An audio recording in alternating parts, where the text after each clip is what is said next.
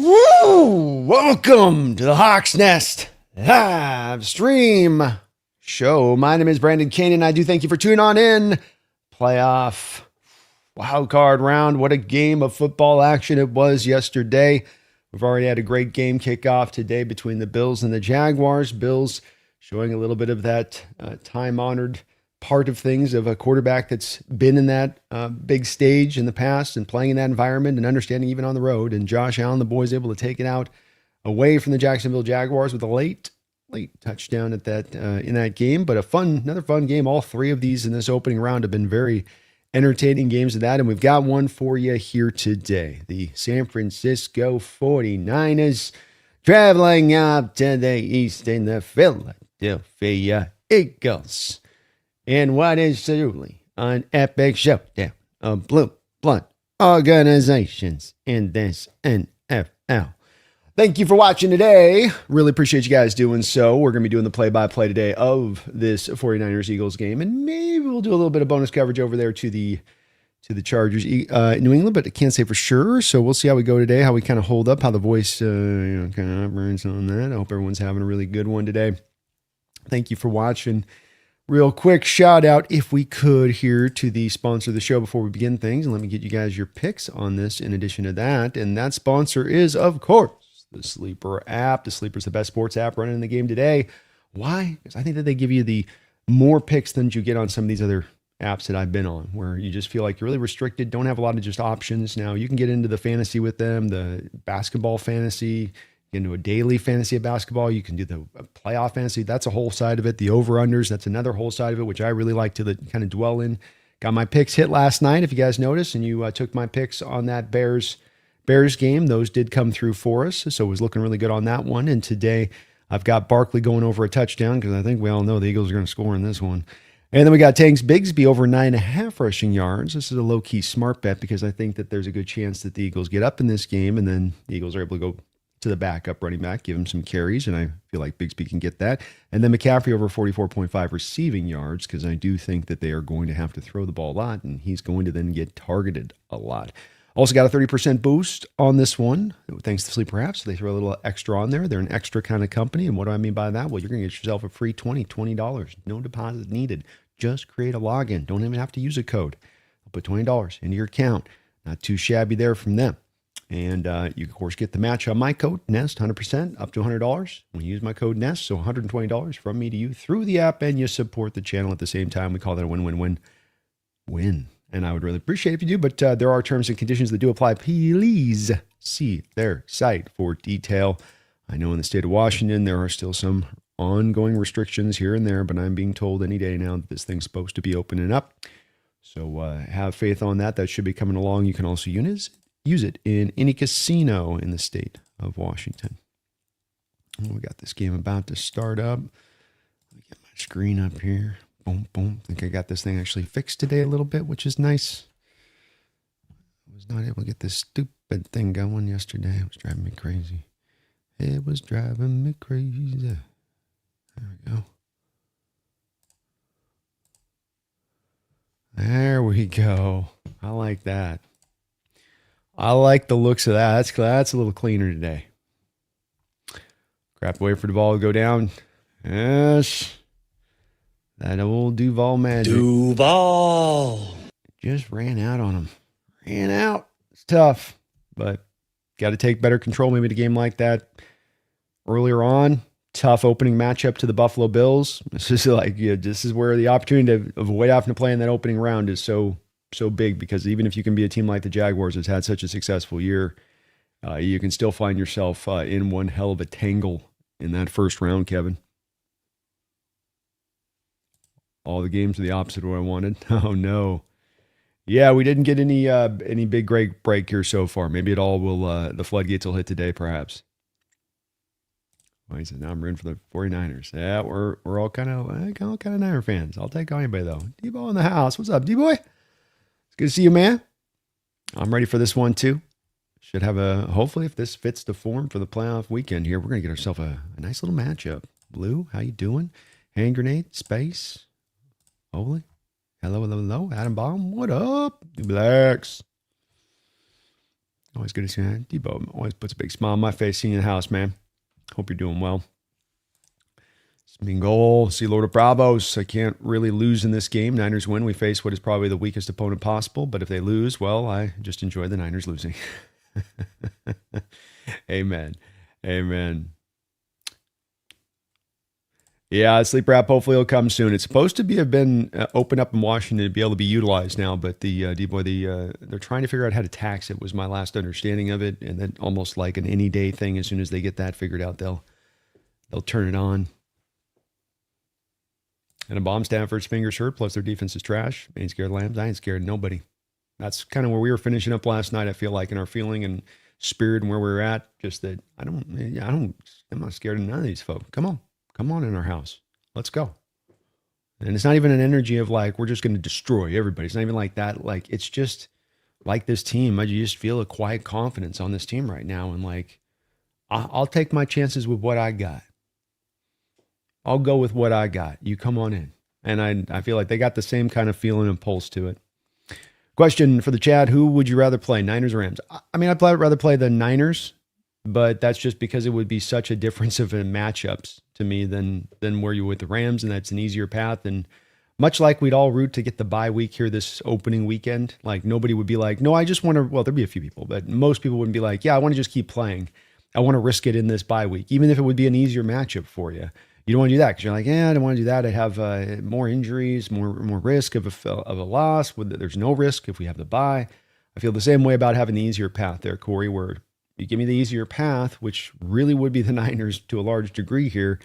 I come back on that and I go, okay, well then I'll take that, and then we'll have not only that, but the Rams and the Eagles then probably tangle, or not the Rams and Eagles, but the Rams and the Bears tangle, your two other biggest real problems, and perhaps even the Bears take down that Rams team, and now it gets kind of even juicier of an opportunity there. We can go either way though. Kendrick's the 49 IRs. Jesse's got to use that title. That's a great title for a vid right there. Kevin O'Connell says, I predict we retire Stafford. I love it, man. Very possible if they don't go to the Super Bowl that you would see that.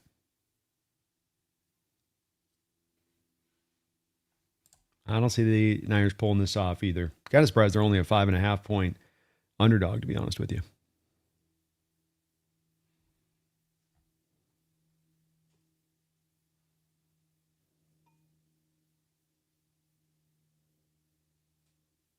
It should be the Eagles. There's definitely the Eagles field in the background right now. Maybe on the TV. Andy, thank you for the $2 donation. Appreciate you for that. He's Let's Go Hawks. Love from the UK, as always. Hey, appreciate you out there. Got a good contingent of Hawk Nesters out in the UK. And our own man on the scene staying out there doing good work as well as he's doing. So always please do get subbed up to him. He's popped over here on the channel a couple of times, been kind enough to do so. But thank you for that, Andy. Really appreciate it. Go Hawks, man. I feel good after this weekend. Feel good watching these teams. These are good teams. These are playoff teams. But these are teams that all have some established points of weakness, not just from how they are set up scheme-wise, but in how they are playing right now, that I think that we can take advantage of if we have to play. We can get this, Andy. We can, man. Go Hawks. Thank you for the support. As always go Hawks. It's been a good weekend. It's been so fun just being able to sit back and enjoy this, and partly a celebration of the regular season to then look towards the playoffs, partly just enjoying that you don't have to play. How rare that is to be in this kind of position. It's a good feeling. Lord says, it looks windy, not good for Noodle Arm Purdy. A lot of rushing attempts today. A lot of using his legs. Dexter says Stafford will choke like Sam Darnold. Ooh, all right. I don't know how that, well, if he's choking and Darnold's choking, who's eating?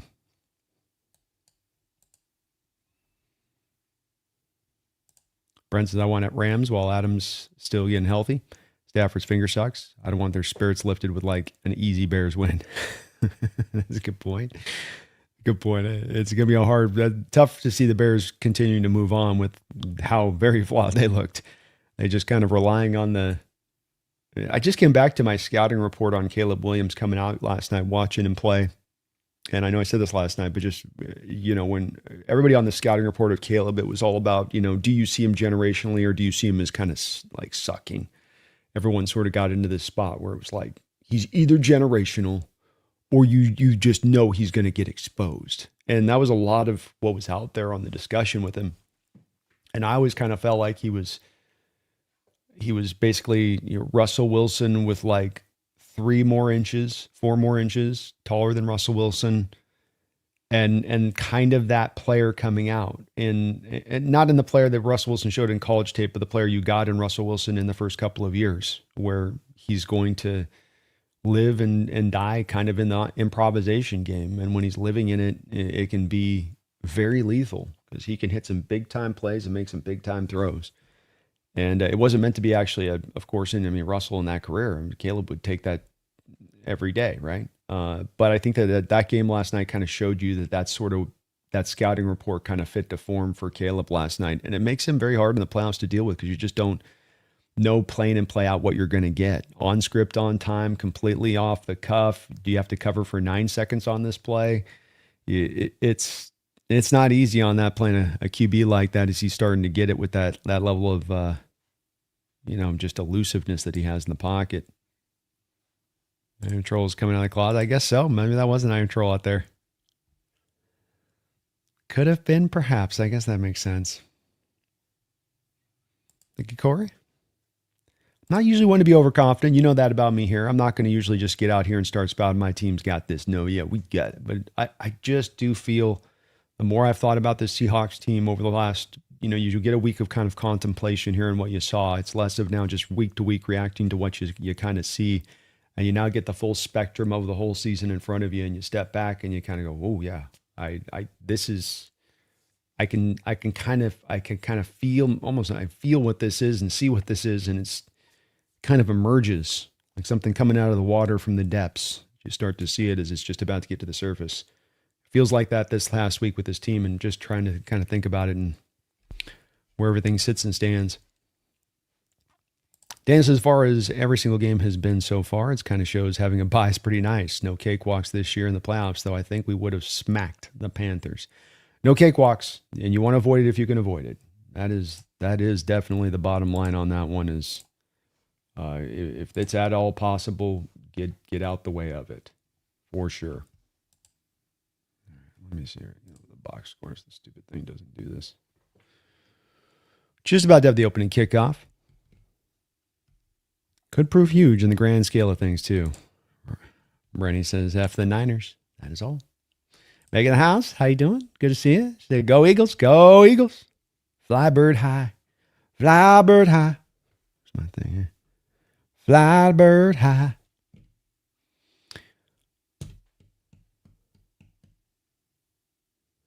Kickoff return here by the 49ers. Ooh, Brian Robinson runs into a wall.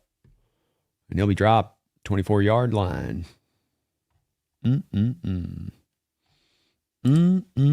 Please do hit that like button if you can today, folks. You did a great job with it yesterday. We had almost 30,000 views on yesterday's stream. You guys hit that like button. You're pushing the video out to people looking for this content right now. There's Niner fans. We can show them a place they can come check out the game. As long as they don't talk too much trash. All right, Purdy and company coming out here. 1st and 10. Ball on the 24-yard line. Light box 4-man look here from the Eagles. A little pitch play out wide. It ain't going nowhere to McCaffrey. Swallowed up whole. Loss of a couple on the play. Yeah, but not overconfident. Just a quiet, steady kind of confidence. Not a cockiness. Just an even-keeled, we've earned this. You don't know which way any kind of game's going to go, but you feel like they're locked in. Birdie drop back to pass.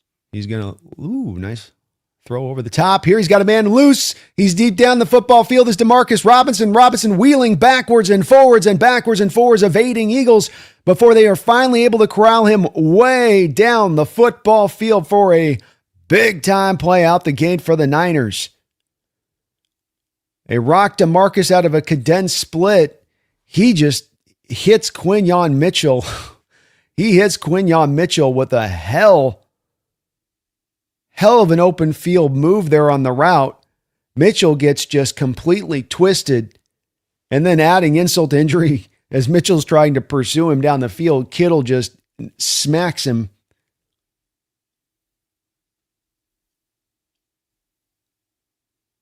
Ooh, they catch the Eagles in one of those functified coverages too. So the Eagles are showing you cover 2. And so the safety comes down like this, right? Going towards the line of scrimmage if I'm the line of scrimmage. And then the other safety, rather than taking center field cover 3 look, the other safety draws out over here to the half field. So, and the throw over the top here is caught. Nice grab there by McCaffrey, who climbs the ladder on an in-cutting route for about 11, 12 yards. So the safety ends up way over here, and you've got DeMarcus getting up the seam out of a condensed split, and the safety can't get over there to help, and there's no other safety over the top because you pulled the safety down on in to try to squeeze the short routes.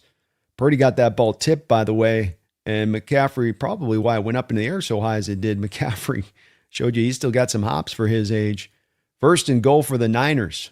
Ball on the 4-yard line here. Hand off inside to McCaffrey. McCaffrey gets about a 1 or 2 yard gain. Interesting kind of covers there from Fangio.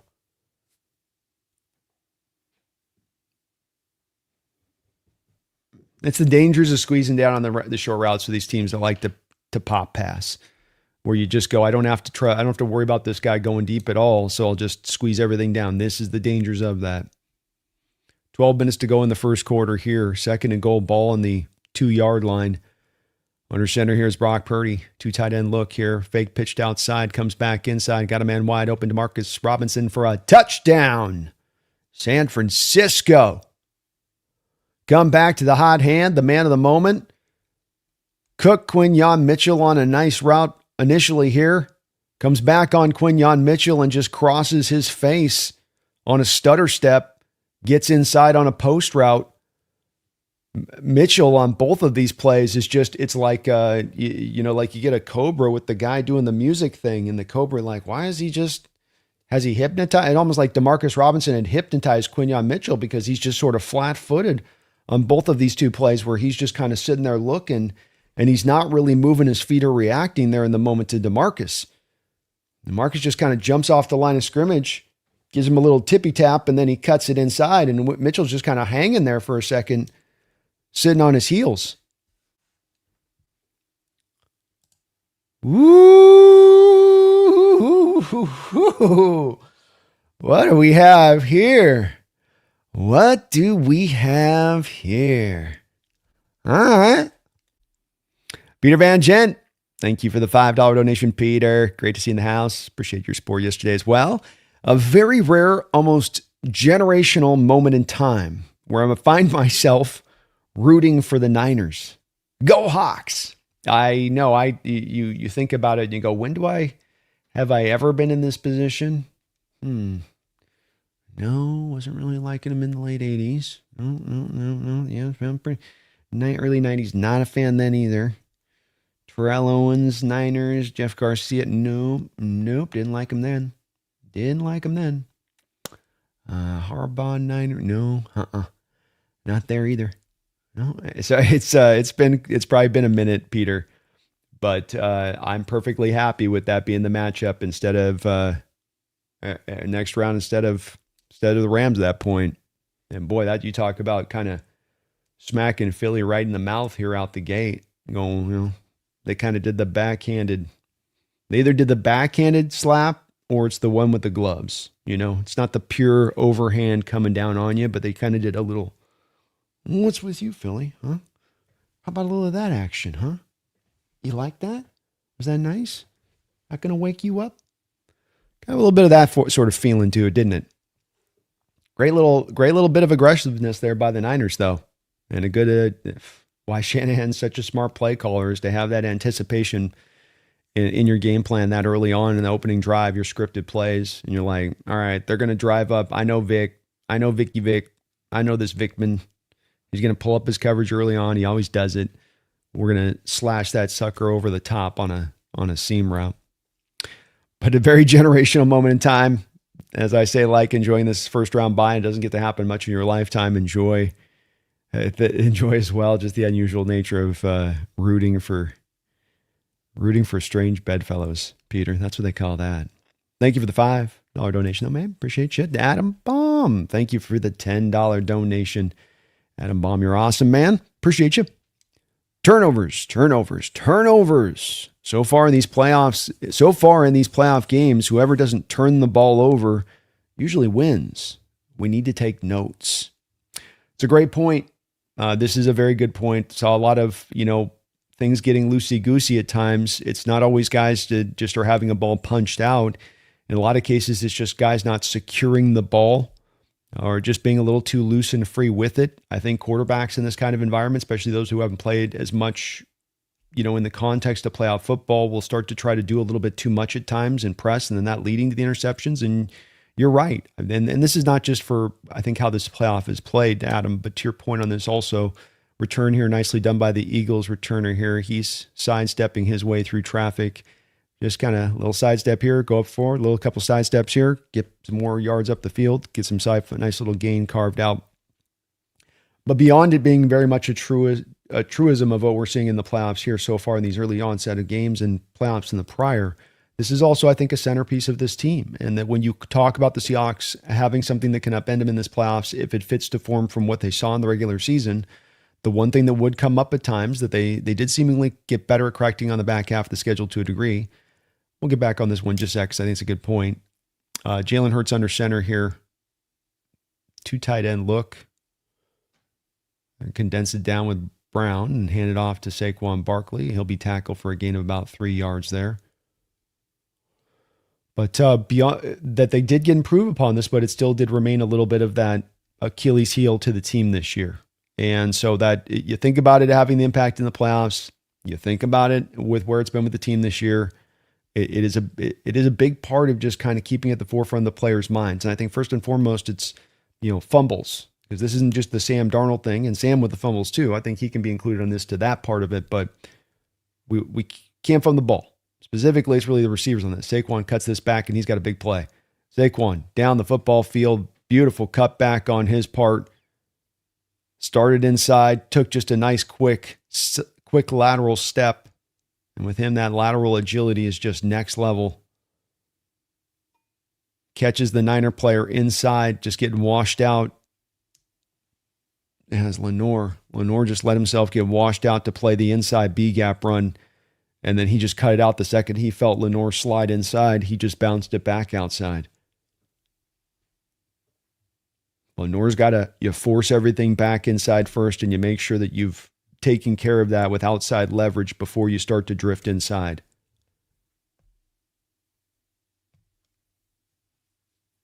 First and 10 for the Eagles after that play. 10:52 to go in the first quarter. They go deep into the Niners territory here, all the way down the 32-yard line. Hurts in a shotgun, 3 wide. Handoff back inside to Saquon again. He will be rolled up for a nice 5-yard gain. So a great point on your part, Adam. Definitely something that we've seen from these playoffs. I think if I could add a couple of other things on there, as we just saw in that first drive with the Niners, we're seeing a lot of big plays. A lot of stuff getting taken out, the top getting taken off with team and a lack of discipline. Maybe it's teams being a little, more aggressive than they should be too. But, this would be one of those times where I start wondering about trying to prevent some of that as well as we go into these playoffs a bit. But, Sam's got to try to take care of the interception front, but also the players, the skill position players specifically, the fumbles have got to go away here in this playoffs. That's the stuff where you actually wrap it up with 2 hands, secure the ball. This is a point of emphasis. This should be something a little bit with the forefront of your mind after you catch it. Yeah, yak's great and all that other good stuff, but you sense defenders around you, get that second hand on it, get it secured. It's in these environments too. I think that's a part of this, is that this stuff gets cold like this and sometimes a little bit wet, a little damp, the air. We know that's going to be possibly the case down there in Lumen. All the more that ball gets slipperier. First and 10 here for Jalen in shotgun. Again, another play action pass. Very nice ball action there by Jalen. And he climbs outside the pocket there before filing Dallas Goddard for a short little gain here out in space. Appreciate you, Adam. Thanks for the 10, man. Got to take those notes. Got to keep that at the forefront going in the game. My point of emphasis. The ball, the ball, the ball.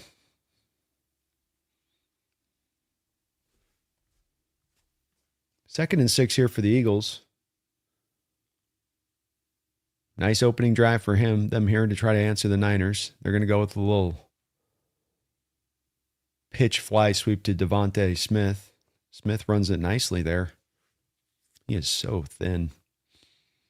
Just all arms and legs. Third down and 3 for the Eagles on the 4-yard gain.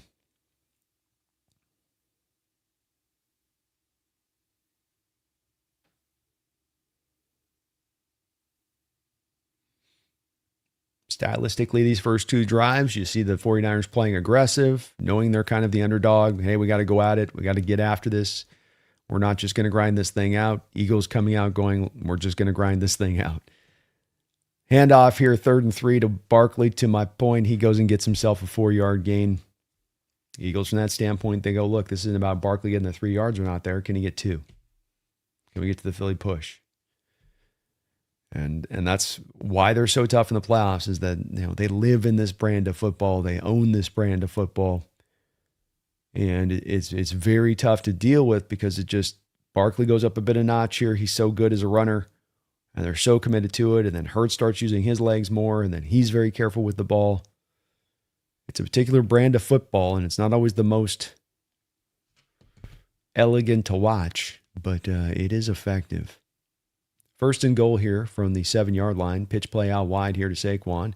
He's going to bounce it back inside and just tries to get what he can. Nice little 3-yard gain again. Notice how there, though, you see with this Eagle team and how they block this stuff up. It ain't negative plays to Barkley. It's going to be 3. It's going to be 6. Oh, he busts one off. Back to the 3. Back to the 4. It's just always getting that good positive yardage, which they're going to trust and have faith in. And I know I've hammered this a lot. It's the brand of football that we're in a lot of ways playing. But they live into it even more, where we'll kind of dip our toes in those waters and play with that bit, but they will absolutely live here throughout a football game in the playoffs. 2nd and goal here, handoff inside again to Saquon Barkley. Feels like his 10th carry on this drive. He's going to get stopped just short of the first down marker. About a 2-yard gain on the play. And you're in tush-push mode here now from an Eagles standpoint. They might just do this back-to-back plays, quite frankly. You don't get the first time, come back the second time. Niners trying to get adjusted in the right place of things. No, they're going to go to Dallas Goedert on a fly sweep. Wow, that is creative. You're locked and loaded for the push, and here comes Dallas, the tight end, coming around on a tight end fly sweep as he's in motion prior to the snap. Well, motion's got to be the indicator. See him going up. They got to be active for that. Touchdown Eagles. Quick answer to the Niners drive. Kevin Kirby, thank you for the $2 donation. Kevin, so as a Hawks fan, do we want to play LA or San Francisco in the division? I think the preference for us will be to play the Niners. I think that they are a little weakened right now, and they're not going to get any stronger next week. That kick is off the upright and no good. So the Niners will maintain the lead 7-6 here. Kicking game in the playoffs, also another thing we've seen, Adam. I think we want to see the 49ers. LA is much stronger, tougher test. Would like to see LA take on the Bears over there on the other side of the next round, and then they will take whoever wins that one after that. But we can handle either one. That's where I think most are leaning to. O'Dwyer, thank you for the $10 donation, O'Dwyer. Appreciate you as well for being a member of the channel. Peter, you too as well. Thank you for being a member of the channel. We had a nice call-in show last Thursday. We'll get another one of those out here soon. Says, thanks for the coverage this weekend, Brandon. It's appreciated. Oh, my pleasure, man. I love doing this, and I've always been meaning to do more of these kind of regular season games. I think, next year we might try to, kind of do them like a Monday night play-by-play game next year, and kind of start to work that in maybe a little bit, because I do enjoy it. It's a lot of fun doing the play-by-play, and you only get so many opportunities with just the Hawks playing during the year. So thank you for that, man. I appreciate you watching. Thank you for the support and all your support at that. It's been a fun weekend here so far. Some good games, including this one out the gate. 2 touchdown drives to cook it off. We got some offense, a little defense mixed in, some special teams intrigue throughout a couple of these games. It's been pretty nice. Pretty nice. But thank you, O'Dwyer. Appreciate the donation, man. It's very kind of you. Nolan, thank you for the $2 dono. Says, you want the Niners or Rams next week? F them. Both. Let's go. I'll take both same time. Put amalgamation together. Let them Power Rangers it. I don't care. Let them Power Rangers it. I'll take on your little Power Rangers. Get your little McCaffrey running back with Puka receiver. Of course, I guess the Niners wouldn't be putting too many Rangers on that one, would they, at this point? Rams would be like, we're good. No, you can keep that one too. No, we're good. Even with that, they might be like, we're all right with Kyron, actually. Yeah, he's fine, but I sort of think about it. I don't know if they would take single Niner player right now on this team. The Rams would flop out. Maybe DeMondre Lenore. Maybe. Ooh, little late on the laces out there by the holder there. He was spinning that thing late.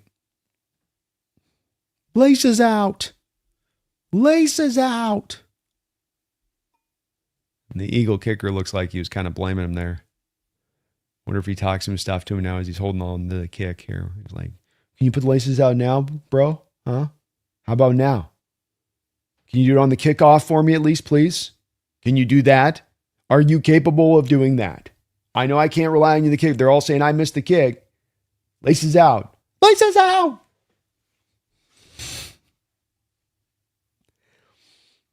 Thank you, Nolan. Either or, man. Ski or surf, I don't care.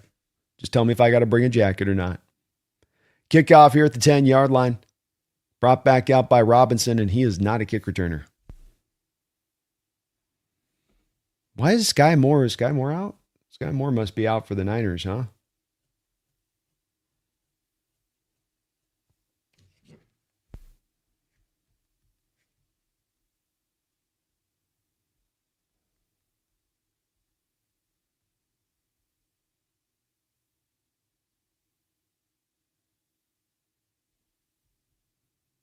Why are they...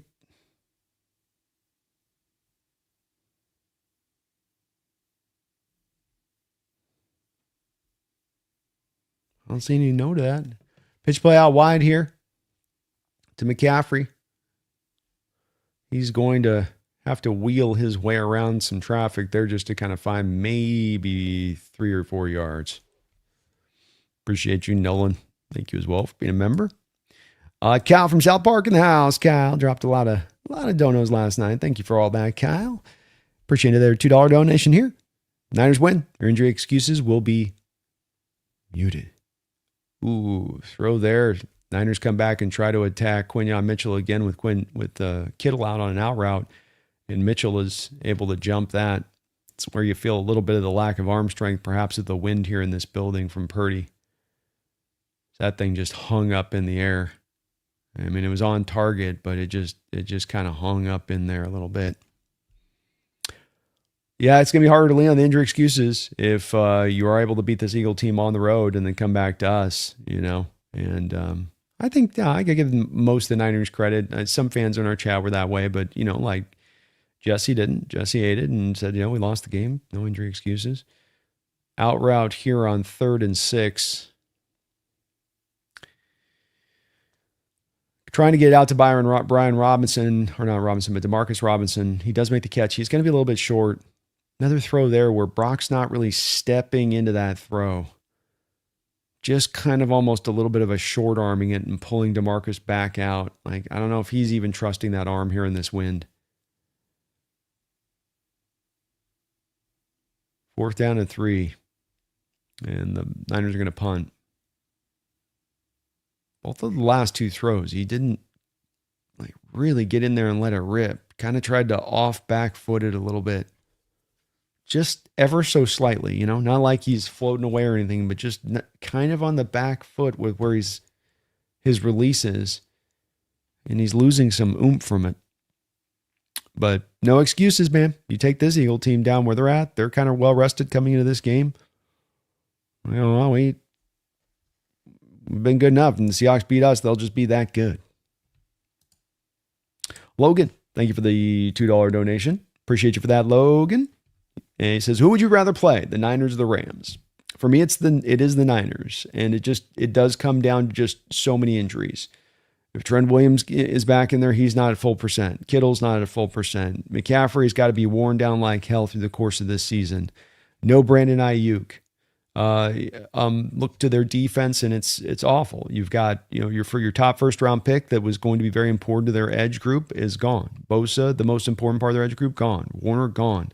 A multitude of inside linebackers they've gone through as far as backups to the backups. A secondary with already some weaknesses just by how it's built in its general neighborhood. Also dealing with some injuries.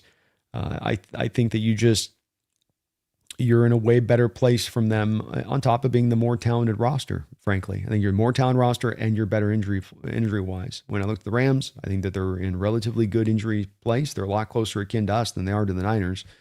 And they've been a better team. And so, having them go have to face another team, knock out another team, another round, face them down the line, that's the preference. I'm not scared of playing the Rams in our house next week. I think we showed last game that we can beat them. I think that there's a lot of things in what we've done in the first two games to play them that we can build upon and continue to start to find some answers here for McVay and company. And so it'll be a tough game, no doubt about that. I think the Niner game we come to find that ends up being kind of an easier game because of those injuries. And we won 13-3 in their house 2 weeks ago. Easily could have been a game 27-3. And and it just gets that difference of a matchup of potential you could be facing where it's like you're going through paper mache, or do you want to go through the teeth of the machine? Paper mache, teeth of the machine. I'm going to take the paper mache, but if I got to take the wrench and shove it into the teeth of the machine too, I'll do that as well. Whatever it takes for us to climb through to the Super Bowl. Martin Lawrence, thank you for a year as a Hawks Nest member. Appreciate you for that, Martin. I say bring the Niners and Rams into the dark side. I love it, man. Let's go. Who wants a piece? Who wants a piece? It'd be cool to take out. That'd be the nice part about facing the 49ers is now you get the opportunity again within this season as we've got the last two wins against them to get to the Super Bowl. Not only back first round bye, but do so, take down the Niners, and then you'd be probably taking down the Rams the next round. From your house. 5:01 in the first quarter. Handoff back into Barkley here on an inside carry. He gets caught. Nice play by Jordan Elliott. But that part would be pretty cool, huh? Just adding on to the storybook nature of this season, that to get to the Super Bowl then as well, you take down not only the two teams in your division, you're the two biggest historical rivals within your own division.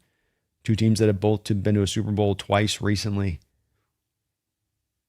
Yeah, I just can only wonder about what the Super Bowl matchup would be at that point, Martin, as I start to dream.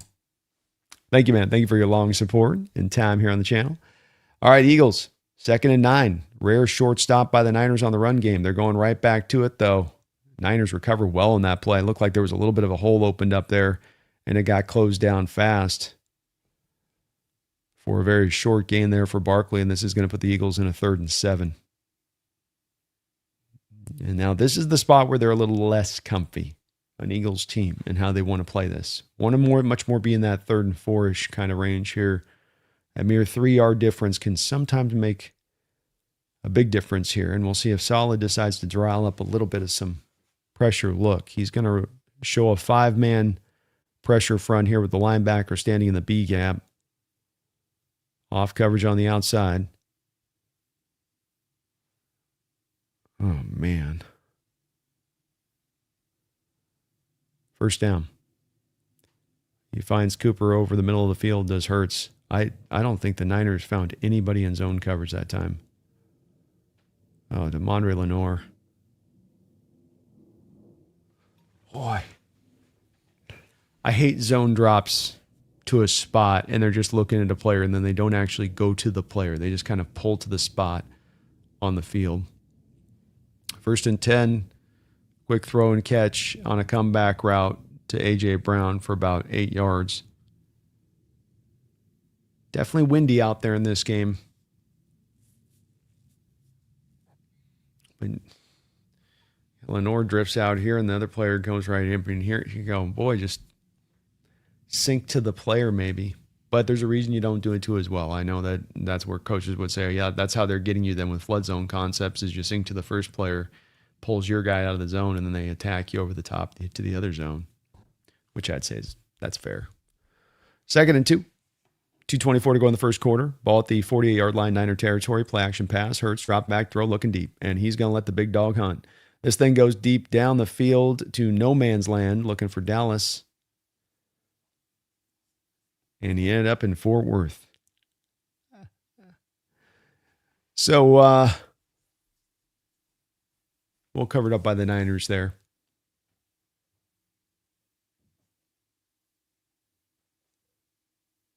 They figure they got 3rd and 2s and as a gimme for a first down here. This is the Eagles' confidence to play on that.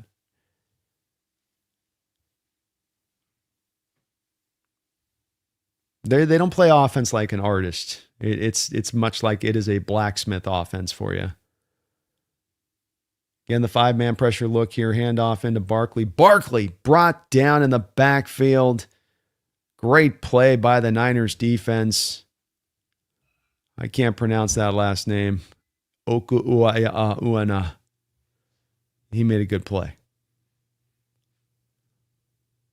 Wow, great play on his part. He comes off unblocked. He's first got to check the fly sweep action and make sure that that's not given there, and then collapses back down on Barkley. That is a hell of a play. 4th and 2, Eagles going for it. Big balls on the table.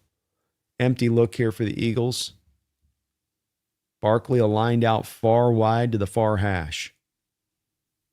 He's going to run it, isn't it? No, he's going to throw it. Ooh, ball was almost picked.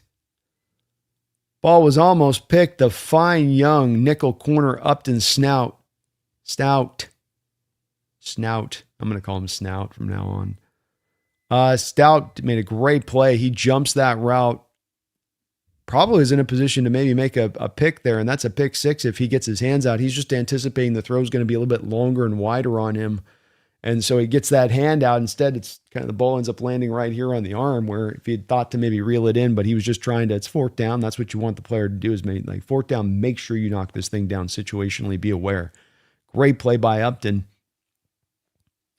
And Niners have got a golden opportunity now and up in midfield here with the lead, 7-6. Ollie, thank you for the 7 months as a Hawks Nest member. I would like to beat the Niners again to shut up all the Niner fans that were so loud before we played them last time. Yeah, they got, the thing with the Rams and the rivalry we have with them and their fans is that it is very intense and it can go back and forth and it can get hot and all that. With the 49er one, though, it kind of feels personal. Kind of feels like we delve a little bit outside the bounds of football. You know what I mean? Like we're heading into some other darker waters here, Niner fans. Right? Not that we wanted to go here. You drug us out in these dark waters. We find ourselves having to fight there within. We didn't ask to fight there within. It's not in our name. It's not our nature, Pacific Northwesterners. We're normally a good, kind people. We like a good bit of trash talk. But when it starts getting personal, well, all right. All right, come on. It would be magnificent. Niners, Rams, boom, boom, 2 to get the Super Bowl. NFC West runs this show. As I say that.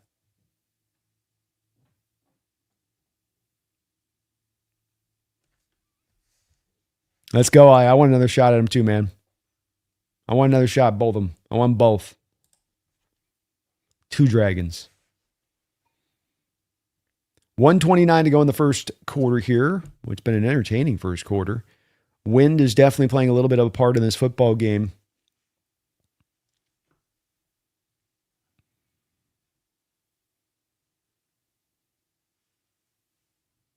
Both of these quarterbacks don't have the strongest of arms, so when they're throwing these elements on some of these throws, I think you are seeing a little bit of ball get held up in the air.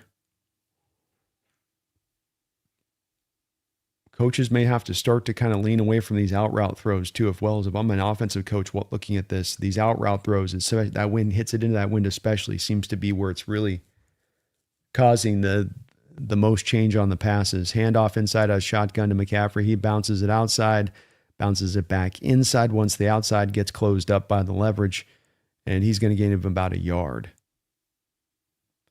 But, you go up the field from the quarterback standpoint, you're not throwing as much into the elements, but you put that thing out wide horizontally, and now that wind can really start to take you a little bit extra on those kind of throws.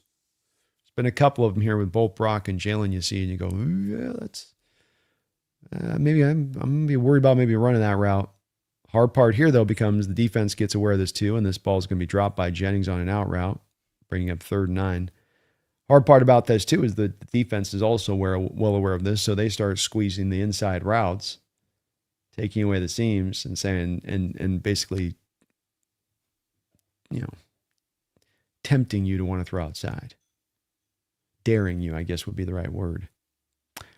Good coverage there from Cooper DeJean on Jennings, able to get his hand on his hand as the ball was en route. Couldn't see if that was a little early or not, but bang, bang play. Shotgun here. 3 wide for the Niners. 4-man front from the Eagles. Brock, he's got some time here. He's got some time. Brock's going to get chased out of bounds here, and that's only going to be about a gain of about 2 yards. I got to think that Shanahan, in his nature here, is probably going to punt this. Good job in coverage there by the Philadelphia Eagles.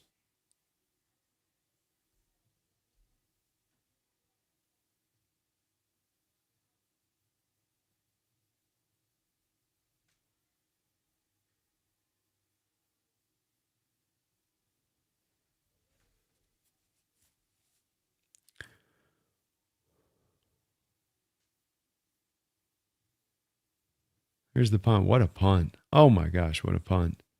Niner coverage unit doesn't get down there, but the punt's so beautiful that he lands it and just swirls it horizontally after he lands it, does Morstead. That's as good as it gets as far as a punt goes. That'll bury this Eagle team deep into their own territory. Great punt. He got that just perfect spin on that for the side with the land. I don't know how he did. He's got good technique.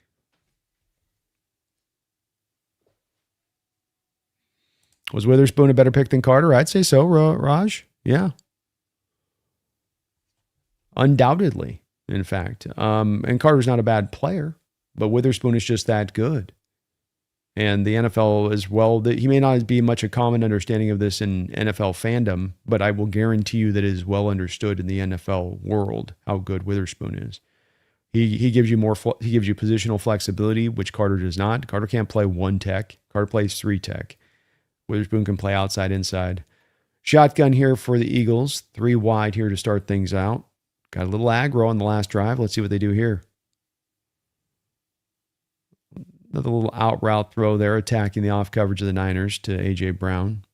This will be about a 7-yard gain. He can be outside corner. He can be the nickel for you on that, Raj. He's grade A tackler. He's a grade A cover man in man or zone, so he doesn't even have to be fit to just a style within that. And then you just ultimately have this guy that if you have 11 Devin Witherspoons on your defense, you're going to go win a championship, just flat out. I can't say for sure that if I just got 11 Carters of talent that's going to get it. Thing with Carter is that he's got a big hole when it comes to his ability to defend the run. And it is one that has been there since the start of his career with the Eagles. It's not getting better.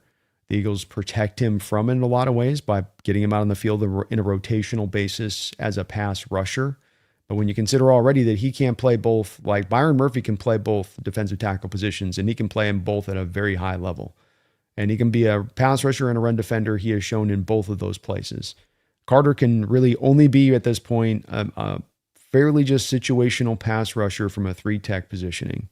So he's a good player, but he's a very good player in kind of a little bit of a box to a degree with him. Where there's Witherspoon, it's free and open. You can use him all over the place. I wouldn't be surprised with his time here in Seattle, and he's even had a few snaps there where You end up seeing McDonald occasionally flipping him into like safety kind of looks here and there just to kind of, flex him all around all over the place a little bit. He's a great player. Yeah, wind's definitely factoring in here a little bit.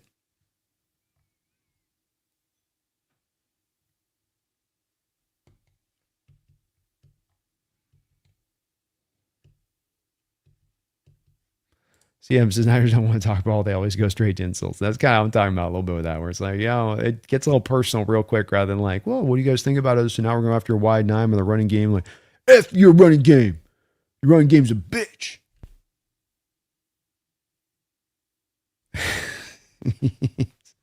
All right. Warchu says I could go with Hawks and Bills since the Bills will absolutely never win a Super Bowl ever in the history. Laughing out loud. The Bills curse is crazy. That way we can battle Z-Bot. Laughing out loud, get Z-Bot to wear a hat. We would definitely have a hat bet on the line between me and Z-Bot for sure. It would hurt to break his heart though, That would come in breaking his heart. Corey says I'm changing my mind. I want the Niners to win just to shut them up again. Northwest 360 says Hawksness, I love your neon sign. Thank you for that, man. I had to get one up. I've seen a few other creators do it, and I was like, I gotta go find a good one out there. And they got some great customized stuff out there you can find now, which is cool. Got it off Etsy, but really well done. Really happy with it. It's held up well. Definitely like the addition. But appreciate that. CM says Rams fan, I agree. Niners chat feels like arguing juvenile sick. It does get a little bit there. It did stand as a stark difference playing you guys for a couple weeks back and then playing them. It's like, whoa, okay. Handoff inside on 2nd and 3 here to Barkley, and he's just going to tuck in behind his lineman there and go get a good 5-6 yards. Just hiding behind him. He tucked himself up into a cheek, one of the cheeks. But it does get like that, CM. I noticed too. Like, woo, okay. Guess what time it is? First and 10 here, ball at the 20-yard line. A mirrored 4 wide receiver look here by the Eagles with both one wide receiver stacked behind the other on each side of the formation. Hurts taking some time here to figure this out post-snap. Prior to the snap, sorry. He hits Devontae Smith on a stop route for about a gain of 9.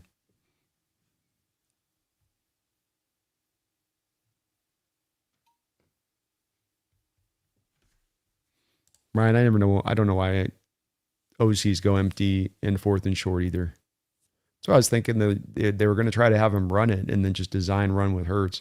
Handoff inside, back to Saquon out of shotgun, and he'll get another 4-yard gain.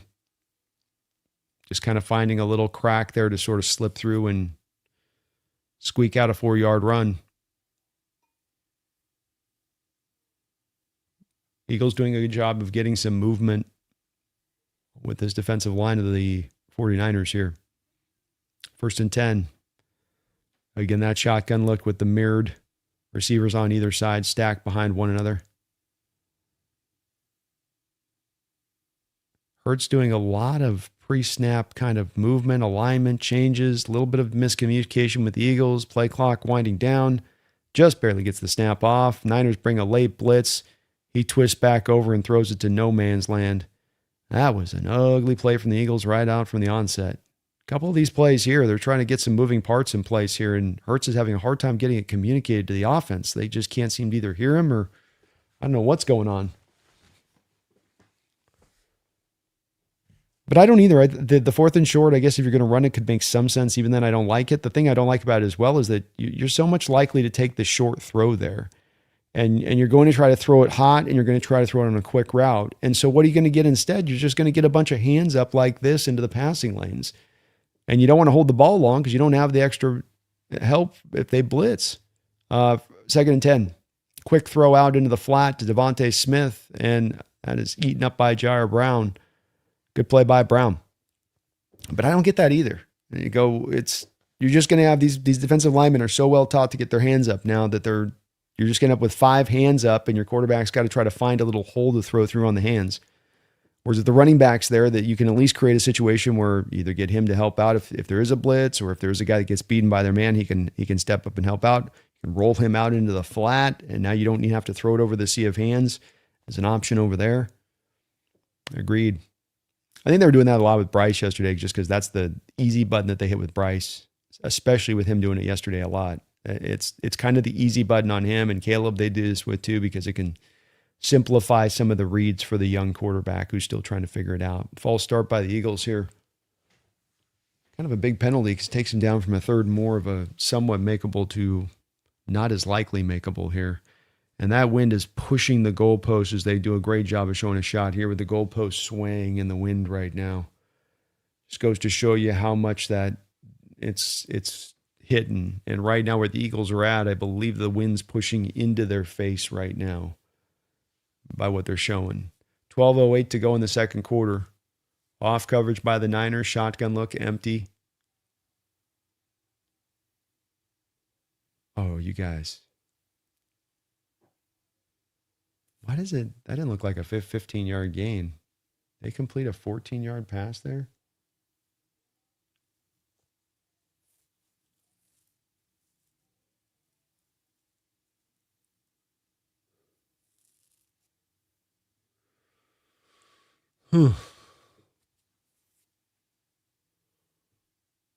Fourth and 1. Man, Niners drifted into some soft coverage that time, and you're going to get the tush-push look here from the Eagles.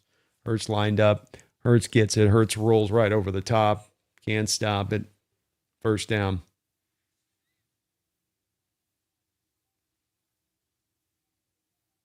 Kind of surprised Saleh doesn't try with a little bit of an aggression there on third down and long just to prevent that very thing of them getting down into something that's going to allow them to be trying to go for it in fourth down. Like get a little bit more aggressive there. It's back to the old kind of roots that exist in this defense where it's just not one that's really wired to want to dial it up, even when that would seem like somewhat of a potentially smarter approach. Maybe he's saving it for the second half.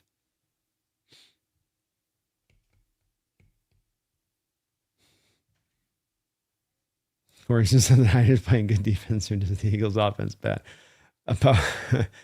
Maybe a bit of both. I think the wind's definitely affecting things a little bit. And as much as we talk about Brock Purdy having arm strength limitations, I do think that that's also the case with Hurts. I think he just kind of overcomes this by being a good 9-route thrower. And so that kind of gives him a little bit of a pass on some of his arm strength limitations because he can throw that particular throw pretty good. But our defense is doing pretty good too. I got to give them some credit. They're tackling well. They're definitely running some soft zone defense here against this Eagles front team. You know, they're trying to make sure they're keeping the deep ball contained. Helped them out here so far. 11 minutes to go in the second quarter. Hurts now back under center. 3 wide. Pitch play. Out wide to Barkley to the numbers there.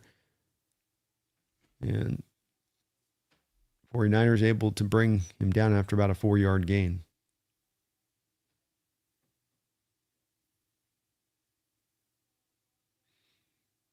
The Eagles, the Philadelphia policemen are funny with they got the freaking like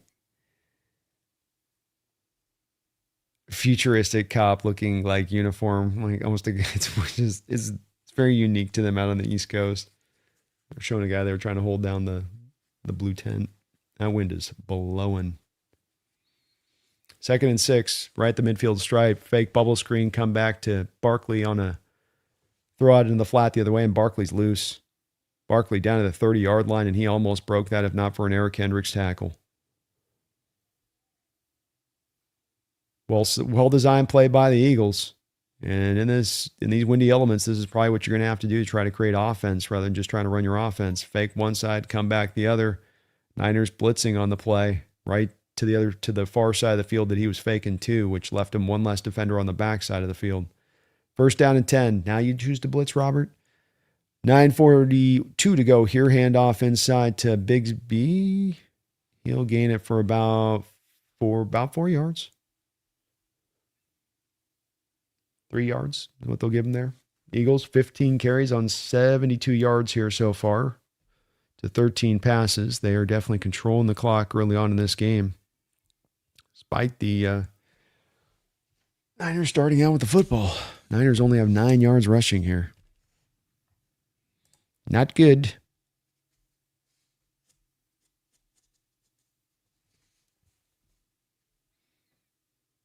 3 wide. Back under center is Hurts. Bigsby in the backfield. Handoff back to Tank. Tank right up the middle. There we go. Nice game by Tank. First down. Eagles starting to realize they can just run on this Niner team, and there we go. So our sleeper picks come through one right there. Bigsby, I had him at over 9.5 yards. He goes over 9.5 yards. It's good to see. First down and 10. Ball at the 17. Another handoff here to Bigsby. Bigsby winds his around the bend. He gets around that corner, just can't fully corner it, but still pulls a nice little 5-yard gain there. Coming in, spelling Barkley on this drive. Oh, they're giving him 7. Oof. Ooh. Okay.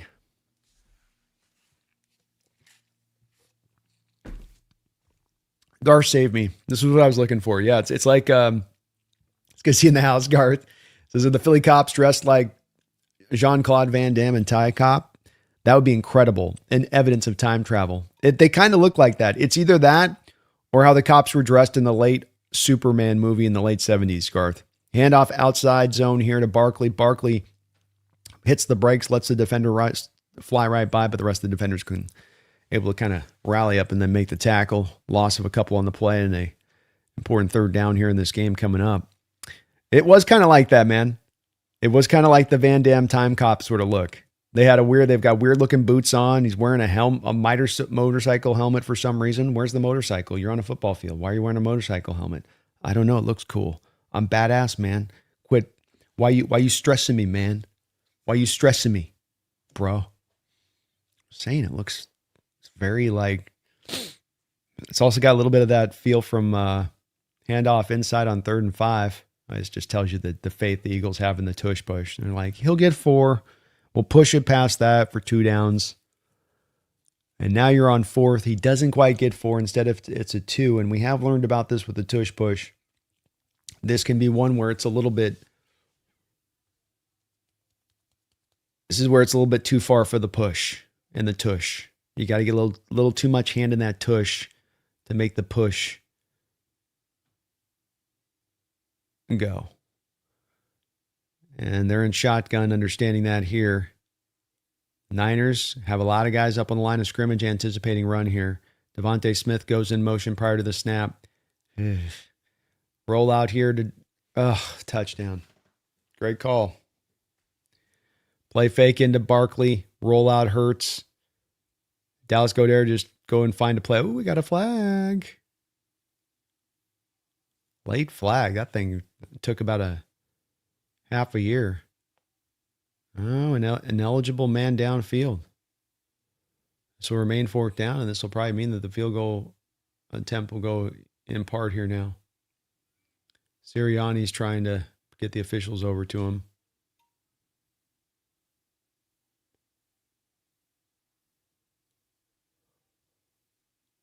There we go. So you guys remember a couple of weeks ago, I talked to Jake about this, and he was getting so mad about this in that he said like, well, like almost acting like the play never gets called or this penalty never gets called. They're calling it a touchdown?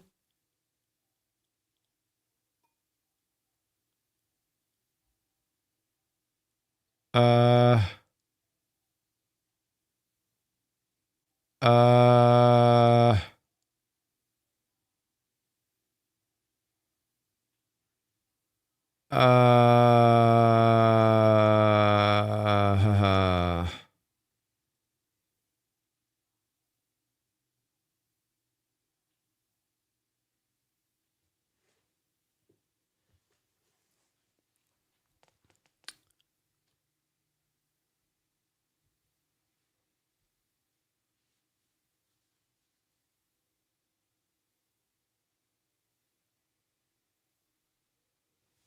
okay. Brady saying because he was engaged and stayed engaged is fine.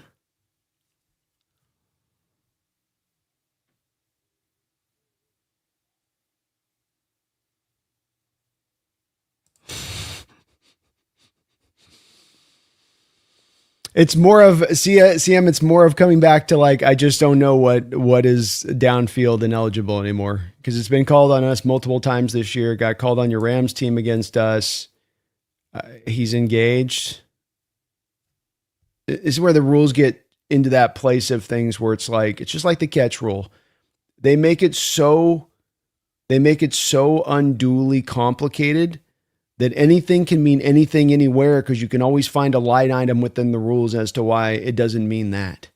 When you rather than just making it straightforward and simple, the guy's down the field or he's not. Well, is he engaged in a block? It's the point of the rule. Lineman can't go down more than 2 yards down the field.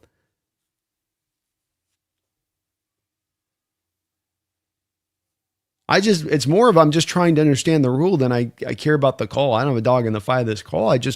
I want to understand what the freaking rule means because it just doesn't, Hold on here.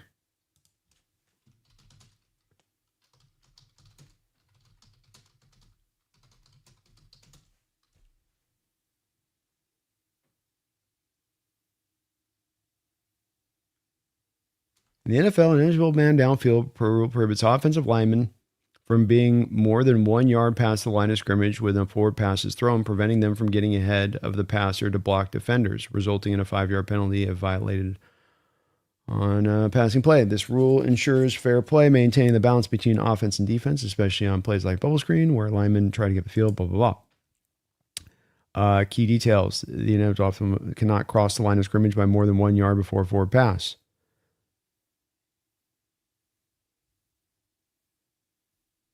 Engagement. An eligible player can stay engaged with the defender past 1 yard if they are continuously driving them backwards, but they can't roam freely beyond. Okay, there we go.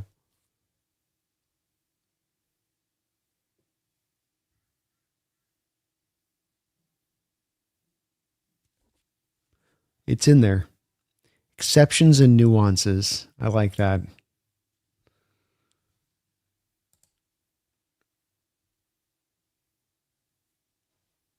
Exceptions and nuances. That's what they call that section of the learn. That's a good name for that. What was the? I was also thinking, Garth, of the cops from the New York one with. You know this one, the one with Kurt Russell. They kind of look like he kind of looked like the military guys in that one too, Garth. Thanks to the Fiver, man. Short return here by Sky Moore. Niner return unit's not been too good today against this Eagle team. Joshua Carlisle, thank you for the $2 donation. Says Philly cops are giving dominatrix vibes, laughing out loud. He put on he's got all the, he's got the high boots on. He had the helmet on with the motorcycle helmet on, and there's no motorcycle to be seen anywhere. He's got the full on leather. I think he got the full on leather jacket on. I mean, total Philly style. Just absolute. That's why I was just like, dude, that is Philly right there. Quick throw out in space here to George Kittle. Nice job by Shanahan. Get your guy a little bit of some rhythm here maybe, and Kittle remains on the ground. Uh-oh. Boy, it's been a tough year for him with injuries. And he is just holding his foot up in place.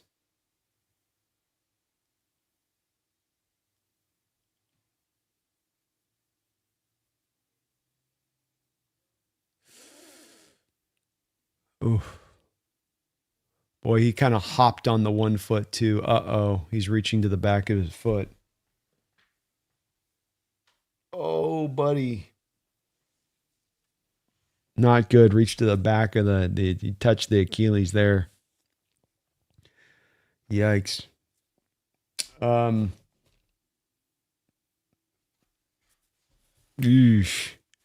But yeah, Heath, I guess you think you're going to be on camera, Joshua. You load up all the gear, right? I half expect the guy though to have like a commando thing here, belt, and maybe some leather, maybe like just they're going to cut back to him on the next shot and he's going to have like all the medals on and stuff on one side of the deal, which would be great if you weren't holding a blue medical tent. You know what I mean? Like, yeah, you look super cool, but nobody can pull off I'm a badass while you've got one arm on a metal blue tent that you're trying to keep from blowing into the field in your tough motorcycle helmet. I should take in a picture of that so you guys can see what I'm saying. Because Joshua gets it. Garth gets it. Thank you, Garth.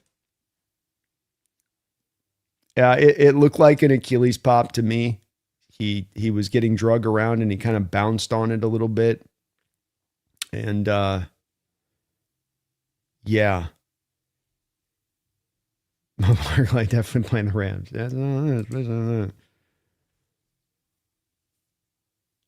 And he has his George Kittle's like the gridiron version of Anthony Davis. Great player when he's playing, but bad luck when it comes to injuries. It just gets him a lot. It does. And this is going to be one you do wonder about a little bit. This time of year having this happen and where he's at in his career. This is awful if that's what's going down. Hopefully it's not that, but it looked like you could see his feet coming down hard and weird. And, like we saw with Daniel Jones, he's got that other foot wrapped up. And so when you got that injury and you're trying to protect that one foot that's hurting you already, and then you're trying to step down on this, you overcompensate like Daniel Jones did, and you end up stepping too damn hard on your foot like that. And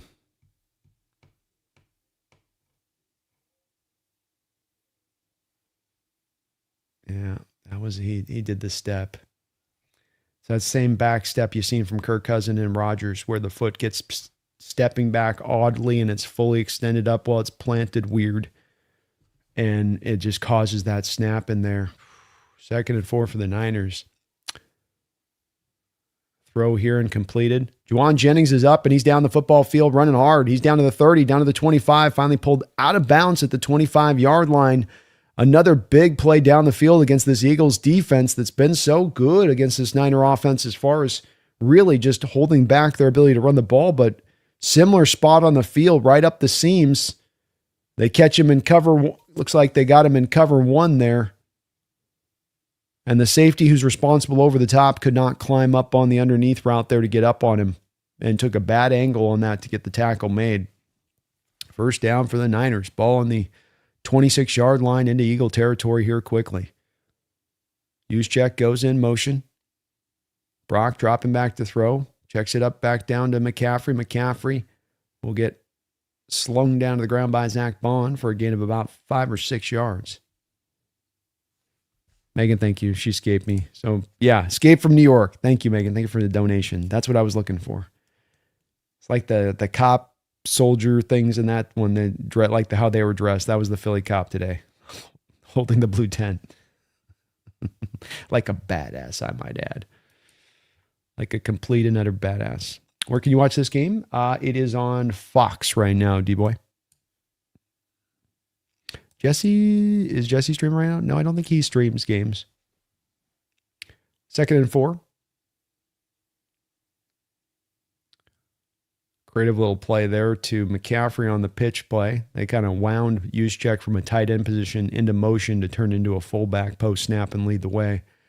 Wasn't able to clear a lot of yardage, but very important play coming up here for the Niners, and this might just be 2-down mode here for them as well. Niners would like nothing more than to take this clock down to just about triple zeros, get a touchdown, rest up a little bit of that defense that's been on the field a good amount of the time in this half. 3rd down and 1, 3:36 to go here in the second quarter. Eagles, six-man front. Boy, McCaffrey stumbles right out the gate there. Right off of the carry, McCaffrey stumbles and can't get to the hole on time. Jeez.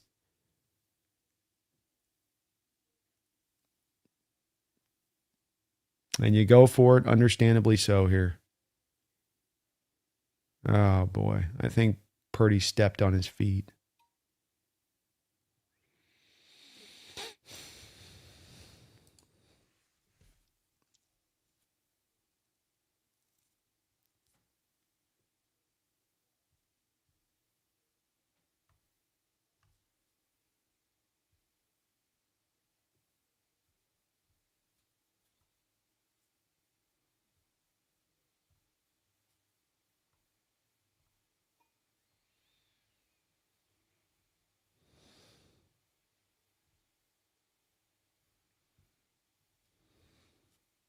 I got a timeout here. Kickoff looks like Terminator 2. That's another good reference. Yes. Those boots, man. You gotta have a certain level of confidence in yourself to wear those boots in the cop uni. There's a little bit of something to it. It starts getting into a little like it gets into some gray area. Brings up the Jeff Goldblum meme. You know, you're so busy with thinking it. If you could, you weren't thinking enough. If you should. And the Niners are actually going to be going in with an interesting move here. They took the time out, and they are deciding that they wanted to think this over here again, and they're going to decide to go for the field goal attempt here. Snap down, kick up, kick is good. Pinheiro knocks it through. So 10-3 for the Niners with 2:50 to go here.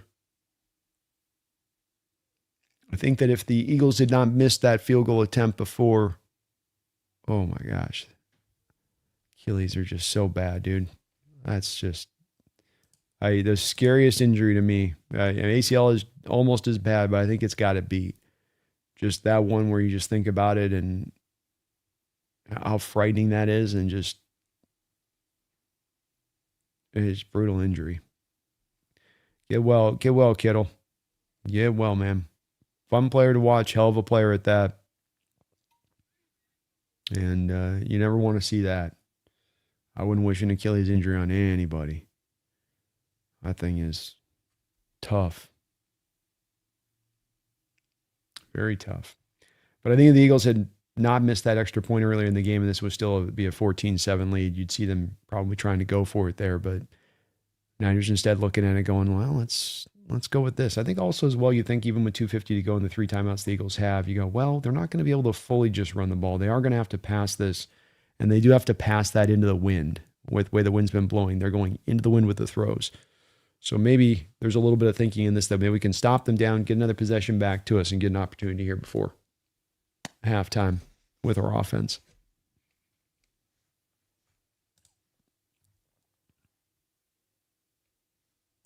Joshua, thank you for another $5 donation, man. He says they all auditioned for the same role in Village People. This is where that's that dangerous area you got to get into. You can be like, I'm such a tough macho cop, and I wear leather and badass, and I wear super tight leather, and I got this super well manicured mustache, and I wear my super tight leather jacket, and yeah. But I'm Superman. I'm a real manly man. I'm like a man, I'm like a man. It's a fine line, I suppose, on that one, Joshua. Tough looking badass. Oh, slid into Village People. Tough looking. You gotta get right on that line sometimes. It's the razor's edge, I tell you. Thank you, though, Joshua. Warhammer guy, thank you for the $2 dono. Saw the Achilles pop. Kittle's done for a while. Yeah, it's a brutal injury, and it especially is at its worst when it comes to a player having him later on in his career. And being in your 30s and having this happen is not the same when you're maybe 21 and 22, and the way the body's going to be able to potentially bounce back. Awful injury, and not even worse time, but just as bad a timing. Where, talk about him trying to come back into next year and get himself back and ready. He's a hard enough worker to where if there was a guy that could surprise me to come back in time, it'd be him. But most every one of these guys, and I think most all of the outlooks of doctors, are that you got to give the thing a year. And that you're more talking about him maybe coming back for a playoff run next year if they can get there, than you're talking about him coming back for, beginning on in the season. And for a Niner team that I think was really looking into next year to being able to turn off that dead money or turn around that dead money and get to the right side of things, and maybe now we can start making some aggressive moves to build this up. We'll see where they're going to be at on that. Puts them in a bit of a tough bind on that one, but hopefully it's not as bad as it looked, and maybe he can get back quicker. Handoff here to Barkley. He stutter steps in the hole and then waits for it to develop and just presses on through. Good smart vision by Barkley and how he runs. Very few negative plays to be had with him as a running back. It's all positive going forward, and he's done such a good job in his career of that. And obviously going from the Giants to the Eagles helps, but the ability from him to be able to not be more of just all about the big play kind of aspect of things, but being willing to take those 5-6 yard gains. Second down and 4, 2:15 to go in the second quarter. Hurts back under center here. Play action pass, dropping back, looking to let the big dog hunt, and he's going to let him hunt. He's way down there to A.J. Brown. Great play down the football field. And A.J. Brown is a little bit slow to get up.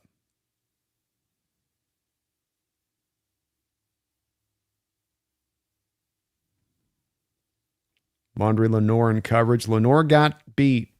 Plain and simple, he's beat here. And boy, Brown probably... No. It's a great play by the corner. I was going to say, I thought that the corner, Siegel, was able to undercut that. And he did. He undercut that route. He was able to save Lenore's bacon there. He got in there and he knocked the ball free, or I think Brown makes that catch. Third down and 4 for the Eagles. And we got a false start here. A.J. Brown trying to walk off a knee problem that he's got there after that failed catch. And Brown comes back out onto the field here. A little hitch to his giddy up.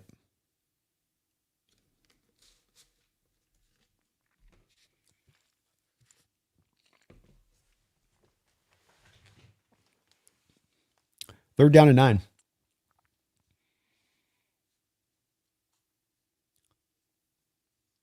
Five-man blitz look here from the 49ers. Hurts in shotgun, 4 wide. Niners threatening to show a blitz, back out of it. Threatening back in again. They're bringing it. Hurts dropping back to throw, looking for man coverage out there. Going out there to A.J. Brown, and he cannot get it to him. A.J. Brown fighting through tough physical coverage there in the secondary of the Niners. Broke free late and looked like he had an opportunity on that ball. Not going to be an easy catch by any measure there. Ricardo Green playing very physical coverage down the field.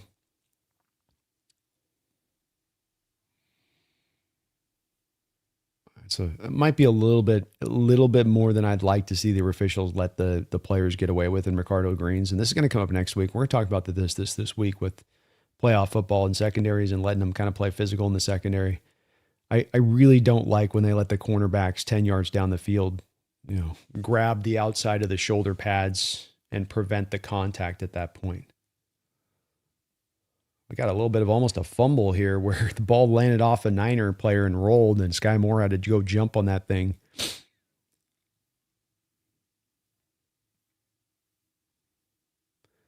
A.J. Brown popping off and Nick Sirianni's ear on the sidelines. They're getting into it.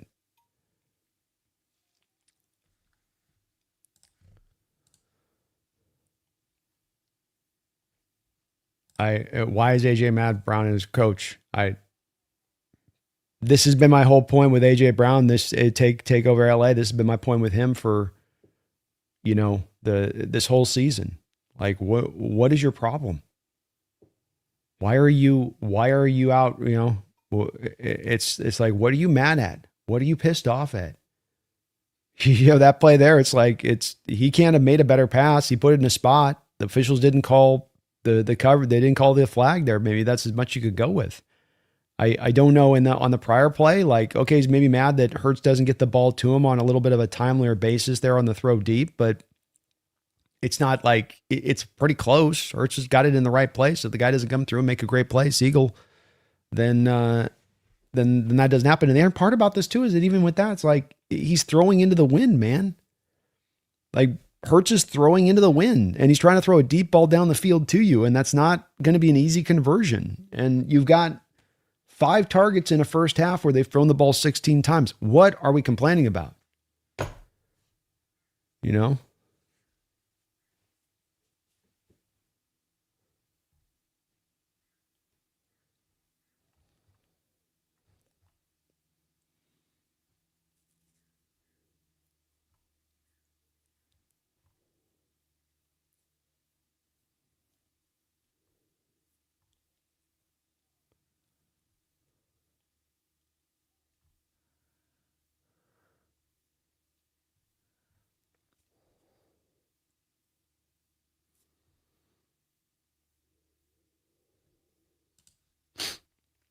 Mark Sanchez, thank you for the $5 donation. Mark, that might be the last time we see Kittle ever. It looks like an Achilles tear. When the calf pops, the tendons have snapped, unfortunately, but it's football. Yeah, it is football. It is unfortunate. I saw a weird thing this week that I'd love you guys, if you get a chance, go check out on my Twitter. I shared it out. I see. So he came at AJ Brown yelling at him. So it looks like Sirianni kind of created that. He kind of came at AJ Brown first and started popping off on him about something. I don't know what it is he's saying to him there. Like what, catch the ball? Like, so I got to retract. They showed a little bit more of the longer view of that. Sirianni walked all the way up the sideline to go give him an earful. Hand off here to McCaffrey. He'll get rolled around and still lands on a player, so he can fall forward for another yard or two there at that point. It looks like an Achilles pop there, which is super unfortunate. It is football. I shared on my Twitter this last week a weird thing where there's this theory going around in Niner fandom about where they practice and where they play is right next to this like power facility or whatever. If you guys get a chance, there's a lot to it, but look into it and the effects of having like that next door and what that can do and all that. I don't know if there's anything to it, but it was interesting, and Purdy's going to get sacked here. Jalen Phillips creating the pressure, forcing him up in the pocket, and Jalen Carter able to jump on him for the sack. Jalen just kind of sitting there the whole time, waiting for Purdy to climb up in the pocket, not even rushing the passer, just kind of waiting for him to start that climb up into the pocket there.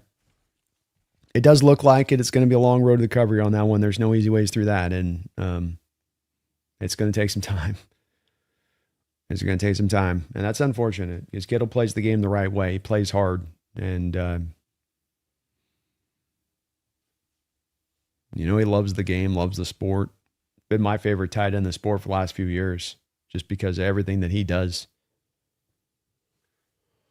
Eagles take a timeout with 1:12 to go here. 3rd down and 11 for the 49ers. 1:12 on the clock. So understandable there. Thank you, Mark, for the donation. Garth, thank you for another $5 as well. I want to see a Battlefield Earth rendition of the Philly Police. By the way, get well, Kittle, and other likable Niners. Amen, man. Get well, Kittle. Ooh, got a false start, free play for Brock. Let it rip, Brock. Let it rip. And he does. Goes out there and attacks, gets the first down. I always hate it when quarterbacks get the free play and they don't actually like try and really take a shot. They just kind of like, okay, it's going to be a reset place or whatever. Not there. Good job of Brock actually going out there and go take the first down now. Throw it past the first down marker there then when you make that throw. Demarcus Robinson's having a hell of a half. Hell of a half. 4 catches, 81 yards. And he's running some nice routes right now. You guys will remember with DeMarcus, the guy who got us last year with the Rams in that first home game. Known for being a really talented player. 107 here. Play action pass. Purdy dropping back to throw. Pass rush. Barron down's got to throw it out in the flat. Looking at McCaffrey. McCaffrey tried to climb up the football field there, and that will be incomplete. I'll take a Battlefield rendition of the Philly Police, man. Do him up in the Travolta alien garb. I could go for that, man. But yeah, get well, Kittle. He is definitely one of the likable Niners that exists. And if you don't root for Kittle, you don't like football, man. Because that guy just plays his ass off. Doesn't matter whether he's blocking or catching or the run after the catch. Just fighting like we don't like our players to with every fiber of his being, every play. 2nd and 10 here for Brock. Ball at the 37-yard line. He's going to have to call a timeout here. Jeff Jennings is pissed off there. They couldn't get the alignment right, or the play call was winding down. Whatever the case. Not good. Jay Gundy, thank you for the $5 donation, Jay. Should they implement compensatory picks for season-ending injuries? No. It's bad luck, and in the Niners case, it might be facility-based. If you guys check out that video I shared on Twitter. But no, I think that it's going to be pretty random, when it happens. And they're trying to get Kendrick Bourne to line up on the line of scrimmage, and he doesn't. He's late to figure it out. And Juwan Jennings gives him an earful there because of it. 2nd down and 10 after the timeout. None remaining here for the Niners now. Brock dropping back to throw. He's looking. He's going to find Turner there who can't hold on to the ball. It's a good throw. Put it in his hands. Gave him a chance there. Just didn't reel it in. Got to catch that ball.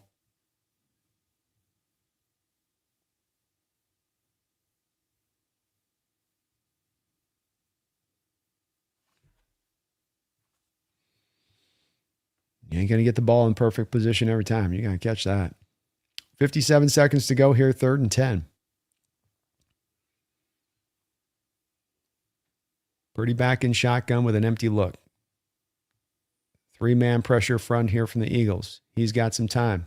He finds his man, Tongas. Jake Tongas, the Kittle replacement's out there with the 12-yard catch. Boy, great patience by Purdy there in the pocket to stand tall there and just trust in the pass pro. Recognizing, too, he had just a 3-man front from the Eagles.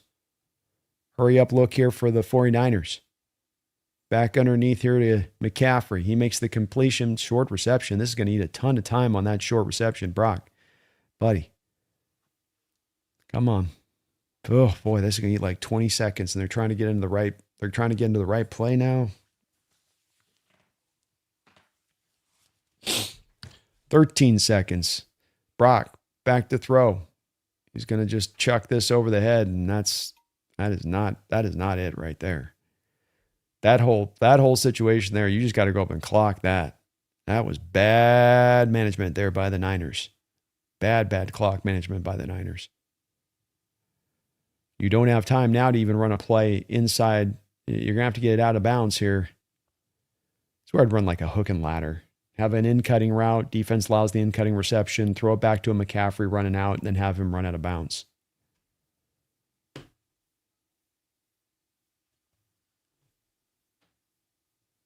The Eagles will take a timeout here. But no, Jay, I think that I understand the fairness angle of it to a degree on that. But, there's also part of this, Jay Gundy, that teams take risks on players that have injury worries. And there's 2 teams that look at a given player, and one team's doctors look at the player and they say, that guy's knee is a ticking time bomb. And this other team goes, man, we just love the player's talent. If the time bomb hits, then so be it. But man, if it doesn't, we got ourselves a hell of a player. So this comes back to risk versus reward when you're looking at players and deciding between players, and that every team's doctor can probably see that ticking time bomb nature of that knee. And most every team can see the talent of that player. But if you're going to take the risk and gamble on a guy that's got some injury history to him, then, when that comes to be, much like a character risk, if that comes to be, then you don't get let off the hook of that for your poor decision-making a little bit that led to that. And not always does it. Brock's going to try to get this ball out of bounds. And did he get that out of bounds? Oh my God. They run a running play with Brock, and then he's playing this weird game where he's trying to get out of bounds. Quinyon Mitchell's right there.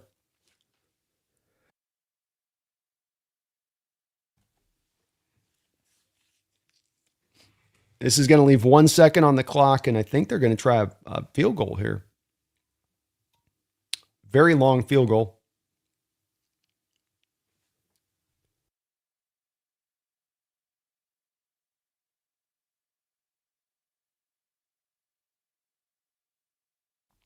They might be looking back at this play.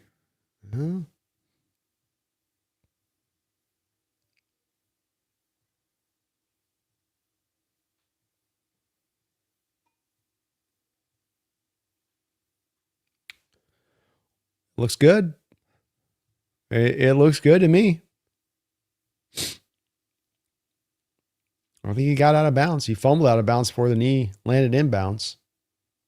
Crazy play there by Brock. They're doing a booth review to see. This will determine if the Niners are going to get a kicking attempt or not here. Are they going to say that they didn't get it? Wow, they're going to say he didn't get out of bounds, I guess. It's like Shannon's walking back to the locker room.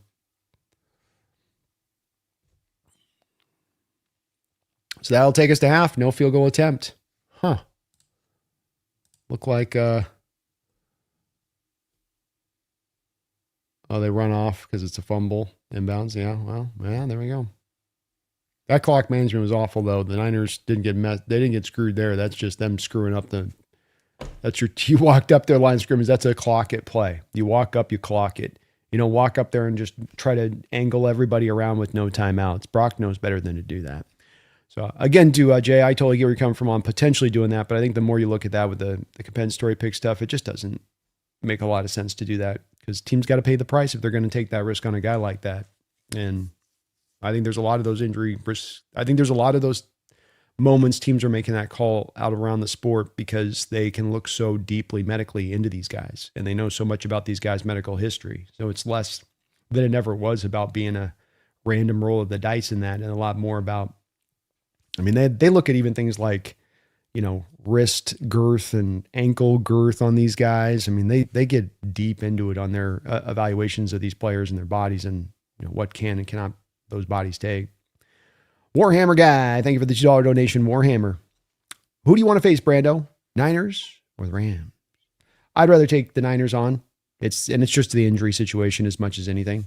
I also like the idea of having the potential of playing the 49ers and then the Rams in the next two games to get to the Super Bowl. I think that that's kind of cool. In fact, that's almost as much of the biggest reason as much as anything else.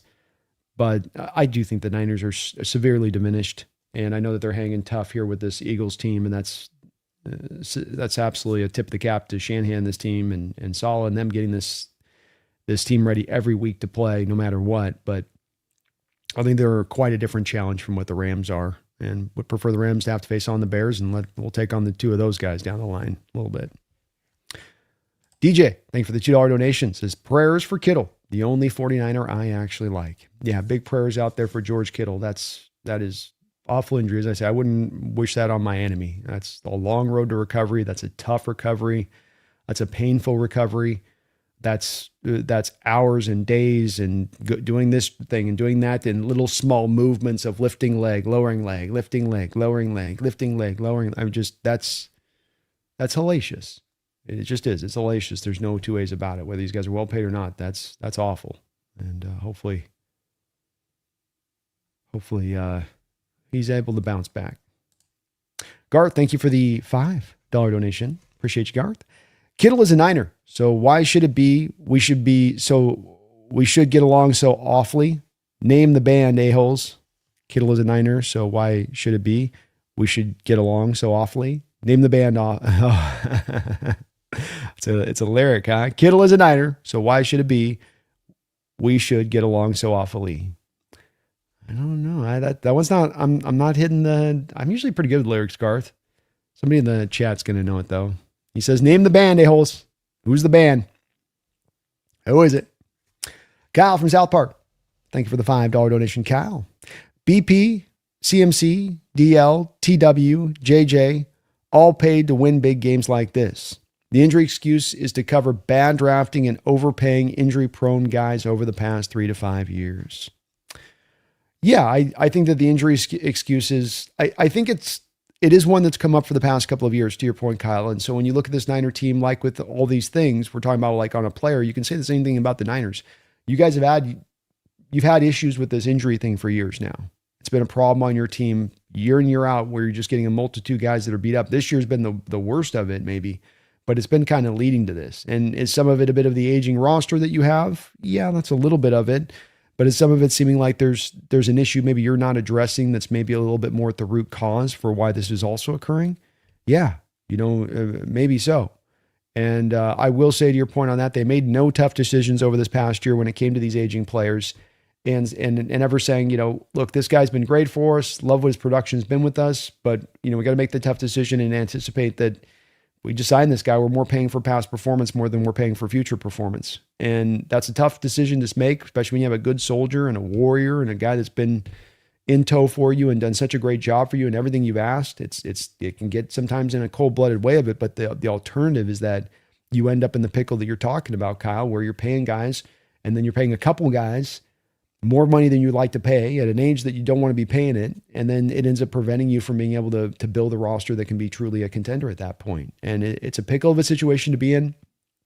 Belichick was, of course, a bit of a master at this through many of the years of the dynasty with the Patriots, where he would move on a guy a year early and get maximum returns back for that guy rather than be a year late. Niners have a tendency to be, it seems like, maybe 2 years, 3 years a little late on making these kind of decisions. And they then double back around a little bit. It's like the Ayuk contract, and then you double back around on that to regretting that one. And you do look at that and you go, like, why are we... Own it or don't, right? Stay in the lane or not.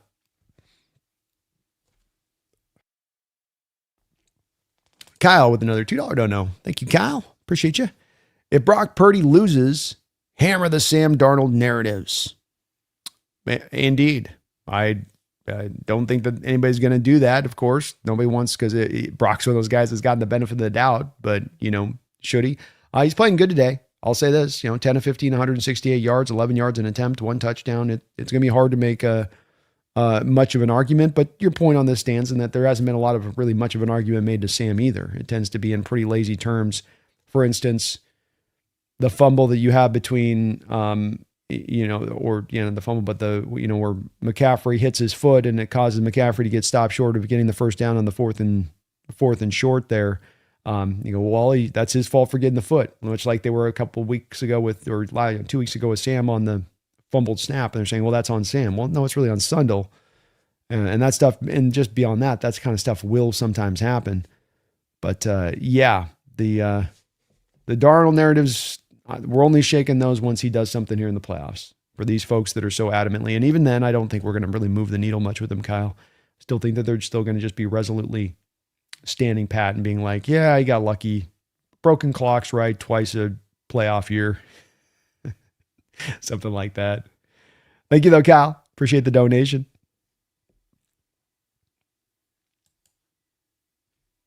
He's got to throw a couple picks if I'm putting on him with this a bit.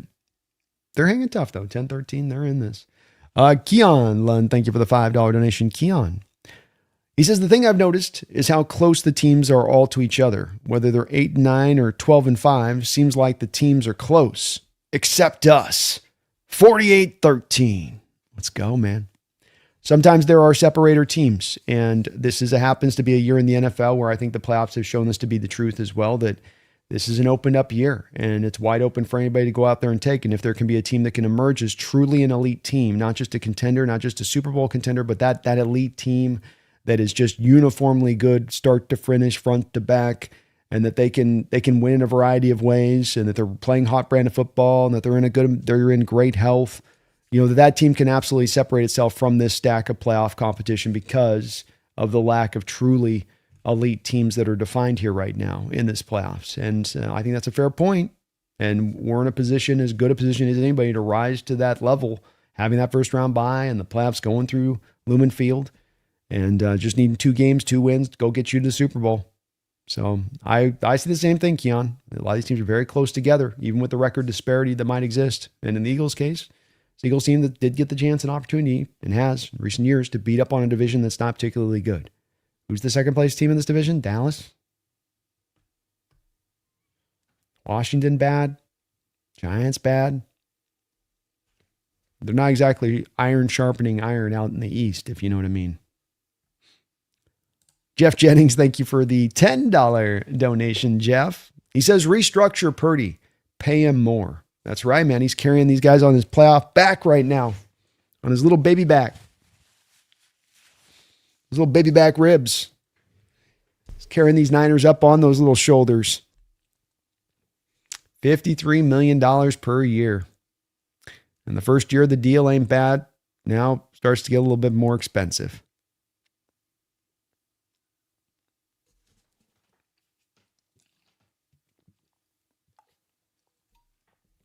Starts to get a little more pricey. Niners did a good job this offseason, though, of getting them out, extricating themselves from some of the bad contracts they had on the books and kind of clearing out a lot of the space. So they're going to be in an okay position there. But even then, right after they kind of were able to dip their head beneath this particular wave that went over the top of them with $100 million of dead money, you could walk into this offseason and we could hear Kittle decides to retire, McCaffrey decides to retire, Trent Williams decides to retire. And now you're already sitting right out the gate heading into the offseason on like probably somewhere in the neighborhood of like $40 or $50 million just on contracts of players that have retired. So they might be right back in a similar pickle into next off season as well. I like it, Jeff. Just pay him all the money, Niners. All the money. And re-sign Juwan Jennings, give him a ton of cash. Just reward all the guys. It's what you do. You're big rewarders over there. Not hoarders. You're rewarders. Appreciate you, Jeff. Thanks for the domino. Jordan, thank you for the $5 donation. Jordan. Purdy made another mistake in a big game.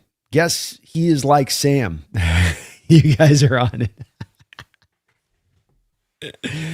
Yeah, it's what we call that. That's the consistency issue, isn't it? Where, people apply a model to Sam and then an equivalent model doesn't get applied to anybody else. It's an arbitrary model that is a one-time model that's only applied to this particular quarterback in this particular era, and nobody else gets held to the same regard. It's just him, just this guy.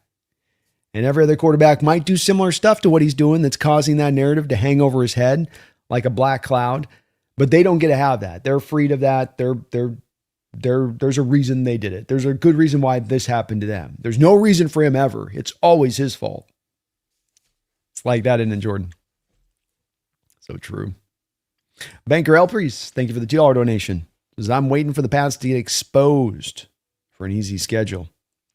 Well, they just might today. Chargers is a hard-nosed football team that will test anybody, even with some of what they're dealing with. I do wonder in a game like this if that tackle situation doesn't end up really kind of exposing the Charger offense and its limitations, because so much of it was built behind that offensive line being a strength of the team, and that it's not, and that it really does come down to Justin Herbert essentially being magic.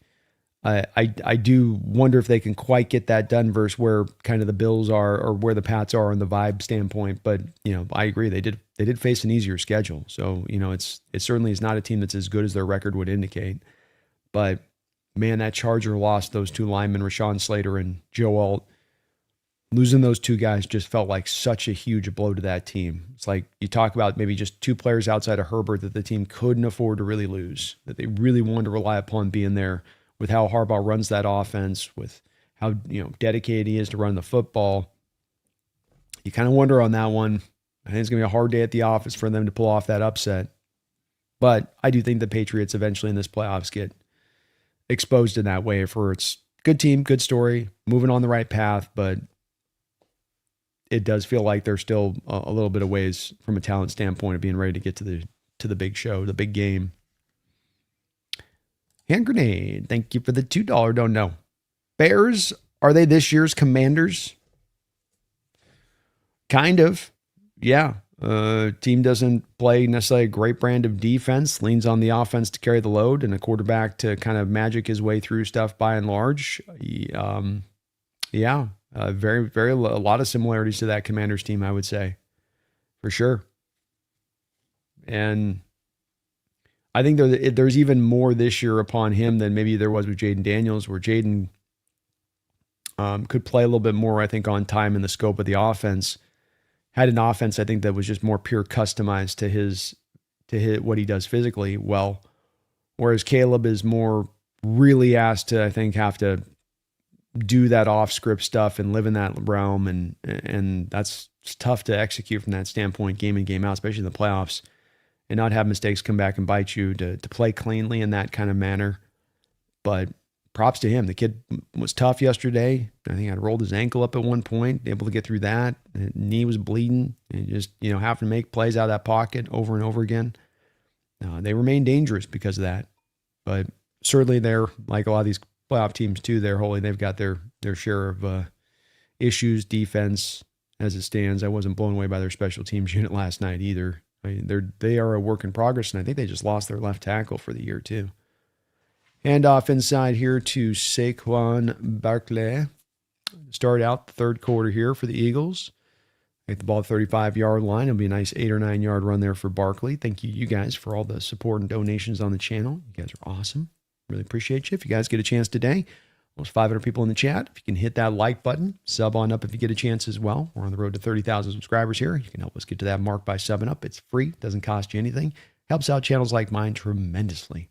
3 wide receiver look to one side of the field. Handoff inside here to Barkley again on 2nd and 3. And the Niners are all over that one. No gain.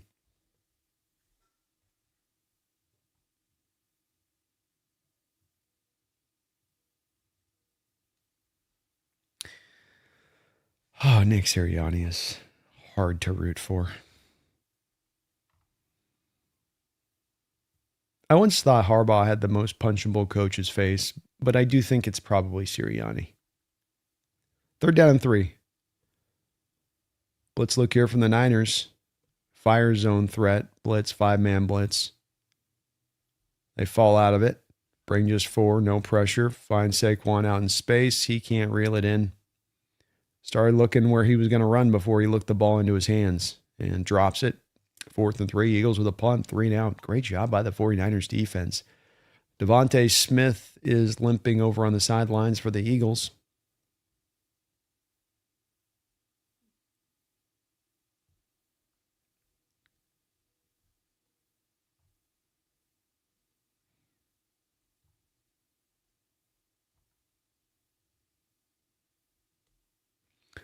The punt is off. Driving back. Boy, he's going to fair catch that at the 5. Okay. Great punt. That was a moonshot.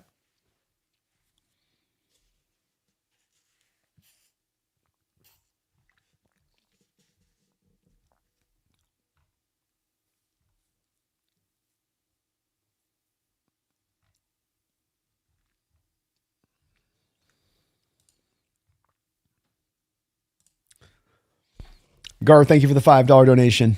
He says, I wonder if the defense wants to be the dark side because of the Eddie and the Cruisers song. Check it out, folks. I remember Eddie and the Cruisers. I vaguely remember that film. I think that's one of those films like I've seen it a couple times and never gotten all the way through it. But The Dark Side's a good song. I know that song. That is a really good song, folks. If you get to check it out, it's got a little bit of it's catchy. Like it's a very catchy 80s song.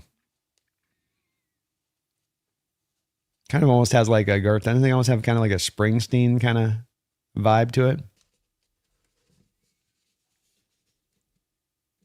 On the dark side. Oh, right? Something like that. I'm not a singer.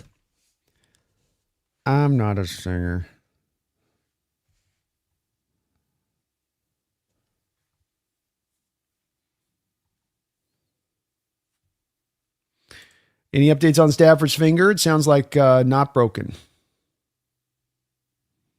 Quinn says he's got a bad case of the stubby fingy ouchie. Probably going to get a little swollen, probably going to be a little sore, but I imagine they'll give him a bunch of treatment through the week and it'll probably be good to go by next Saturday or Sunday. On the dark side. Oh, that's the part I remember that song. It's a good song. Joe, who's the front runner for the Raiders, head coach right now? Could be Max Crosby deal, theoretically. That could impact the Crosby deal, theoretically. I think there's more if they've made their peace with it. They're going to do with Crosby already on a front office standpoint, Joe. And I think they'll be letting whoever knows is a potential coaching candidate that this is what we are going to do. So don't think that that's going to be as much of an impact on this one. I think that's decided outside the coach's control. Nor do I think a coach is going to come in that Raiders job and be like, I was going to take it, but then you told me you're going to move Crosby, so now I'm not going to take it. Probably not that.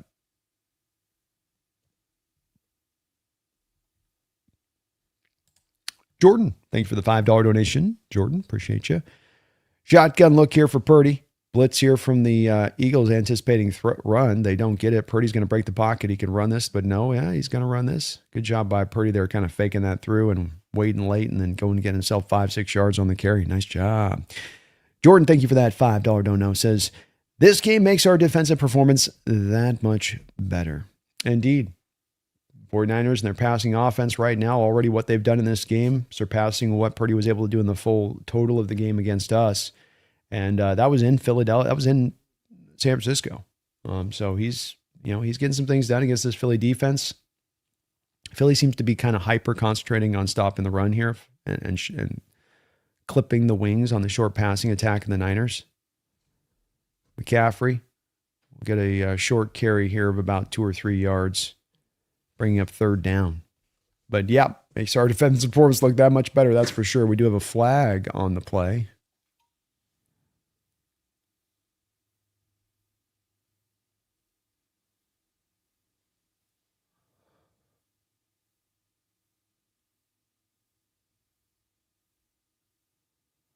That looks like hands to the face right there.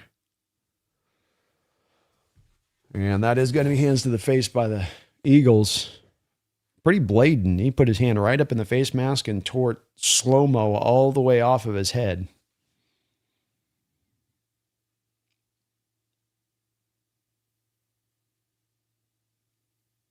Third penalty for the Eagles for 15 yards in this game. Niners have yet to be penalized.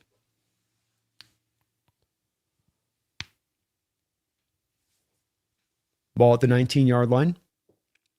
3 wide receiver look here for the Niners. Purdy in shotgun.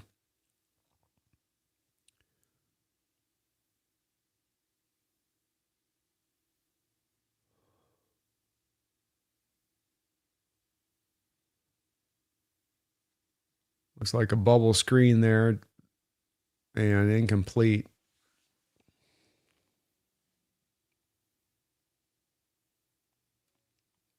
Does look like it's a forward pass. Yeah, that's a forward pass. Good call. Incomplete.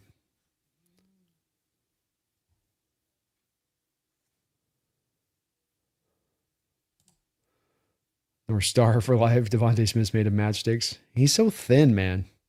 This doesn't make sense.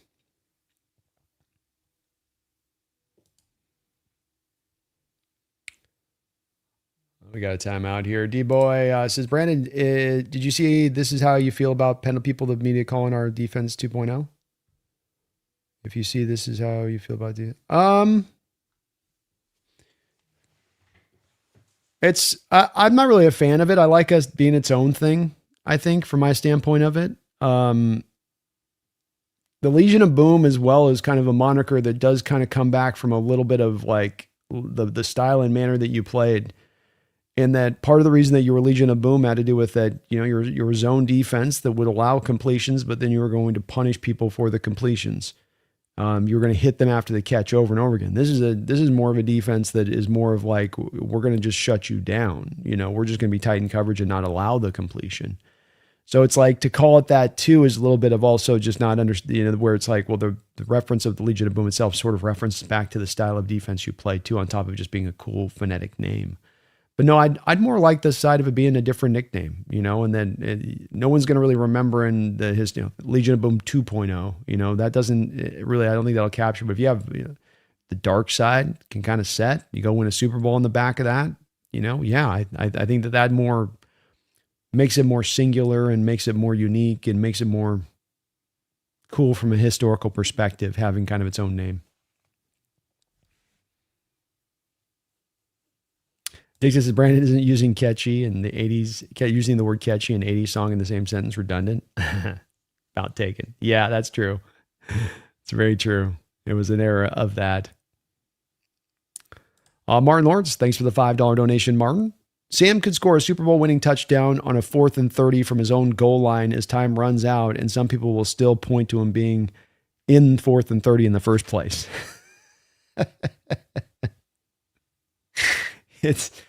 It is true. It is very true. And this is a thought of hard Martin why it's like I'm not really interested in a Sam debate with anybody anymore very often, because it does just start to feel like people's mode is that they are twisted and turned in a fashion that just has them anti-Sam no matter what, in which case, why should I waste my breath on trying to convince you? Because I'm not going to. There's nothing that can be said. As well as it just feels slanted, that they're not really trying to really understand how good or bad he is as a quarterback, but instead, in a lot of ways, looking for how he's bad as a quarterback. And if you're looking for something, you're going to find it. You know, if you start out from a point of, hey, let me just take the data in and then I'll arrive at the conclusions after I've had time to sift through the data, versus I start out already thinking this, the data will then inform me that because I'm starting out thinking it this way. And I think that's where they operate from in so many ways, these folks that are anti-Sam. And it's, you know, it's just people that'll just cling on to this thing and hoping for something that saves them of a bad take, I guess, at this point. They get that final bad performance, then they can, well, see, it finally, yeah, it took 18 weeks of an NFL season, but now you finally saw it here now. That's what I'm talking about right there. Right? It's like, it's just insanity in the way of looking at that. Purdy able to complete a little out route here. Waits late in the pocket there. And again, Demarcus Robinson and him have a great connection going there. Very nice throw. Ball got held up again on that out route there to the sideline, but put enough on it, did Brock. Couldn't even really, again, step into the throw. The pressure was kind of mounting in there. Niners have a little bit of a drive going here. They still are on the deep end of their field, though. 1st and 10, 11:46 to go. Play action pass. Brock dropping back to throw. He's looking to go deep. He's going to go deep up over the top here. Tries to fit it on in there to DeMarcus, it looks like, again, and just got a little bit too far out in front of him. Wasn't a lot of separation there, so he's just Brock's trying to kind of throw him open there late.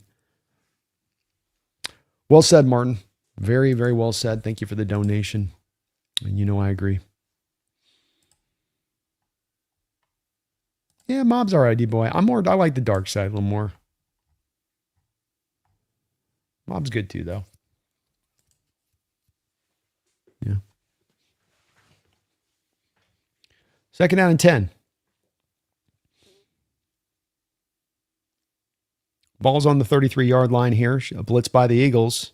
Niners try to just snap it quick, and boy, it actually works out. Great run by McCaffrey, his best one of the day. He's going to fall his way forward for 9 yards. Pretty incredible run there by McCaffrey because Niners came up there to quick snap it, and the Eagles had a nice blitz time for it, and they had a backside defender pursuing down there and a second defender, and I think might have been Jalen Carter there. Now, Jalen Carter was pursuing there down the edge. McCaffrey did a great job off the contact balance because McCaffrey rips at his thigh. Can't quite bring him down to the ground, and McCaffrey just kind of bounces off the tackle and then collects himself falling forward for 9 yards. Great job there by McCaffrey. Sneak here by the Niners on 3rd and 1. Brock Purdy will take it for a 1st down.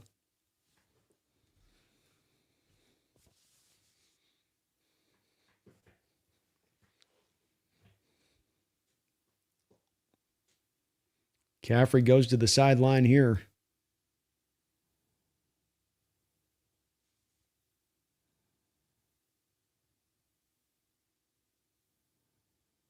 First down and 10.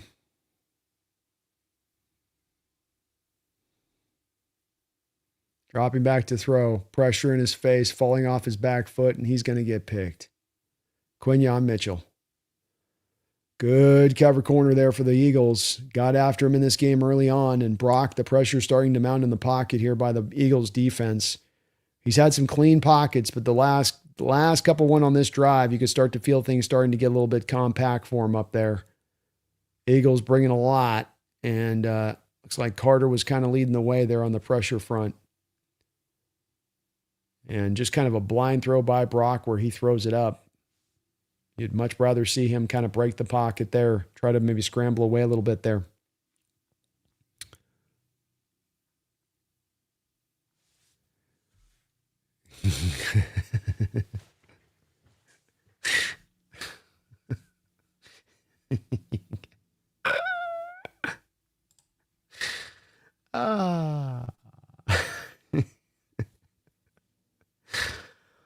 Quarter is third quarter, 12:20 to go. Niners are down by 3.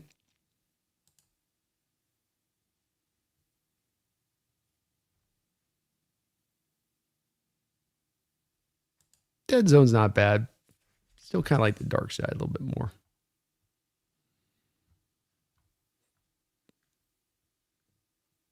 New relaxed Niners have been super late getting out of the huddle and snapping the ball. That makes sense as to why they were quick on that snap before, because that was not ideal, the timing on that thing. Rockman says the dark side reminds me of Batman for some reason. I like the idea of the dark Batman blue uniforms with the green numbers for next year Rivals uniforms. I do too, man. That'd be cool. Dragon says, B, just tuning in. Who we room for? Niners.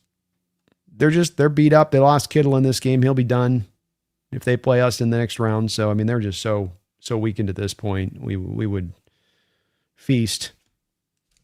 But Purdy just threw a pretty bad interception here, and the Eagles might just put the gas pedal down at this point in time in the game. Jeff Jennings, thank you for another $2 donation. Pay Purdy more. Not enough. Guarantee that contract. No, stay with it for more years to come. It is the nice part from my perspective to the 49ers with Purdy in this contract, and then I just don't think that if he's making $53 million, you're going to be putting $53 million per year. I don't think you're going to be putting together a Super Bowl roster with him making that kind of money, especially with some of the age on this roster.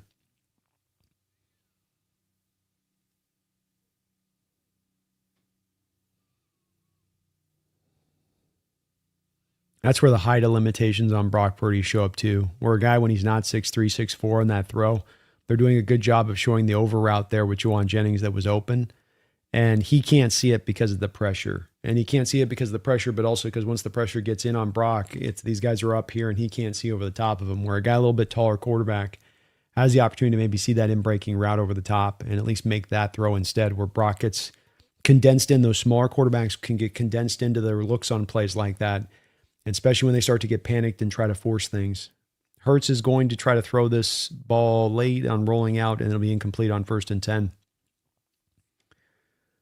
One of the reasons when you hear me talk about when I'm doing my draft evaluations, folks, and I talk about quarterbacks that are 6 foot or are barely above 6 foot or below 6 foot, it's one of the mitigating factors that just doesn't get talked about a lot with these guys, in that there are going to be moments in these games where they can't see throws you're going to want them to be able to see and make. And that when you remove, they may provide you some good stuff, but when you remove that from what they can bring to you potentially wise, you are working around now some of the limitations within their game.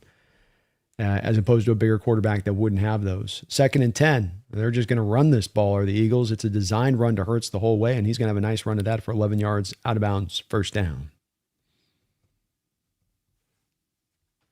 He says, B, I'm a Sith and have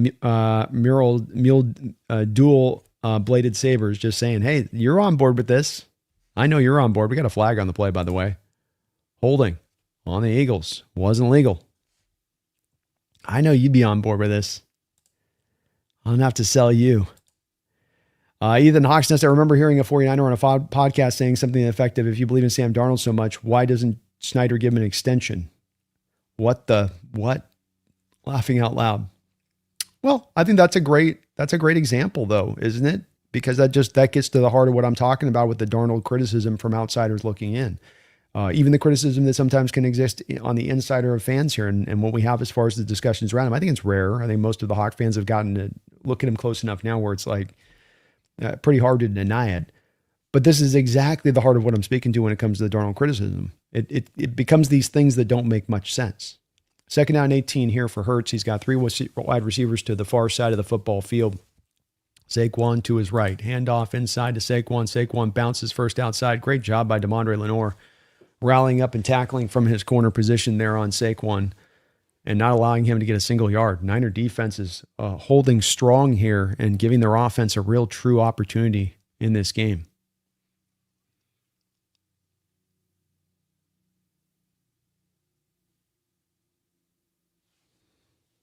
Good play. It's a tough tackle in space. 9:15 to go in the third quarter. 3rd and 19 for the Eagles. Ball on the 38-yard line in Eagles territory. 2 high safety look here from the Niners. 4-man pressure front.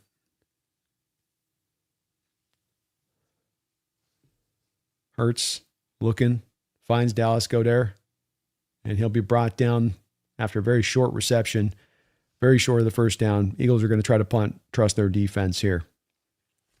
This one's really on the extreme side of this, because sometimes you'll hear them really, it's locking on the Rams game, or he's going to, when you need him in the playoffs, he's going to fail you. And a lot of it's in that more of the lazy place, but this is also a thing that just represents also some of what you'll hear on some of this criticism with this, where it's like, I'm just waiting for us to get to the point where they're like, you can never believe in a ginger at the quarterback position. I feel like we're one empty Sam Darnold criticism away from arriving at hearing that. Like it's just about to that spot of things, in the level of ridiculousness, right? You're just going, okay, what are we? We're pulling stuff out, and I think a big reason that they have to grab these kind of things, Ethan, and glom onto stuff that's completely just ridiculous, is because they know they don't have a leg to stand on. Why do people invent arguments? It's like, why do people insult others when they're getting in a debate and then it turns into insults? Well, it's like what I always say, when you hear somebody insult you when you're in the middle of a hot and heated debate, now they start resorting to insults. It's a direct representation of a person that knows they've lost the argument, and now they've got to go to insults because that's the only way to reclaim a little bit of their pride in a situation.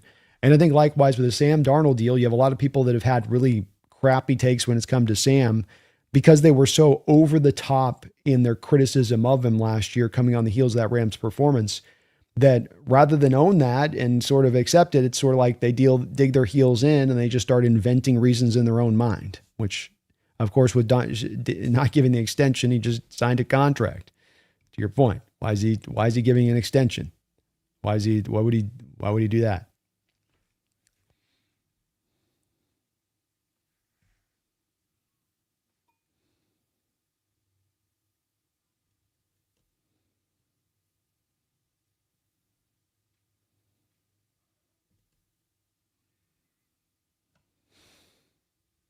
That looks like an interesting movie. Sam Raimi doing some horror things again. That'd be cool. Maybe kind of cool.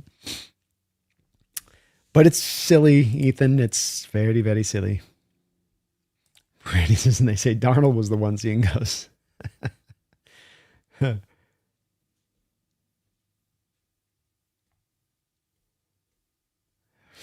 Warner's staying home. Yeah, he's chilling. Kittle's a huge loss, John. Huge loss. Especially as this team is so weakened as they already are. You need every last hand you have on deck. And that's... Oof. Ooh-wee. Ryan says, redheads have been my kryptonite more than once in my life. Yeah. Where's my... Hey,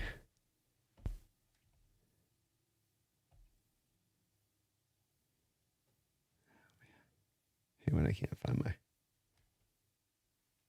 60% of the time, it works every time.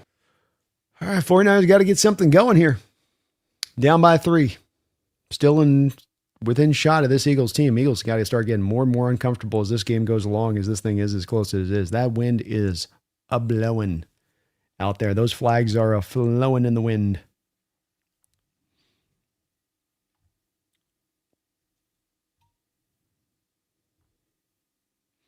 Hand off to McCaffrey. McCaffrey looks like he's got a hole initially, but Zach Bond does a good job of filling the lane and pulling him down for only about a yard gain.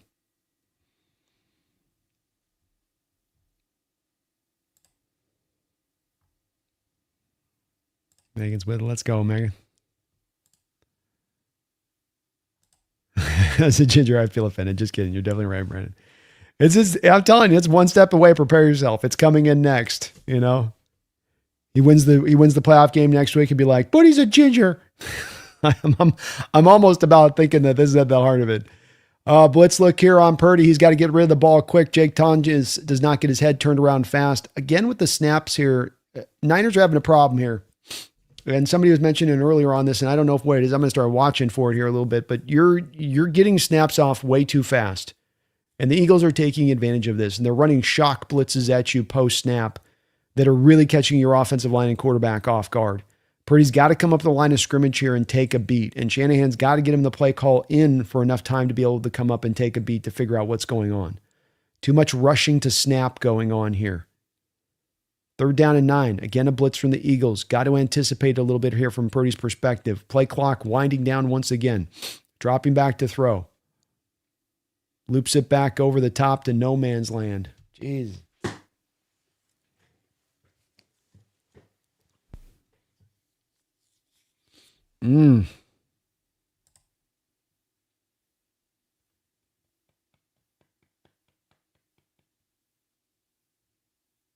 Ooh, they did miss a face mask there.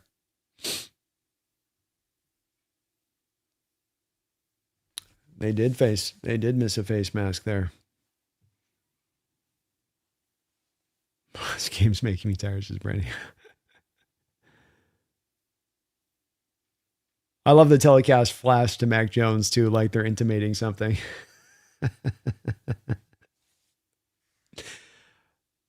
All right, we got a short punt here by the Niners. That is not good. Punting into the wind. Takes a bad bounce. These pretzels are making me thirsty.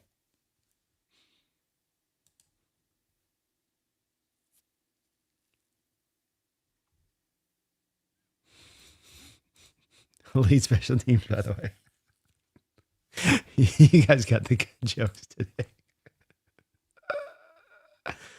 Oh, I love you guys. You're hilarious.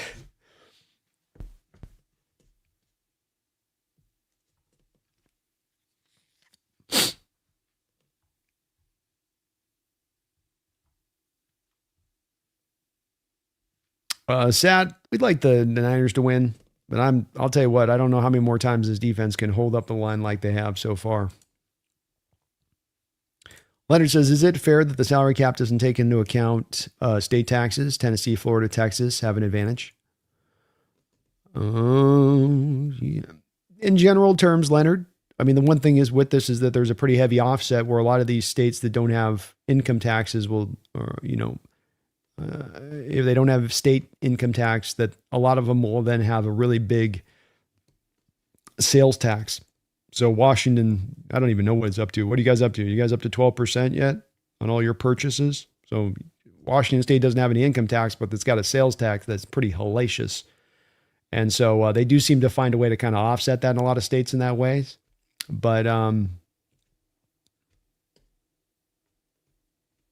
technically it would, Leonard. It does come up at times when you hear a player you'll be in free agency and you'll hear a player that's being courted by two different organizations and one that plays in a state that has income tax versus one that doesn't.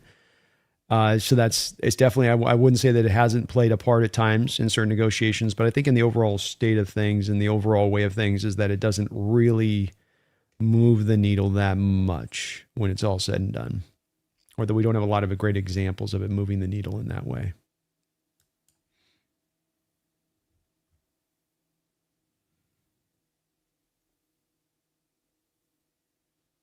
Brian says, yeah, these asshats making these stupid arguments will be out in front rubbing it in your face if Darnold has a bad game. 100% they will. And it's why I've said I'm not really interested in getting, and I'm saying ahead of time on this, even as Sam's doing nothing but disproving their outlooks throughout the course of the season. But I've reached that point where I say I'm not going to continue to delve into these waters. And it's not just this way with Darnold, it's this way with any discussion. I love debates. You guys know that. I love me a good debate. I'll sit there and I'll chew on that bone, even if it's not the best for entertaining you guys. And I'm just enjoying it myself over here, where you guys are like, all right, move on to the next subject. 1st and 10 here for Hurts. They're onto the Niners side of the football field here. Threatening chance here to make potentially, you get a touchdown here, might just be putting this game away. Hand off to Saquon. Saquon, man, great job there. Was that Kyle Davis there? Great play there. Defensive tackle, ate that up. I think that's West, maybe. I can't see his name. He's got a hair on the back of his jersey. But this is why when it gets to certain places on certain debates, there's no reason to try to push it forward at all because people aren't really interested in having a debate on it. They just want to be proven right on their way or the other way with it. And it's like, I would like to be right on this Darnold thing. I'm open, as I always say, to ever having my mind changed about anything, but I need the actual tangible physical proof towards that, not just gut instincts and cherry picking games, one out of 40 games played over the past 2 years, and that you're determining something from that, right? So it's not a place that I'd even telling you as fans that you can try and get into these debates about Darnold. It's just really not going to go anywhere. It really isn't, because you're just going to hear the same tired stuff. It's going to be you can literally hit a stopwatch on 60 seconds of how long it'll take them to mention ghosts. 3rd down and 1, tush-push play will be converted here on the Niners for a 1st down. And the Eagles are threatening. But you are right. They will definitely try to trot that thing out there and a lot of like, see what I'm talking about? See what I meant with Sam? See, in the 2nd round of the playoffs after he got a 1st round bye. Yeah, you told me. You won that debate. 3 wide receivers, the far side of the field. Handoff inside to Tank Bigsby. Bigsby tries to bounce this out wide. He's going nowhere. Good job by the Niners there. Eric Kendricks makes a nice play. Akai says unrelated news, but looks like LaFleur will meet with Ed Policy on Sunday or Monday. I think he's probably out. Wow, a guy almost got tackled by his mouthpiece there. First time I've ever seen that happen before. He had the mouthpiece dangling, and Kendricks grabbed him by the mouthpiece and was able to rip it off and pull him back a little bit by the mouthpiece, catch it on the helmet there. He didn't tear it out of his mouth. It was just dangling. 2nd down and 11, shotgun look here for Eagles. 2 wide. Barkley goes in motion from wide as well. Great little route concept. Gets Devontae Smith freed up here, and he will get a nice gain, albeit still about 3 yards short of the 1st down. This is where it's so hard with the Eagles because they get these little short passes that they're happy to stay within. It gets tackled, and you go, okay, 3rd and 3. They go back to a run to Barkley here. They get a 2-yard gain. Now you're back into tush push mode. It's just, you can't get out of it, right? There's just no way. I mean, hell, I'm sure from their standpoint here, they might even be thinking this is, 2-down territory. Well, it's 3rd and 3 now, but I guarantee you if it goes this, good chance this goes to Saquon on a give out a shotgun. Yep. First down run. See, you can know what's coming. I'm not smart on this. I'm like, ooh, we can see what's coming. No, it's not that at all. It's not. It's that this is how rudimentary this offense is with this type of stuff and how they think about this stuff. It is really that blacksmith kind of way of it. It was like, all right, it's 3rd and 3. He'll get 2 yards. We can push it to 4th and 1. Whereas most teams in 3rd and 3 would be like, nah, we're going to need to have to like probably try to throw this a little bit. Screen set up here for Barkley. They're just going to dirt this thing. Great job by the Niner defense getting on top of that. 2nd down and 10. Can't see LaFleur staying at this point, CC. They haven't been sold on him up until this point, and then that's the last snapshot, you put out there at the end of the season. And it gets probably pretty hard at that point to have that be the thing that is the image that's going to last through the offseason and think that this Packer team can sign up to not only getting you on an extension, but making you a pretty highly paid head coach at that on an extension. 2nd down 10, back under center here are the Eagles. Handoff here to Barkley. Barkley just absolutely swallowed whole by Huff in the backfield. He just destroyed that block. The Eagles are definitely working off of this game a limitation at the right tackle position. Layden Johnson is not 100% health. He's not out there. And so you're trying to get by on that right side. In that case, it was just Dallas Goedert losing the block completely. But hard responsibility to ask your tight end to block the edge like that right to the play side. Barkley looks a little bit rough coming off after that carry. 3rd down and 13. Clock winds beneath 3 minutes to go in the 3rd quarter. Shotgun look here for Hurts. 4-man front from the Eagles. They're going to try to run this, are the Eagles, and it's not going to go for much. Hurts will slide down and get about 4 or 5 yards, and this will be very, very short of the first down. The Eagles are going to have a decision to make now. It looks like a field goal attempt.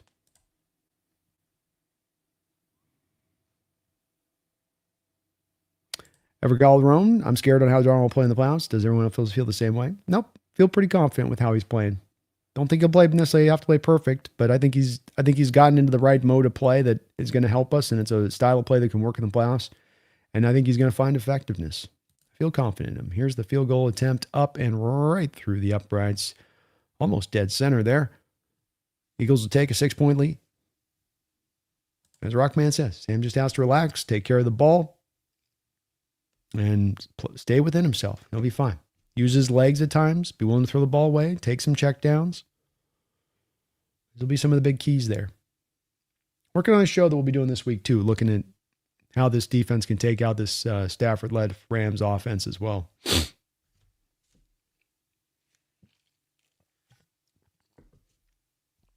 Nick says there was a Bengal fan where I lived that said that about Danny Dalton all the time. Oh my gosh, it's a real thing, huh? Wow. Even in 2025, people still thinking like that. Woo! Can't say I'm super surprised, but it's still very funny. Rampansy, who do you guys think the actual Seahawks players want to play next week between Niners and Rams? I sure feel like they feel like the Rams got the better of them a bit. They obliterated the Niners. I'm sure that they would probably have a slight preference to the Niners if they could, if they could go one way or the other. They could take them both, though. Rob says this has been by far the worst playoff game so far. It's an ugly brand of football we're watching. Eagles in the best of times are not the most entertaining of teams to watch, especially on the offensive side of the ball. That blacksmith way that they go about their business is like, it can be a little ugly. TMC, you want to know who Sam is? Look at how his old teammates dab him up after games. He is loved by players. Media just needs narrative and spin for clicks. Probably very true. Return here from Robinson. Best one of his day here up to the 33-yard line. Still don't know why they don't have Sky Moore featured here. Maybe the Eagles are just kicking away from him. And yeah, it drives clicks, I guess. Some of it's been TMC, just a little bit of the interactions I've had throughout the year and interactions I have on the NFC West roundtable, talking to people and guys that I know are very smart in their outlook of football, but also have adopted this outlook towards Sam in addition. And going, I don't really get it, but it's a bit of a pervasive thought process out there too. Now, you're not right that it isn't, that's not a part of this, but it just does exist out there in the general neighborhood. Maybe it's part of that media narrative that's driving it. Dropping back is Brock here on first down. He's got a long time to sit back in the pocket and assess. He finds Kyle Juszczyk. Juszczyk goes back, cuts inside, runs hard, runs right over. It was Blankenship. He stuck his helmet right into his chest and ran him over there. And at the end of that run, nicely, a big old game there, just what the Niners needed, man. You talk about a shot in the arm you need right here. It is this. This game has felt a little stagnant, a little bit trudgy here. Niners getting back to taking some shots down the field might not be the worst of things here. Now, easier said than done. Eagles are going to protect against it. McCaffrey runs inside here for a nice little gain of about 6 or 7 yards. Creative little nifty run there by McCaffrey.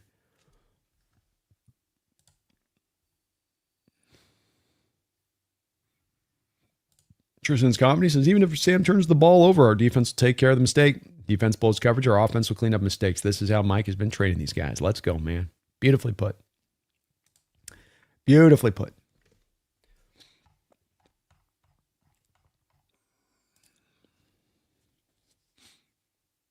Second down and 4 here. Hand off to Sky Moore in the fly sweep. Sky Moore, looked like he was going to have a way through there, and very nice tackle by Nakobe Dean there. Moore made a couple of really nice cuts off that fly sweep. His initial hole wasn't there for him to take. He had to cut it back here and then cut it back again, and he almost able to break that free. 3rd and 1 here for the Niners. See if they go with the tush push here now. This would be right where we'd be going to the barnyard here. Niners don't have a barnyard. They got a little baby calf named Brock. And get the first down. Brock lined up. Doesn't look tush pushy. Oh, they do pushy. Oh, they get it. Looked like Juszczyk got in the right cheek there and was able to send him forward. Got right up in that Brock. Right in that Brock ass meat in there and just, it's all about how you're gripping that cheek. Because each guy gets a cheek. Each man is allotted one cheek. And you're responsible for one cheek. And you will take and you will carry that cheek across the line of scrimmage and you'll make sure that cheek gets a first down. It's all about just grip strength up under the bottom of the tuchus, right on the fat parts. You want the meat to go right in here into the palm of your grip, okay? Close the hand around. Don't be shy. Close the hand around, okay? We're professionals here, okay? We know what's at stake. This is the playoffs, baby. You close it in the playoffs. You might leave it flat, open regular season. Regular season flat, yes. Regular season, there's no reason to get that deep with it. There's no reason to get that intimate with it, okay? The playoffs, you're tucking that. You're tucking that thing and you're squeezing because this is for the chip, baby. This butt cheek is for the chip, and you press and you press and you get that first down. I better see 2 hands in Barnyard's butt next week. I want to see him elbow deep. Elbow deep.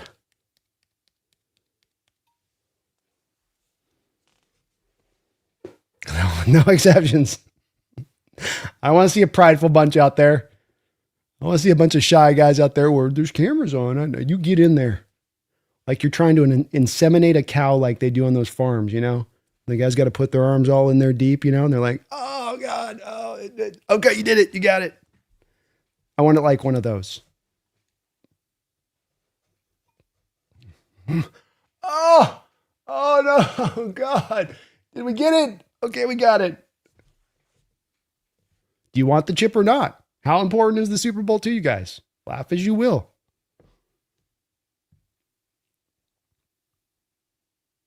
You got to get in that ass if you want that chip. That's how the saying goes. Philly created this.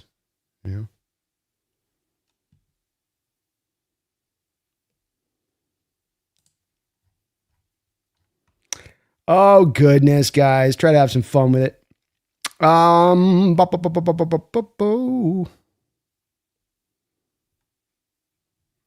some donos here.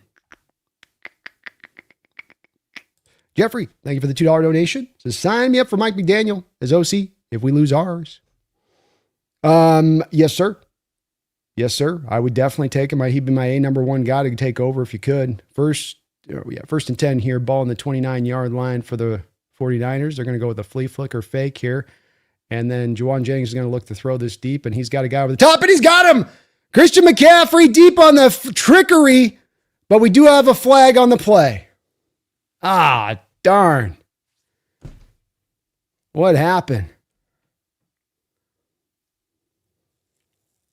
Looks like it's on the Niners. No. Touchdown. Let's go. Touchdown. Hey, hey. Hey, hey, hey, hey. Hey, hey, hey. Let's go. You get a reverse. And Juwan Jennings was showing that from a mile away that he was going to throw it, but the Eagles still lost track of McCaffrey. Really nice throw by Juwan Jennings. He actually kind of leads McCaffrey up front and doesn't allow Blankenship, the safety, to climb back up and get with him on that. So a really nice throw there, but how about, why not, right? Why not go to the trickeration in a game like this? You're down all these bodies. You're this weakened up. Why not take a swing at it, right? Hell of a call by Shanahan right there. You got to love that. That was awesome call by Shanahan. Jeffrey, though, coming back to it, man, yeah, I think he would be a number one. I think there is a bit of that problem I talked about on the syndicate, being that you have this thing where you could see this to be where, Kubiak goes deep into the process. You win games, you go late. Somebody's really kind of sold on Kubiak, and they're like, okay, we're going to do that final interview. We almost are 100% sure we want him to be the guy. Last interview, we're going to take him. You don't really know that he's going to go at that point for sure. You're not interviewing guys, and the extra point is up and through. So Niners take a 17-16 lead. And so then what you might end up with here, Jeffrey, is because that process elongates out, and because Mike wants to get a job before that, it ends up sort of taking him off the board. And I'd say more than likely at this point that that's the way that probably plays out, if not for also the possibility that looks even more likely at this point that somebody's probably going to give Mike another job here. Seems like he's kind of setting the stage here by things in the way that they're kind of aligning up that that Mike is going to Mike's going to probably get another head coaching job at this point. But if not, a number one target for me too, man. Sign me up all day long. Randall McDaniel, thank you for the $5 donation, Randall. He says, hey, buddy, I've asked this twice in the past few weeks. Both times I got distracted and didn't hear your opinion. Thoughts on A.J. Brown opposite JSN? I wouldn't really be in favor of it myself, Randall. I think that there is a certain thing that you get with receivers in general terms of the diva-ness is just always kind of existing there, and that there are some guys that's just what you're going to get. There's not a lot you can do about it, and they're going to give you a lot of production for the diva aspect. I think the type of team that we've created and the culture that we've created and what Mike has fostered in that locker room, a guy coming back in there to bring that sort of diva aspect of it would not be helpful to us. This also comes down to you're going to be a run-first team that wants to be balanced and play to the defense. Is it nice having two wide receivers that can, both, get the job done and be a problem in their own right? Yeah, it is, but it's not the highest priority necessarily for the offense you have to build, especially when the cost is going to be significant or fairly well significant still on the deal that you got to give him, because he's not going to be just, butt cheap. He's going to, the money's going to come off the deal, but I looked into this, still costs you a decent penny at that point. And that would then at that spot make that to a point that those are 2 points that I don't want to go down. I think you can utilize the money better. I think you've got some good receiving talent here. I don't think having two receivers on a run first offense is always that best route when you're paying them both at kind of that high water mark point, and we got to throw out to the flat here. Saquon Barkley on the first play of the drive here for the Eagles will go for 13 yards.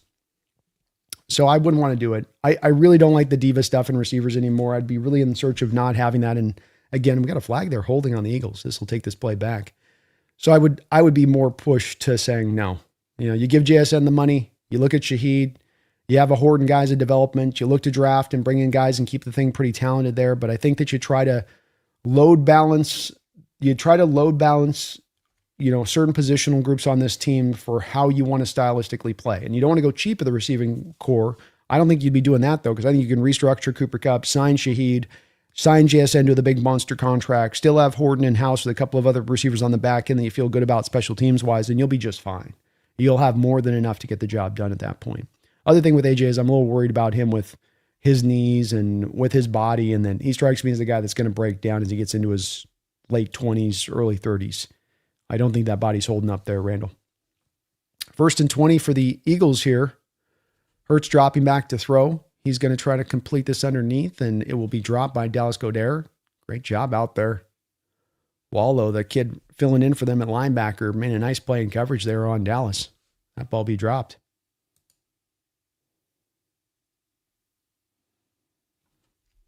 Jeffrey Thistle, thank you for the $5 donation, Jeffrey. Someone brings up Sam.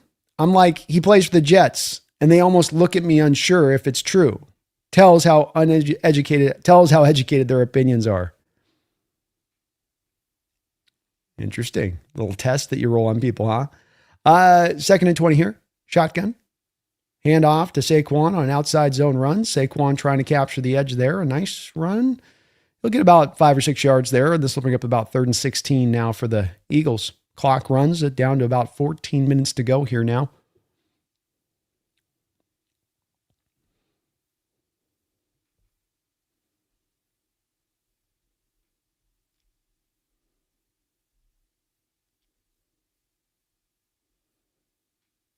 Big play in this game.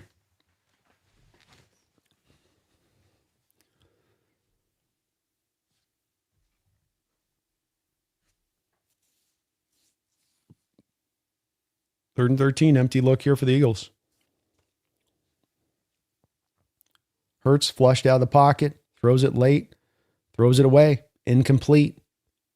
Wow. Eagles offense shut down by this Niner defense right now. Hurts 14 and 24 for 117 yards, averaging now down to only 4.9 yard per attempt. They've run the ball like hell in this game, 31 attempts for 114 yards for a 3.7 yard per attempt. But 49ers are playing some stout, well-coached defense by Robert Saleh. And that's an interesting test, Jeffrey.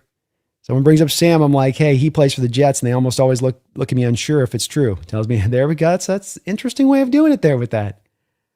That's a good little tell to be able to just cut right through the heart of the conversation at that point and get to the truth of it, huh? Fumble here by Sky Moore. He picks it up on a bounce. He's able to fall forward past the 30-yard line to the 32 where the Niners will take on over. Thank you for all of your support today, Jeffrey. I might have to steal that trick from you a little bit. Put that into play. Kyle, thank you for the $2 dono and all of your support today too. Does Philly fully implode if they lose? Ticking time bomb. Philly's in a very weird situation if they lose, because this is, of course, their Super Bowl run. This is, of course, what they're in. This is them in the heart of go forward mode. And what I mean by that, as much as anything, of course, is that they're in a spot where they have buried so much money on some of these deals, AJ Brown included on this, and void your money into 27, 28, 29, 30, 31, 32. I mean, I'm talking 5 years out, void money all through the books. There's going to come a point in time, and I don't mean that I thought it was going to be this here and now, this soon. It was one you were thinking what was more going to be a couple of years, down the line where they really were faced with it. But it's going to come, and they could potentially try to get out ahead of it a little bit early if they sense that this roster is not as quite strong as it was for in winning that Super Bowl last year. And I think there's a lot of reasons to maybe have them look at it and think that potentially a little bit where you're at from your edge group and how much they're able to create much pressure. Secondary is very strong and defense as a whole is pretty strong, but offense, maybe the offensive line hasn't been quite as good as it's been in recent years. Maybe Hurts isn't quite playing up to where he's been at recent times, maybe quite. Certainly aren't getting maybe the same receiver performance and tight end performance. And these things have just maybe taken all collectively a little bit of a step backwards a bit this season. But then they might also look at it as fully as just like, okay, well, we got after the year of the Super Bowl, we were a little tapped out physically, and give us a year to get right on the right side of health and turn it. I think that they've got a potential crossroads, but they can still just stay on the same road, I guess. They could choose now to start eating up and getting into that void stuff, or they could just say, okay, let's try to run it back. We'll get Lane Johnson back to health next year. We'll get one more final year out of him, and then we'll hit that in then after that point. Ever Calder and B, what should the Hawks' defensive game plan be if we play the Rams? I'm kind of working on that, actually. I was working on it last night after the stream. So I'm going to do probably at least one show, maybe two shows this week about the Seahawks defense and what they need to do with this Rams offense, because there's a lot there to unpack within it. It's less, I think, about a structured game plan and more about things you're trying to take away and more about things that you're trying to deal with this Rams team, and how to kind of get around what they do a little bit and where they've been able to take advantage of you at times. In general terms, you need to get your hands in passing lanes for the short passing attack. You got to limit down some of the tight end screens. You got to give them some man press looks and not just live in zone 100% of the time. You got to be careful with eye manipulation from Stafford, especially in the second half. Tackle on reception. Our tackling has got to be fundamental and right. Empty look here for Brock on 1st and 10 with 13 to go here. He'll get this to Kyle Juszczyk, who will roll his way for close to a first down. You got to have a plan in place for Stafford's quick snaps and the up tempo that they like to run. Carolina Panthers had some really nice adjustments in there to be able to take care of this, specifically with some kind of shock style blitzes afterwards when they would run that, because they knew that the Rams weren't able to set the protections right. Attack Stafford on play action. 1st and 10 here. Brock back under center at the 41-yard line. Pitch play out here to McCaffrey. McCaffrey stretches it wide, and he gets hit hard just past the hole there. Gain of about 2 yards or so. Attack Stafford on the play action. So attack Stafford's hand. Attack him as a thrower in play action. Have that unblocked defender climbing down on him post-snap. You did a lot of that in the first game and a little bit of it in the second game too, though the Rams ran a little bit less play action because of that as an adjustment. And then finally a plan for Puka. It can't just be we're going to just play into our zone and we're just going to sit back there. And I'm not even saying running double teams, but just having some kind of plan in place for how you're going to deal with Puka Nacua. 2nd down and 7. Brock dropping back to throw, and he's going to throw an interception.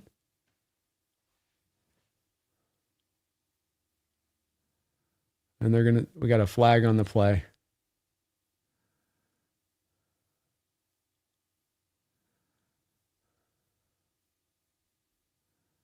Quinyon Mitchell looked like he got a second pick of the game.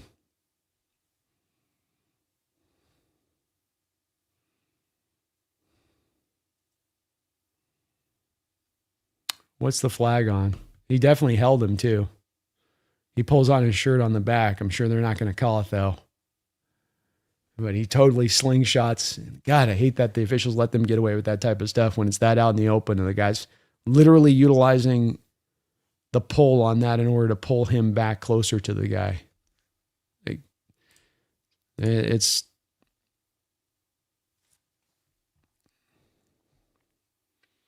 Purdy probably can't make that throw. I mean, it's interesting to try to attack Tonjes, your tight end, with Quinyon Mitchell, their best cover man.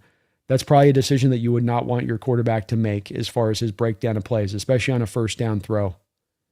Or 2nd down throw, sorry.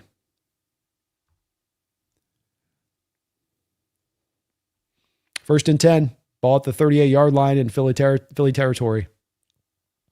Handoff here to Saquon Barkley. Saquon has got a little bit of some juice on this run. Nice 8-yard gain.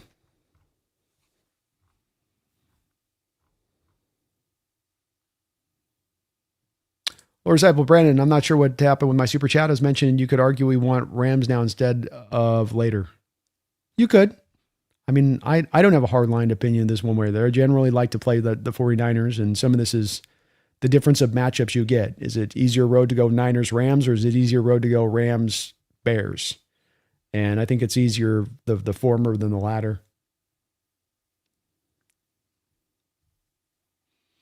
Play action pass roll out here by Hurts. He's going to run this for a first down. He'll slide down there, and they're going to call a flag and say he gave himself up. I don't know. That's very close on that. You got to be careful about calling that because they're trying to stop him with the first down there. I mean, officials got to be a little bit aware on that one. Yeah, Joe, I think A.J. Brown would be a personality clash for us. I do. Don't think it would be. Sorry about the box score. Sometimes it doesn't refresh.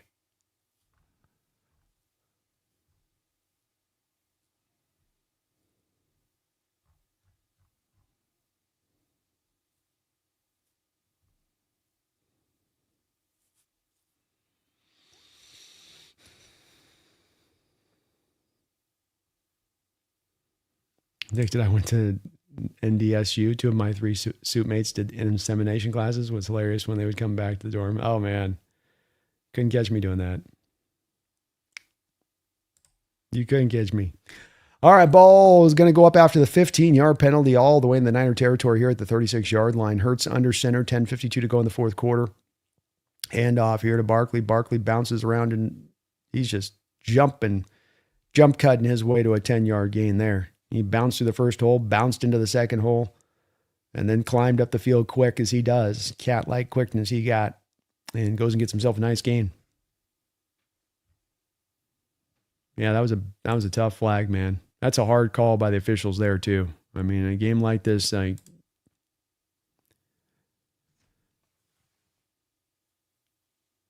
like that flag to stay in the official's pocket in the playoffs in a game like this. Hurst is going to want to be a runner. He's going to want to do that. You can't play that game like, I'm a runner. No, I'm no runner.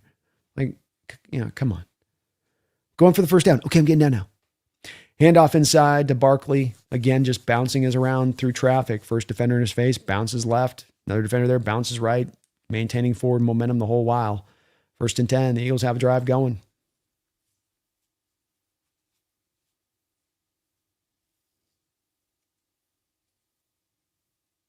Though they got helmet to helmet, though? Okay, my bad. I didn't see that on the replay. Well, if that's the call, that makes a lot more sense, I guess. You just hate it at this moment of the game, but I get it. 1st and 10. Ball at the 21-yard line. Under center is Jalen Hurts. Blitz here from the Niners on the backside, and they collapse down on Barkley. And Barkley, that looked bad. He's still on the turf here after that play. Like Siegel came off the edge there, and he just was a blur, and he just launched himself at the legs of Barkley. And I don't know if Barkley saw it coming. He's coming up hobbled pretty heavily here. Manages to get back on his feet at least, which is a good sign, but that looked very painful right there. He just crashed down that side. Looks like he's okay here. He's got his feet going now. Pumping them legs.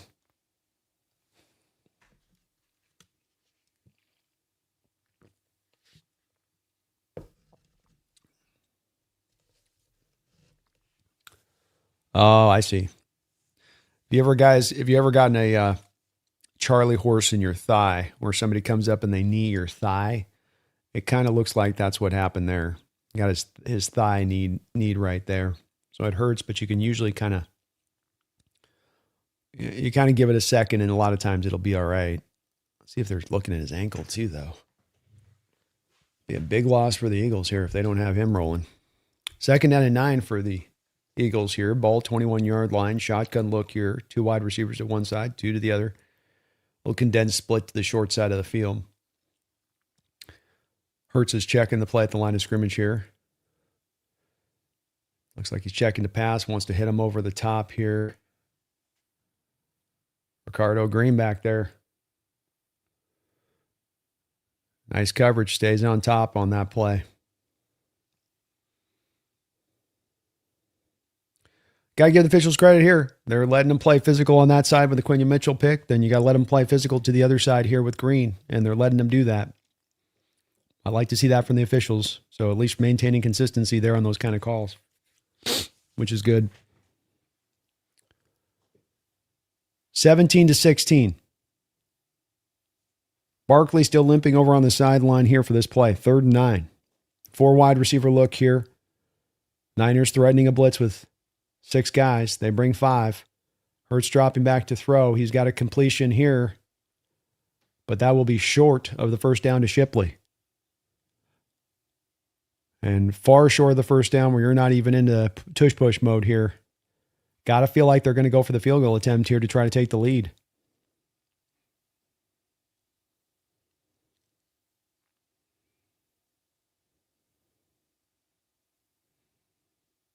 Clock continues to run. 8:13 to go here in the fourth quarter. Niners up 17-16 with a short field goal attempt here for Elliott. The hold is down. The kick is up. And the kick is good. 19-17.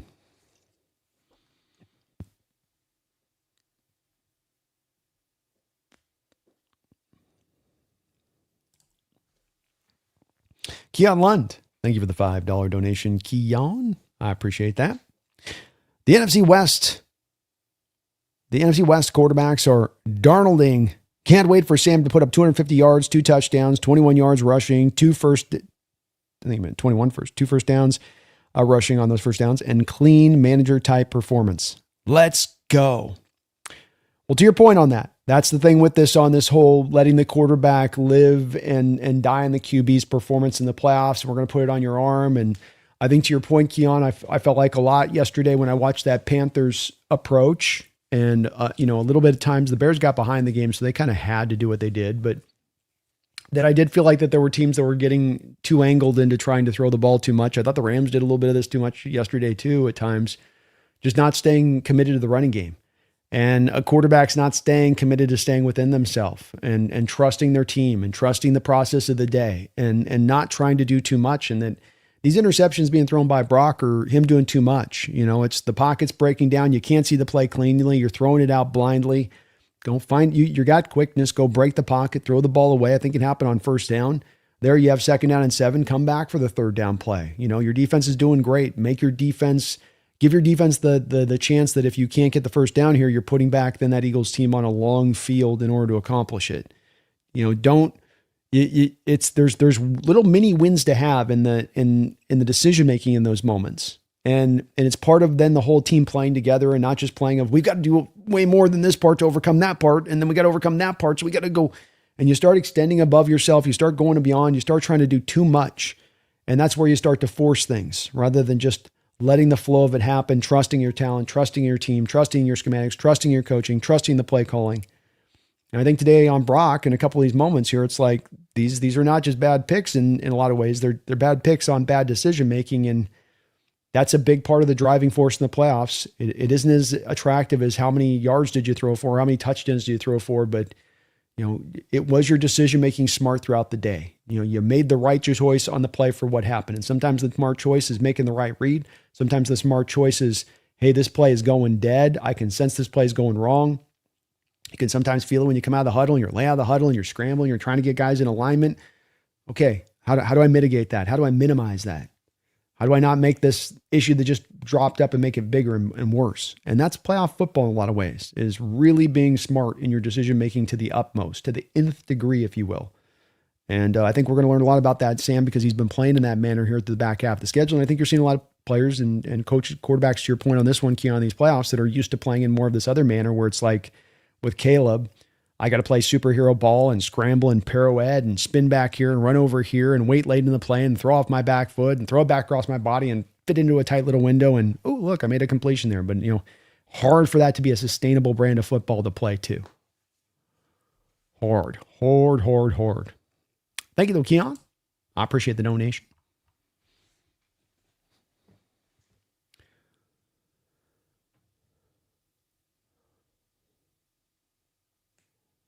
Barkley does look like he's out here. He's sitting on the sideline looking like he's still in some pain over there. Jordan Davis, also the big defensive tackle, run stopper for them, not looking great. And Saquon, very, very, very ginger over there on his legs right now. Looks like he'll probably give it a go, though. 1st and 10 here, 7:55 go in the fourth quarter. Brock dropping back to throw. Pressure mounting again. Makes a tough throw there into Juszczyk. Good catch by Juszczyk. Tight coverage. Niners would like nothing more than to just bleed this clock down with a nice, slow, easy-going drive. Nice little click-clack like you're trotting on a horse kind of drive for the Niners here if they can pull it off.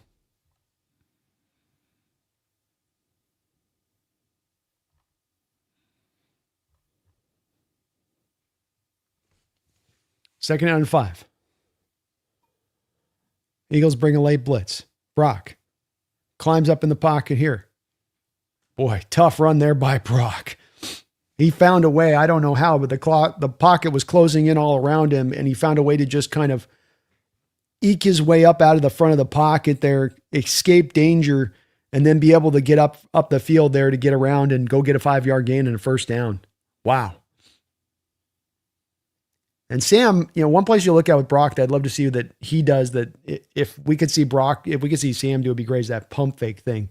You can see Brock's kind of a master of that. When he gets out and runs, he's using that arm cocked back as a weapon when he's running out and about, and it can freeze defenders. First down and 10, dropping back to pass of the Niners here. Throw deep down the field to Demarcus Robinson for a first down. First down for the Niners into Eagle territory. Clock continuing to run. Ooh, they're getting nervous in Philly.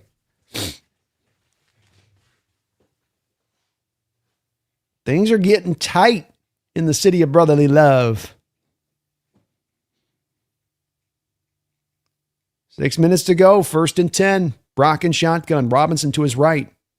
Dropping back to throw. They feel comfortable with this. Brock just toss it. Good job there. See? Decision making right there. Play goes bad. Throw it away. Niner quick snaps offensively have cost them about 5 or 6 snaps in this game where they've come up the line of scrimmage, and rather than just taking a beat and just get a feel for what you're seeing up front, like take a breath, Brock. And some of this is getting the play call in on a timely basis in order so your quarterback has the opportunity to do this.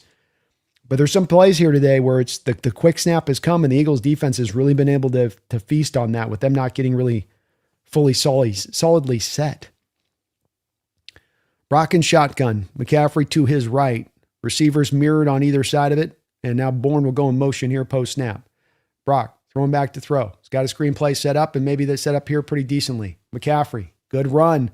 Drugged down, but not before he gets an 11-yard gain. Very, very well set up there by the 49ers. Very well done. And McCaffrey with a very nice cut there to clear himself past the defender, Bond, who was approaching late, to make sure he could extend that for a first down. 5:25 to go. Eagles have all 3 of their timeouts.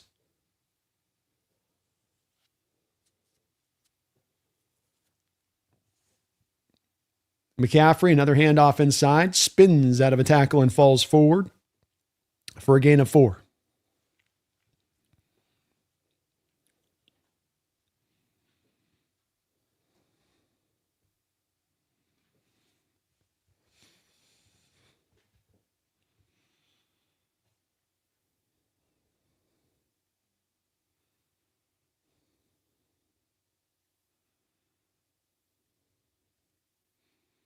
Second down and 6. 4:42 on the clock here. Purdy with another quick snap. Again, just seems like, geez, dude. Stop snapping it quick. Oh my gosh, dude. Got a flag out in the secondary here. This might bail them out. Purdy's pointing to the secondary flag here.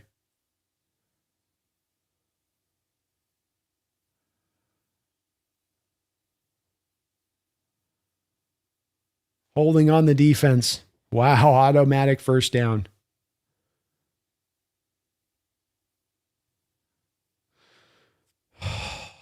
Well, Blankenship hooked him. It wasn't a lot, but letter of the law, you can't hook the guy. And he panic hooked him. He's hooked him because he's worried about the in cut. That's why the hook's coming in from the safety, trying to gather up on the tight end. It's the whole point. 4:32 to go on the clock now.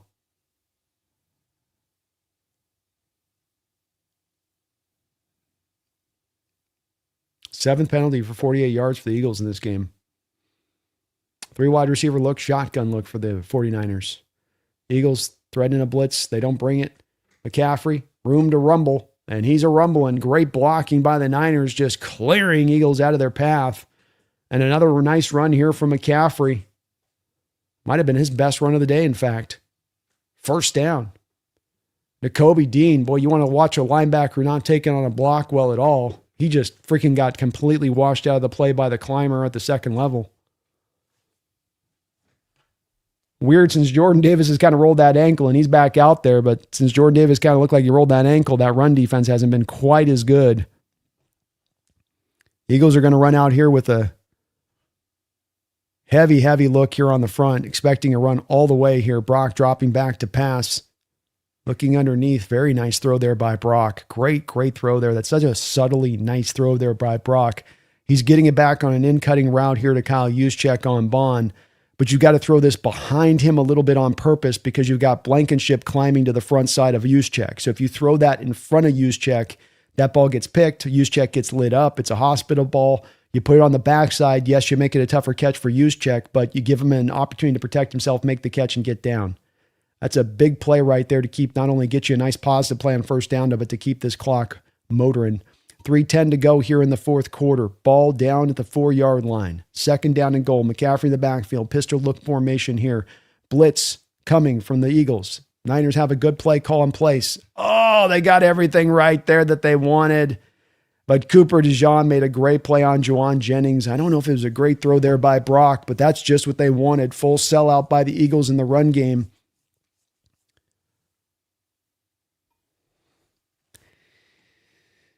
I don't like that hook thing, man. Just don't like that hook thing. Those Philly corners love to wrap their hands around the hips of the receivers. You play the line in the playoffs, man. Guys are going to get physical in coverage, so you play the line.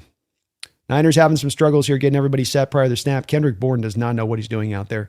Brock dropping back to throw. Looking, coming back. Hits McCaffrey for a touchdown. And the San Francisco 49ers have taken the lead. Look out. The fight. The never say die attitude. The we don't care what we're dealing with. How can you not appreciate a team like this showing the kind of resiliency they have, losing Kittle this game on top of everything else? Yet this defense has stood up. Yet this offense has kept battling throughout this day. They keep fighting. And now you'll get a field goal attempt here, which is nowhere in the vicinity of close to good. What the hell was that? I think if you had blown on it, he might have gotten it closer.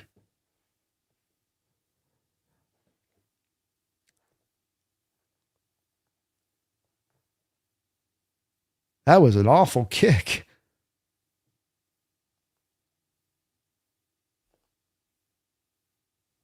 Still takes a touchdown. Field goal won't tie it. Got to get a touchdown.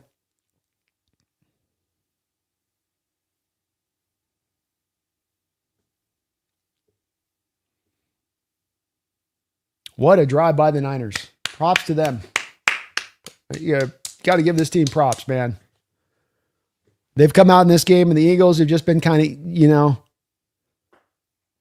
piecemealing their way through this game and just trying to we'll just kind of inch this thing out, and I think you could make an argument here a little bit of that. Niner team's been a little bit more willing to try to play to win this game. Eagles are a little bit more to that play not to lose kind of mentality a little bit here. Hyper conservative play calling, a heavy amount of runs. And look, Barkley's gone over 100 yards, but it's taken him 26 attempts to get there. You also have given Tank Bigsby another 4 on top of that. So definitely you find yourself here from an Eagle perspective, just from the energy and effort between these two teams and what one's giving versus the other. Tell you what, man, Niners have more brought that spirit to play, and the fight their defense has shown.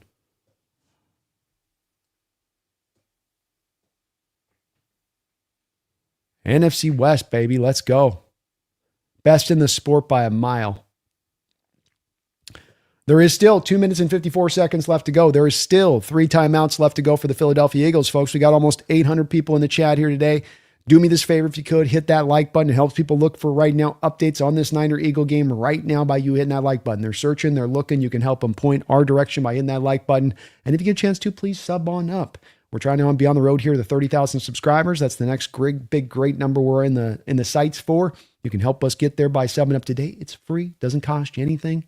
It's absolutely positively free for you. Hit that sub button, but it helps folks like myself out in a major way.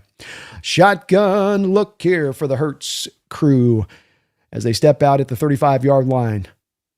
Two-shell look here from the Niners. Hertz dropping back to pass. He is looking, coming back underneath to Barkley. Barkley wound down to the ground by Eric Kendricks after a very short gain. Clock will continue to roll. 2:42 to go here in this game with the Niners up 23-19.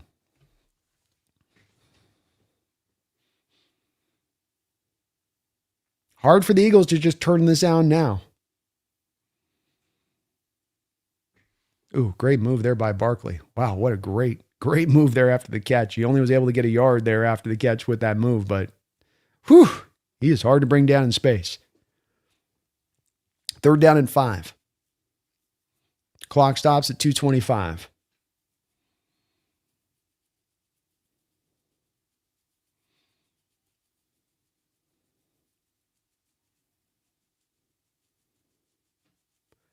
Showing the stat here with A.J. Brown, 6 targets, 3 catches, 25 yards. I got him operating in the slot on DeMondre Lenore right here on 3rd and 5. He's open. Whoa. Another drop. Another drop by A.J. Brown in this game.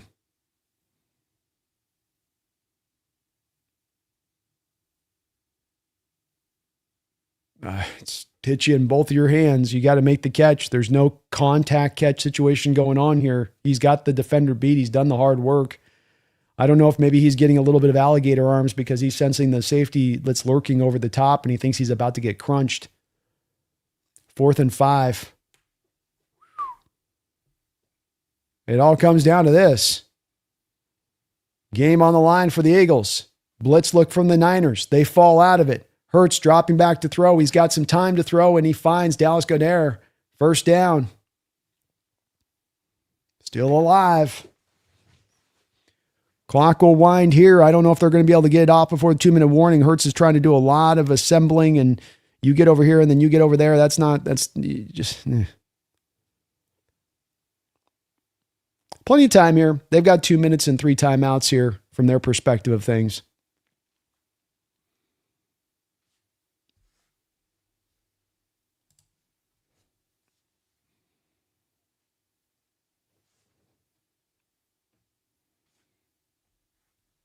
And yeah, so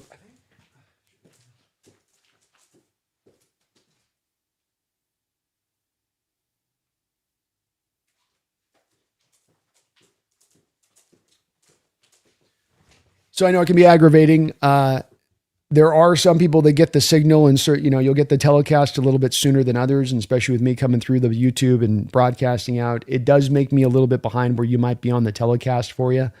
But I just ask for that. If you just hit the pause button for 5-6 seconds, you're going to get pretty much synced up with me. 5 to 13 seconds, somewhere in there is what I've been told it's about. If you find yourself kind of a little ahead, but I can't get ahead, of course, because I can only, according to on my side, it's live. King Bomber, who am I rooting for? I'll take on the Niners, man. I'm perfectly happy to taking on the Niners next week, especially after they've had to go through this battle with Philadelphia. Plus, I kind of like the thought of taking on the Niners and then taking on the Rams again to get to the Super Bowl. I just like that. I like that as a possibility. Rob says, I don't know why you'd want to be a diva as a receiver. You get clowned when you fail, when you could just conduct yourself like JSN. I don't either. It's become a commonality among these receivers too often, right? We've seen so many of them through the years, and that it just, some of them will really lean into it. And I've been told that it's some of it's just a mentality of what you get in receivers in certain terms, but in a lot of ways, in other ways, I just go, man, I don't think it's really looking for you. I don't think it's really working well for you. I don't think it's helped Antonio Brown's reputation or Terrell Owens' reputation or any guy that acts this way. It just doesn't look out where he's just a competitor. It doesn't come off that way. Instead, it comes off as it is, that you're making yourself bigger than the team. And, you just sully your reputation when it becomes that way.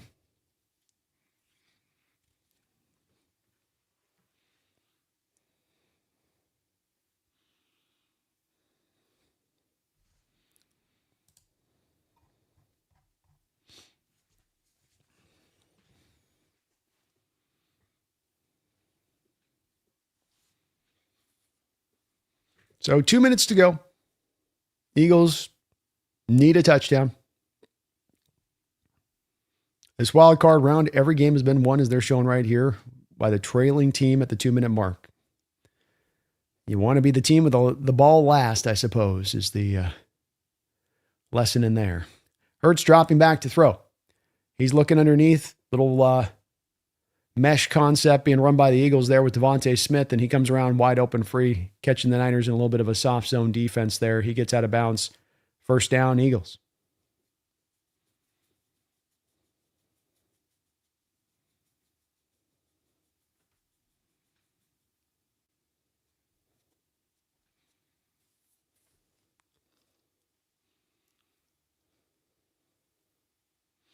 It's going to be interesting to see how Robert Saleh plays this. I mean, is there a part of you that thinks about, like, play it risky, maybe they score quick and then get back to Brock and company, or do you just totally sell out for staying kind of in your mode and trying to stop them here? Man, this is like watching the Carolina Panther defense yesterday. Soft zone drop there. Another completion into Devontae Smith for a first down.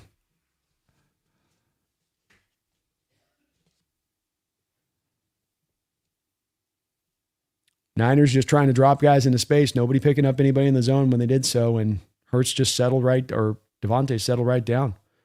Found a nice soft spot. Hurts looking again here. He's going to get sacked here. Nice job. He tried to climb up in the pocket and scramble there. The defensive line was ready for it. He will get sacked. 1:16 to go. Clock continues to run. Eagles have 3 timeouts, so time not as much of a centric portion of this, of what's going on here. Second down and 11.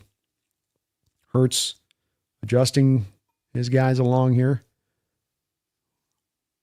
3 wide, 1 tight end. Shotgun look. Hurts dropping back to throw. He's looking. He's going to break the pocket. We got Huff here on top of him, and he's going to throw this out of bounds. Third down and 11. Very close by the Eagles' right tackle there of getting a hold on Huff. Almost didn't release him in time there when he broke the pocket. Hurts. Third down, 11.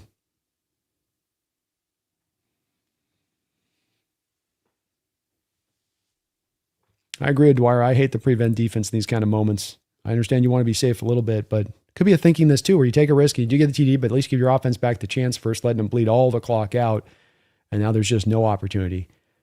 And with a Niner team that's down this many bodies, you could understand if they were a little bit aggressive with it. Third down, 11. 2-down territory here for the Eagles, no doubt about that.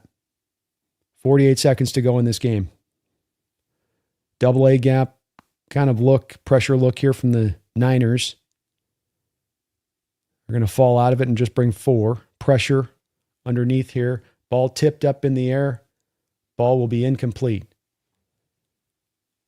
Looked like it hit another receiver for the Eagles in the hands and looked like a drop. Let's see on the replay here if that's what occurred. I mean, it's not an easy catch, but if the Eagles make one tough catch in this game, that'll be the first one they made in this game. And it comes down now to this. 4th down and 11. You got to think, if you're the Niners here, maybe you come out, get a look at what you're going to see and call timeout here. Let your guys fully rev up the engine. They're going to go double A gap mug pressure again on this play with Hurts. Off coverage on the outside, and the Eagles are going to be the ones to actually call a timeout after they get a look at what the Niners are going to do. Eagles with 2 timeouts remaining, 43 seconds in this football game.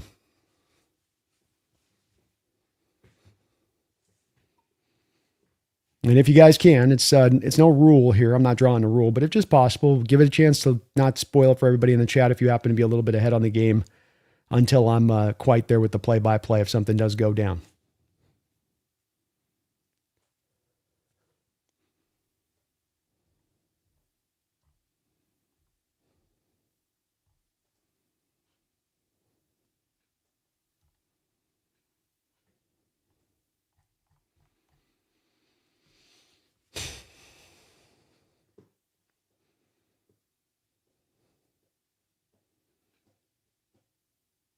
Fourth down and 11. 43 seconds to go in this game. The Eagles season comes down to this. Can the Niners keep this unbelievable run they've had to get them to where they've gotten despite what they've dealt with? going. Hurts in shotgun. Dropping back to pass. He's looking down the middle of the field. That ball's tipped up and it's incomplete. It is incomplete. Eric Kendricks back there will knock it away. And the San Francisco 49ers are going to do the improbable, the impossible, how in the hell did you pull this off? They are going to take down the Philadelphia Eagles on the road in their house.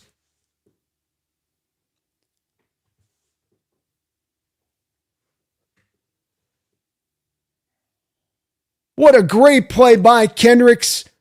Down in distance, aware of what they're doing. Don't climb short. You see Kendricks carrying and climbing to depth to the first down marker there. And then no doubt about it, making a play on the ball, tipping it away. Hard down in distance to convert if you're the Philadelphia Eagles in that moment. But the 49ers in this game, you can break down individual parts about this game. One win to the next, this to that. They beat them here on this. This Niner team just wanted this game more than Philadelphia did.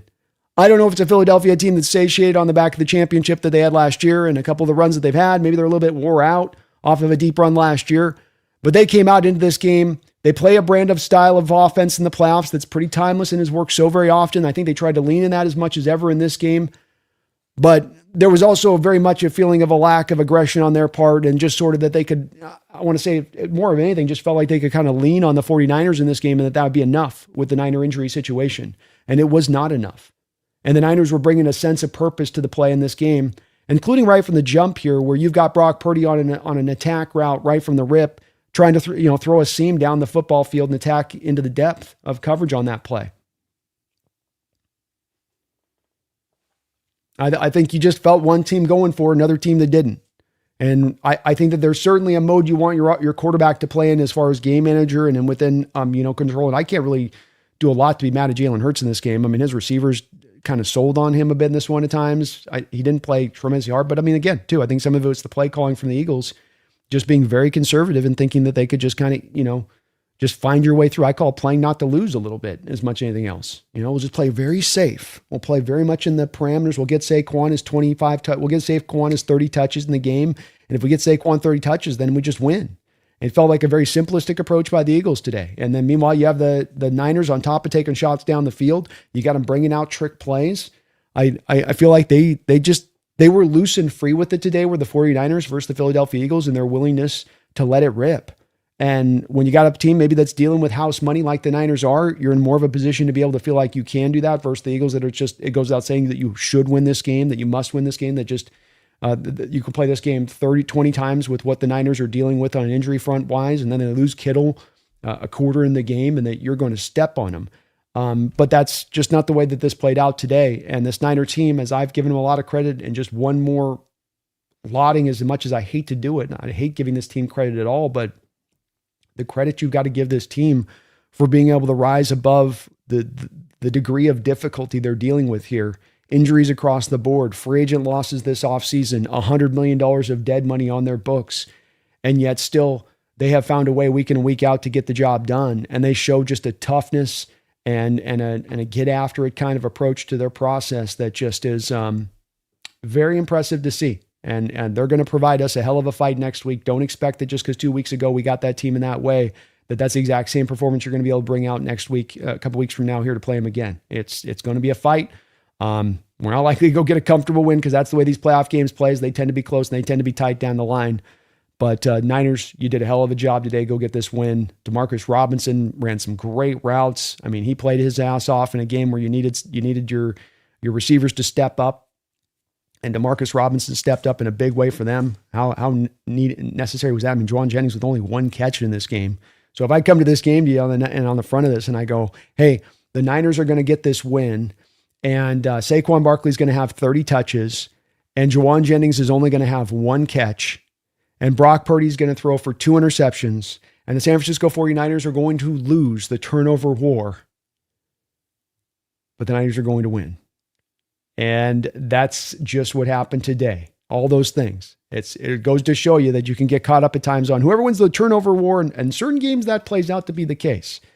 But there are other times where that can get overridden by the fact that you have a team, like I say, at the heart of this, where one's got a purposeful approach of, we want to try to go get the win today. We're going to make mistakes within the context of that. You're going to maybe make some plays on us when we're in the context of that. But from the jump, from the rip, from the opening whistle, our spirit is going to be to try to win this game. Not that we're happy to be here, not that it's just inevitable that you eventually collapse us, but we're going to try to go get this win. From how we call the play to how I have Brock Purdy playing the quarterback position loose and free and a little bit too wild at times maybe, but that you're really going for it from that standpoint of things. And I think you got to give the Niners a lot of credit for attacking it with that kind of spirit, because there could have been a lot of reason for them to walk into this from a mentality, from a spirit standpoint, and kind of be like, well, it was a good run this year, but especially once Kittle went down with the Achilles injury, going, well, okay, that's got to be it at that point, right? They didn't do that though. They didn't shrink. And this is part of what, has me knowing that this is going to be a challenge next week, that you're going to get their best punch and their best swing.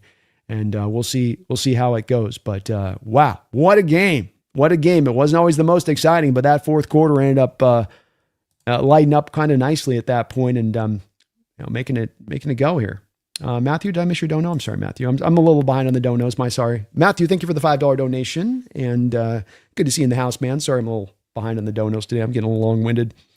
Thought Jesse would be doing a live feed. Saw a short from him, and he's not too happy with Kyle's play calling and sense of urgency.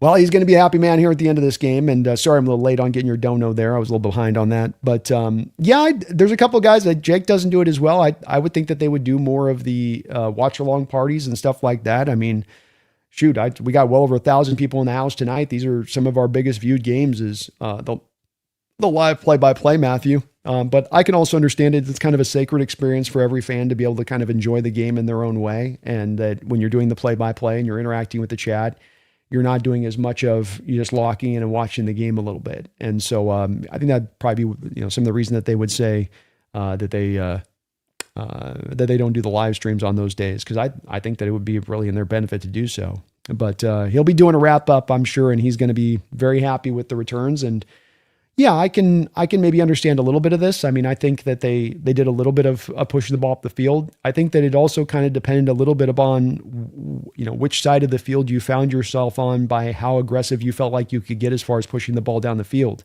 It felt like when you were going down one side, the wind was kind of more pushing into your face, and heavily so.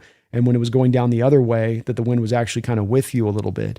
And then maybe that was affecting a little bit of the play calling, through the course of this game. I think too, you're a little worried about some of the pressure in that second half bearing down on Brock, and those interceptions coming with pressure mounting into his face. And so you're a little worried about that too, is trying to keep the Eagles, not from kind of over cheating to the pass rush and pinning their ears back, making them have to still remember the run a little bit. And did feel like McCaffrey into that fourth quarter, maybe because they were maybe pinning their ears back, thinking the Niners were just going to get pass happy. It did kind of feel like maybe McCaffrey was starting to find some yards to be gained in the rushing attack at that point when it sort of fit the other direction there. Sorry, I missed the dono there, Matthew. Thank you for all your support here past couple days. I did miss that for a second there, so that was my bad. My bad there, Matthew. Thank you for the reminder on it. Sometimes they get lost in the shuffle a little bit, especially when I get all long-winded, Appreciate you for the donations, though. Jeff Jennings, thank you for the $2 donation, Jeff. The limitations in Philly is Hurts. It's definitely hard. It's hard to play this way with a quarterback, and it's a little bit where I get torn here on this one with Hurts, because in one hand on Hurts, you have a guy that has a lot of drops in this game where he makes great throws. There's the play with AJ Brown early late in the first half, and AJ's got physical coverage. He breaks free of it, hits him right in the hands. He doesn't make the catch, and you have Sirianni going over there being like, I'm almost sure Sirianni probably walked over there and said, "You got to make that catch." You have the play to AJ on that last drive, drop in his hands there. You have a Devontae Smith before you get to the 3rd and 11. You hit him right in the hands. I'd always been told that if you hit your receiver in both of his two hands, he ain't just getting one hand, but he's got both his hands on it, and it's now on him to reel that sucker in. And but then this is also where it's nuanced to me, Jeff, because it's also just not of Hurts amazing, Hurts great, Hurts all well and everything he brings, because you are right. There are limitations he brings to the position.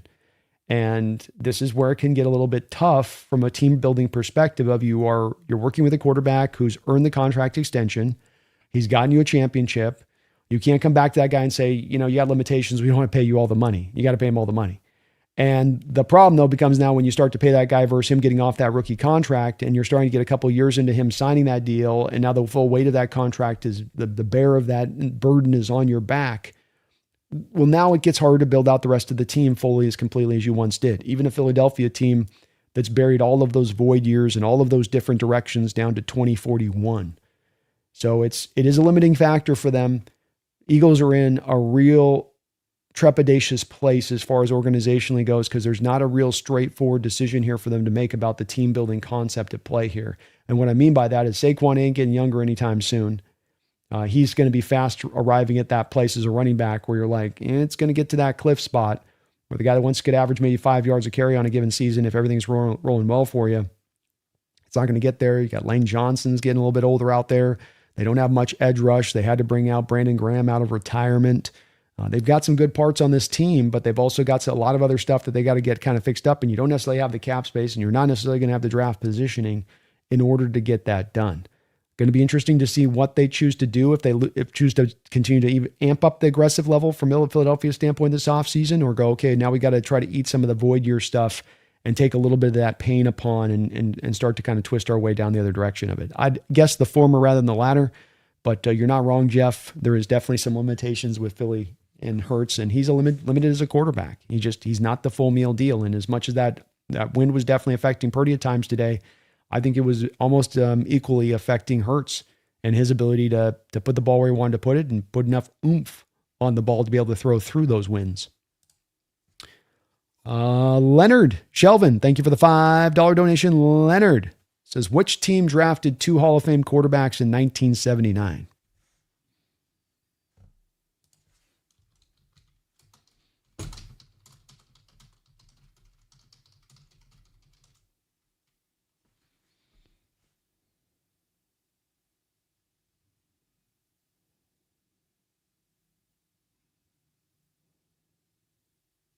Oh, I see what you did.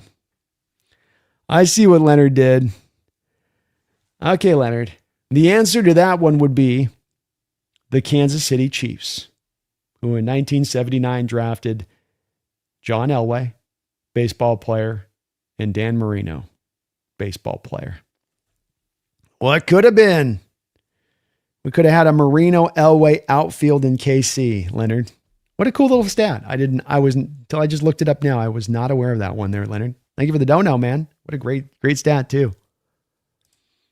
Keon Lund, thank you for the $5 donation. The NFC West quarterbacks are Darnold. You put that up. I did read that one already. All right, we got Caleb Turner with a $20 donation. Thank you for that, Caleb. Very kind of you, man, for the big old $20 drop. Hey, Brandon, just wanted to say I appreciate the grind and that you've helped me get through some rough and long night shifts. Keep the good shit up, my man. Well, thank you so much for that. That is a very kind donation and a big drop to put on the channel here.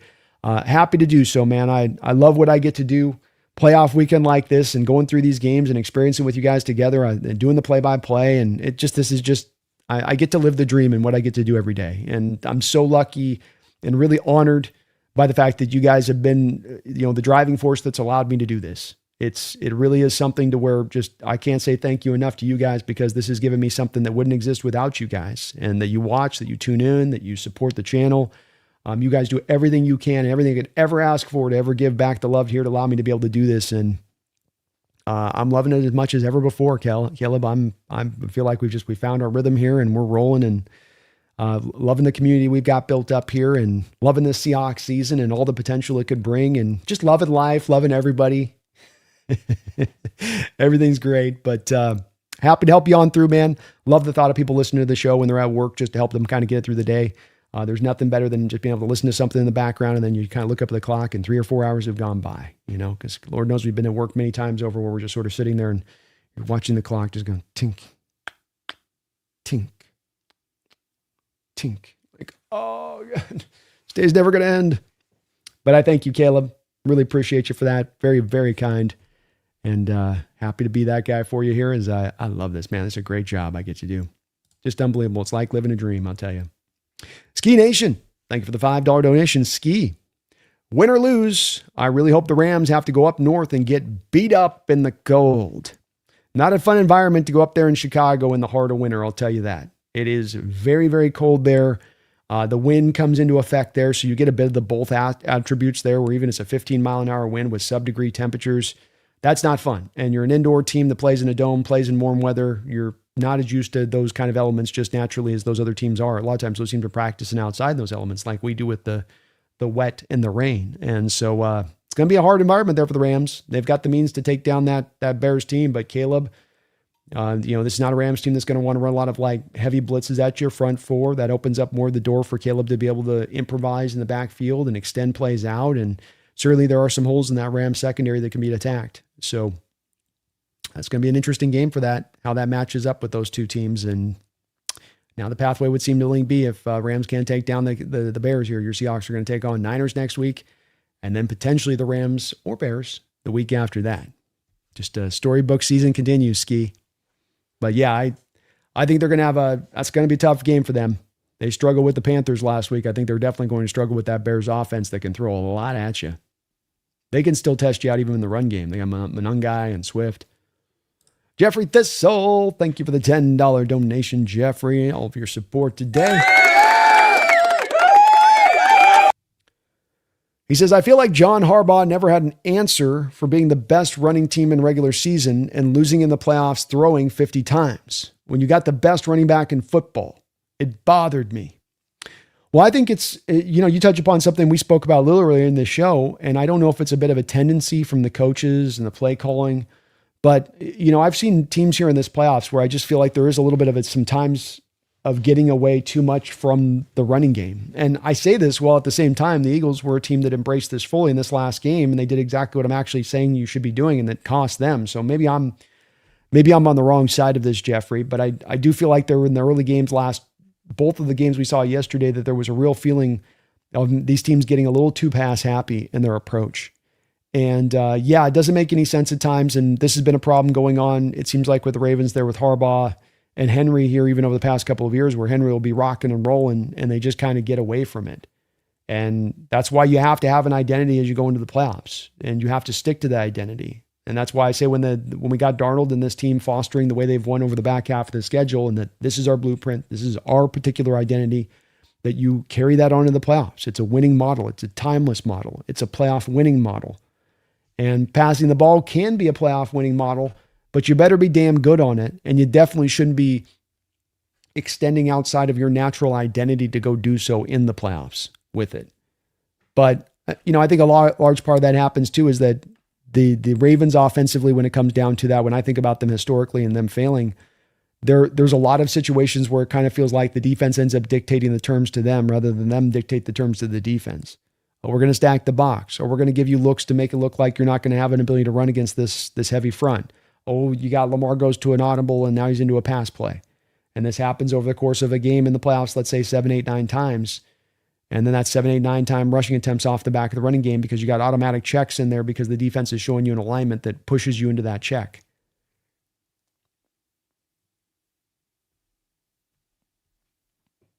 That's where you got to come into those games and go, this is our personality. If they show us this, I don't care. Try to run to the light numbers, but we are going to run the ball. That's who we are. We're going to make them stop us.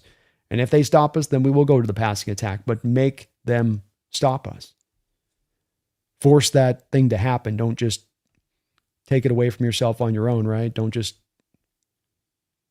remove it from yourself voluntarily, or you'll do a little bit like what you're saying Harbaugh did with the Ravens, causing yourself to lose by just your approach as much as that you got beat on the football field. Very good points there, Jeffrey.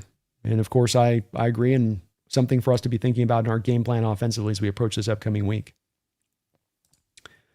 Taker 610, thank you for the $5 donation. Taker. Did you see Kyle Juszczyk catch the ball, fall to the ground, then try to roll for the first down? I didn't know you could do that. Indeed, if you catch a ball and you've got control of it and you're on the ground and you've not given yourself up, essentially where you just sort of, you get down, you stop moving and there's no forward momentum, but you could theoretically, Taker, you could catch a 2-yard pass to the line of scrimmage.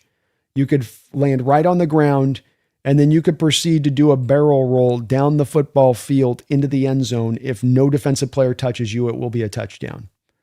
So technically speaking, yes, you can absolutely do that. And it's not, of course, the usual thing you see because guys, all they have to do is touch you. One hand touches you, you're down. But Juszczyk was smart on that and realizing that he hadn't been touched and just keep rolling and get past that first down marker. Smart on his part. Niners played very smart all the way through, though, this game. That's part of why they won this game. Well-coached team, but also played this game, I thought, very smart on their approach from the game plan, the game calling. Saleh, if you don't think this game got Saleh a head coaching job, I'll tell you what, you absolutely, he's gone. Like, that guy's absolutely getting a head coaching job this offseason to pull that off against this Eagles defense. Eagles offense on the road, as light as he is as far as bodies go. But kind of a cool play there, Taker, huh? You can in college, of course. College, if you go down like that, you're down where you go down. But pros, they let him get away with it. And I kind of wish college would, in this way, I think the pros got it right to me. Pros got it right when it comes to catches, getting 2 feet down. And I think they got it right when it comes down to, I like it better. You got to go make the tackle. You don't get to have the field tackle the guy for you. You got to go make the tackle, even if that's you touching the guy when he's on the ground. Keon Lund, thank you for the $2 donation. Is this the best first round in playoff history? Well, I'll tell you what, you got 3 games that come right down to the line. Yesterday, they were showing that the 2 teams that won were down with under 2 minutes to go. And then you have another game here that comes down to the final 2 minutes with Hurts driving up the field. I don't think you can I don't think you could find a better subset of 3 games in the opening wild card round than this. And we still got 2 games left, Keon. Lord knows what we're going to get potentially tonight with the Patriots game in addition to all this. So yeah, probably got a pretty good claim to fame to being one of the best that we've ever seen as far as a wild card round goes. 3 games out the game, 3 classic type games here. I mean, these have been fun. Some offense, some defense, some special team stuff factoring on in. Strategy being asked to be called upon from both teams. Management of timeouts, management of 3rd and 4th downs. I mean, everything in a football game has been at play in all 3 of these games too, in addition to it.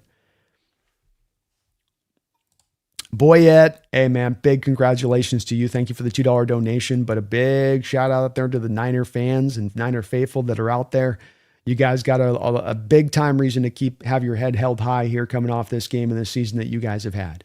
This was the pinnacle of what has been a lot of performances this season building to this. And this is part of what makes you scary in this playoffs, is that kind of gritty spirit and never say die attitude, and just we don't care what is happening, we're going to get after it. That's a hard spirit to capture in any NFL team. I don't think the Eagles had it captured today, but you guys kept fighting, you kept after it, you didn't panic, you played smart throughout the course of this game on both sides of the ball, and you earned this victory. Eagles can't have there's no excuses for the Eagles in this one. Can't look back to officials, can't be looking nice. Niners went there and took this team. And as an outsider looking in on this game that had no real dog in this fight when it comes down to it, really, at the end of the day, the Niner team wanted to go take the win. The Eagle team wanted to play not to lose.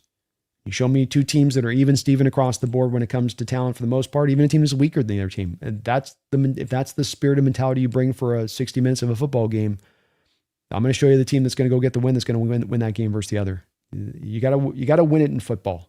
You don't just kind of just back your way into a victory in the playoffs. You got to go and take it. Niners brought much more of that spirit to the play in this game than the Eagles did, and they got rewarded for it. Kyle, thank you for the $2 donation. He says, please don't make a hat bet with Jesse next week. I got 2-1 this year on the hat bets. It does feel like a spot, Kyle, where you got to go, okay, you're ahead. It's like you're at the Vegas table, and your stack started here, and now your stack's here. I can make the stack bigger, or I could be happy with the increased stack from where I started. I think we're going to go to the booth. I think we're going to pull the chips and go to the booth and cash those suckers in on that. And yes, he can't be talking about making other hat bets until he wears the first hat. So that's the whole thing with Jesse on that. I need to see the first hat worn before we can get to any future hat bet on anything. I need to see that first thing on your noggin. Cheeto, thank you for the $2 donation, Cheeto. Game 3. Let's go. Bang, bang. Let's go, Cheeto. Let's go, man. It's on. It's on. You and me, you and us, comes down to this. Keon Lund, thank you for the $2 donation. Keon, is Jesse live today? I would estimate that Jesse's going to be live if he hasn't already gone live here in a matter of minutes. So he does the post-game shows there, Keon. He should be out there in a short order here very, very soon. Very, very soon. Hopefully he's got a big old smile on his face. Matthew Plowden, thank you for another $2 donation. Sorry, getting a little late on getting that other dono acknowledged. So do my Rams play the Bears and you guys play the Niners? That is correct. You guys travel up to Chicago, to Bears to go play the Bears. And we are going to get the 49ers in our house next week. So kind of cool from our perspective, Matthew. We want to go to the Super Bowl. We got to go through the Niners and probably your Rams again to get there. It's going to be a tough game for your Rams there with the Chicago Bears, but you are certainly the better team. And I would expect that even in that environment, even if Caleb and some of the magic that he can bring to play, you guys should be able to take that team down. Albeit it will be interesting to see where Matt's at with that finger and if that does come into affect him down the road a little bit here after it kind of maybe swells up. But he's going to get treatment probably 24/7 on that thing. They're going to put that thing in a hyperbaric chamber. Stem cells all in it throughout the week probably. Mark Sanchez, thank you for the $2 donation. It says, bring on the Niners. They will bend to the dark side. The Niners will enter our house. The gray of the day. Surrounding them, the fog rolling in. Slowly but surely, they feel the fear in the back of their throat as the dark side becomes and overtakes them. Let's go. Let's go, Mark. Hand grenade. Thank you for another $2 donation. This isn't going to be like last Saturday, Niners. You're going to come in our house, and this ain't going to be like week 1 of the year, and this is going to be a tough battle for this Niner team. And I said last week at this time when we were building up for the Niners, I said, look, you guys got just too many injuries, and we don't. You're not playing bad football. You're playing a good brand of football, but look, we're turning into a monster here. And you guys are patching together a linebacker core on the fly. That's two teams in kind of two different states. And however well you're playing, football is the type of sport where you can go to one injury too many, and you go to one too many losses, and you can be weakened down just too much. And this is a Niner team that's not the same Niner team of the past few years. And there are injuries all over the board, and now you lose Kittle on top of it here again today now. It's going to be a hard day at the office for this Niner team to take us down next week. There's a reason that this was the matchup that I was angling for as the one that I thought most tenderized for our Seattle Seahawks. The meat's already been tenderized. We don't have to batter it. All we got to do is put it in the smoker at this point. So while the Niners are a great story here, I'm consistent on this. I said this very same thing a couple of weeks ago. It's a whole nother animal taking on the Seattle Seahawks and this Philadelphia Eagle team. A whole different team playing a whole different state. Having a week to rest. For each guys having to travel out to Philadelphia, travel back to San Francisco, travel back out to Seattle. It's going to be a challenge. We got to take you seriously. We got to give you our best punch. We got to play our best brand of football to beat you. But I think we can get it done. Visible. Thank you for the $5 donation. Visible. Probably going to have to beat both the 49ers and Rams to make the Super Bowl now. Literally so annoying. It is a little bit annoying. It is also a little bit of that part that to me just it can be frustrating, but also gets me hyped where I'm like, man, is our division really that good? Are we really not only just the best division in football, but we are far and beyond anybody else in this sports division? Are we really to that stage of it where this thing has reached a culmination? It's reached an apex almost this year of something that had already been building for years. And why don't the rest of the teams in this sport take things as seriously as our division? Why are we so hyper competitive? And on one hand, yeah, it is annoying. I guess from my standpoint, Visible, I'm more of just, I feel like, and maybe it's just this confidence this team is emboldened me by, but I feel more like bring it on. Good. In a year that hasn't been easy, in a year that when you get through the hard parts and you've worked your way through, that you look back in retrospect and you say, what a storybook. What a way to lose that Rams game and then to know you got to win every game down the stretch to get that first round bye. And that includes having to take down those nemesis, taking down the Rams team, taking down that 49er team. To know that was what you're going to have to get done in order to accomplish that. And you got it done. And now you can just, that one more exclamation point on top of that to get you in the Super Bowl to take down these two opponents in succession. It kind of just keeps adding to the storybook nature of this year. And then this will be a season, if you go get this Super Bowl win, that we may have a hard time through all of the rest of our lifetime, say nothing of looking back at the Legion of Boom year, of finding any other team with more of a storybook kind of fashion of a season that they have been able to put together. And how we celebrate that if they do get that, because of the path that they've had to take, the road and the hard road to get to this area of things. It's been very cool from my perspective, but I get the annoying part too. Garth Knight, thank you for the $5 donation, Garth, and all of your support today. Them bad boys fully penetrate as opposed to a push like the Eagles. Dabble in. That's right. We go full barnyard penetration on that. We don't just kind of like soft sell it here. We go hard with it. And hopefully they got the barnyard out ready next week with it there, Garth, and we bring it out in full and we're running it 5-6 times. That'd be great. Just getting ourselves into third and short situations. That'd be awesome. But yes, sir. Yes, sir. Fully penetrate. That is right. Thank you, Garth. Peter Van Gent, thank you for the $5 donation, Peter. Says, yeah, I don't love admitting it, but I got to keep it real. Nothing but respect for the 2025 Niners. Their resiliency has been legendary. Yeah, hopefully you Niner fans can appreciate this. This is not, it speaks to how impressive it is what you've done, that you've done to this point. Because of course, from us Seahawks fans, it does not come easy out our lips throwing you praise. But throwing this team and your Niner team praise, we have to do so. Because this has been, I don't know another team. I absolutely do not believe with any part there's any other team in the sport that could take this amount of injuries, roll with these punches, and still get to the place that you guys have gotten to this season. And that is, if that doesn't deserve respect, I don't know what does. I hate the Niners with everything in my heart. The fans are some of the most toxic that we deal with on this chat, but I got to respect what I saw today, which was a team showing a lot of fight and that same kind of fight they've shown throughout this season. And you better bring your A game when you play them. You may have the more talented team. You may be the opponent that's being favored, but if you don't bring your A game, they'll beat you.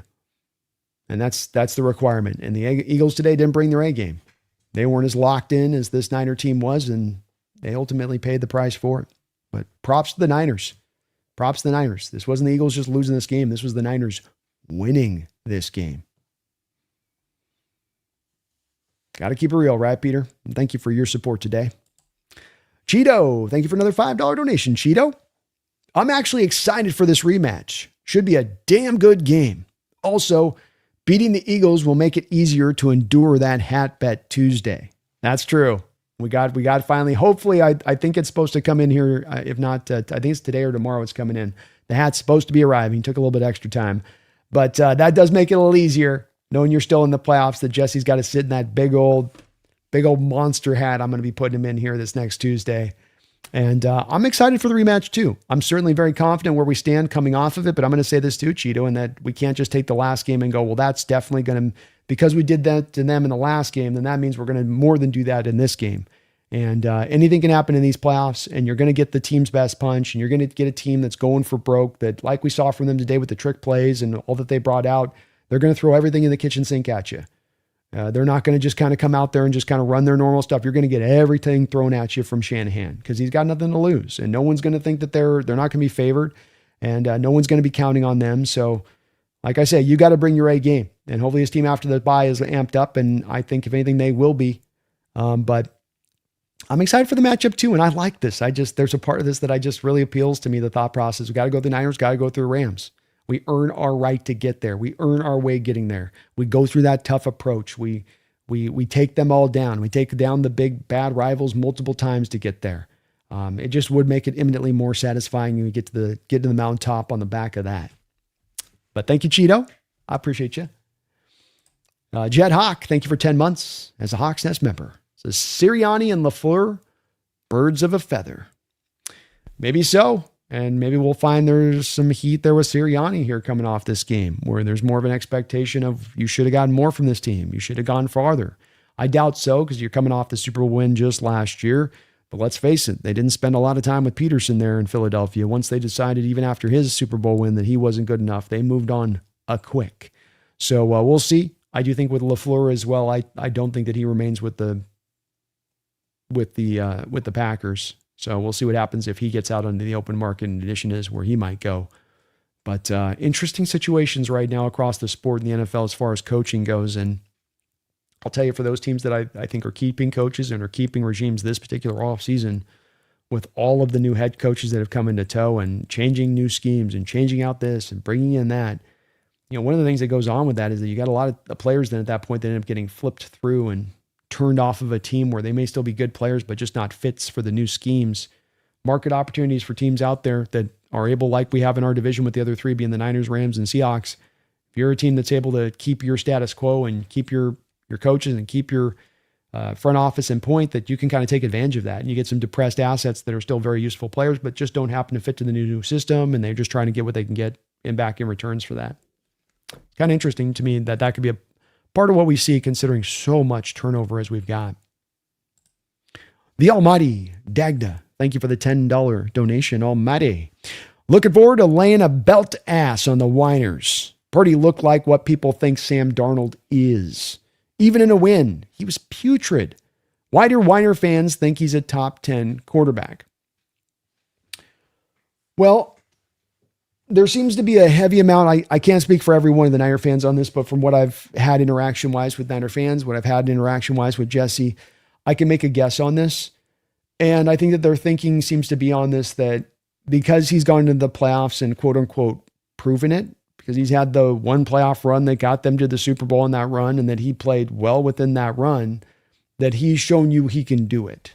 That in itself is the proving ground that they kind of have as their metric as to whether or not you are a guy that can get it done or not. I think it's one that's not always the most, I think it's a weird way to apply a standard to a quarterback, because it just isn't taking a lot of stuff into account. It's sort of taking one simple thing into account. And you know that with me, if I always say, you go to something simple in football and try to make a determination off the back of something of simplicity. It's just this that drives the whole story of that.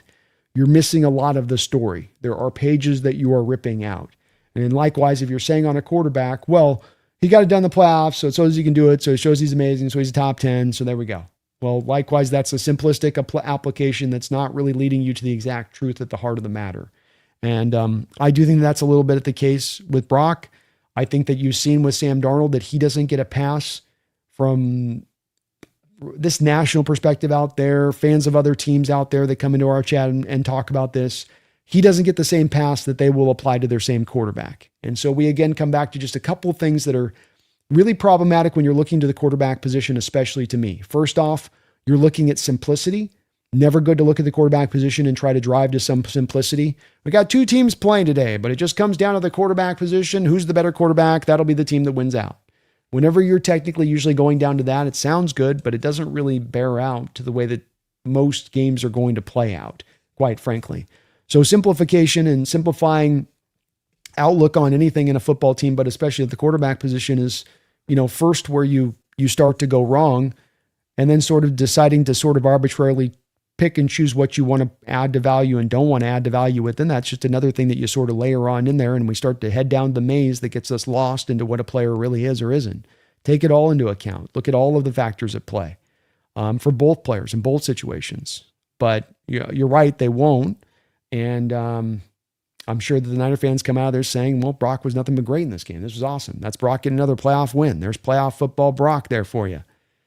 And did he play great? Did he play? He made some good throws in there. He certainly made some throws down the field that was cool.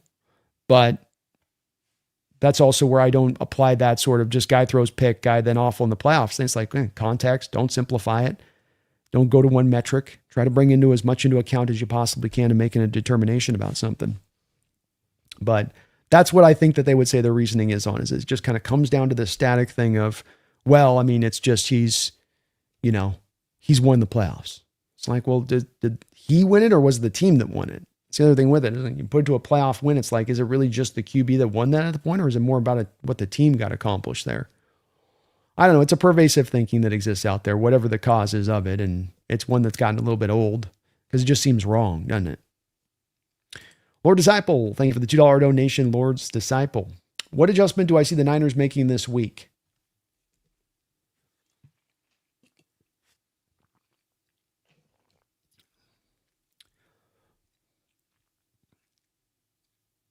I mean, I think it's kind of hard to say. I think that they would probably just tell you we need to execute the game plan better.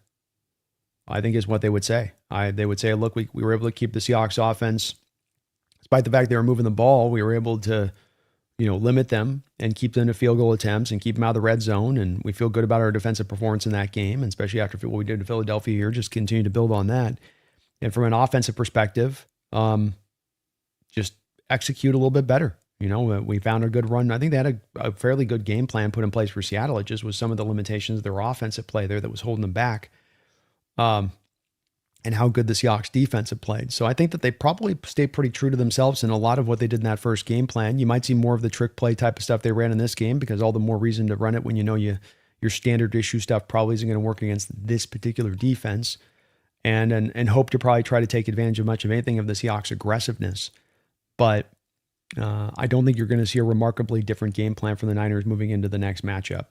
And I think the ways that they attacked today earlier on in the game, like that seam route up the field, I don't think Seattle's defense opens up that same hole in the back end. They're pretty protective of the deep ball and taking the shots down the field. And they're going to make the Niners earn their way up the field in a lot of ways. So I would estimate that that's also going to be not one where they're just going to be able to apply this week's model into next week's game and say, we'll do more of that. So now it's going to probably stay very similar. Probably stay pretty similar. Prapa in the house. What's up, Prapa? Thank you for the $2 donation. He says, we meet again. I like this team with nothing to lose.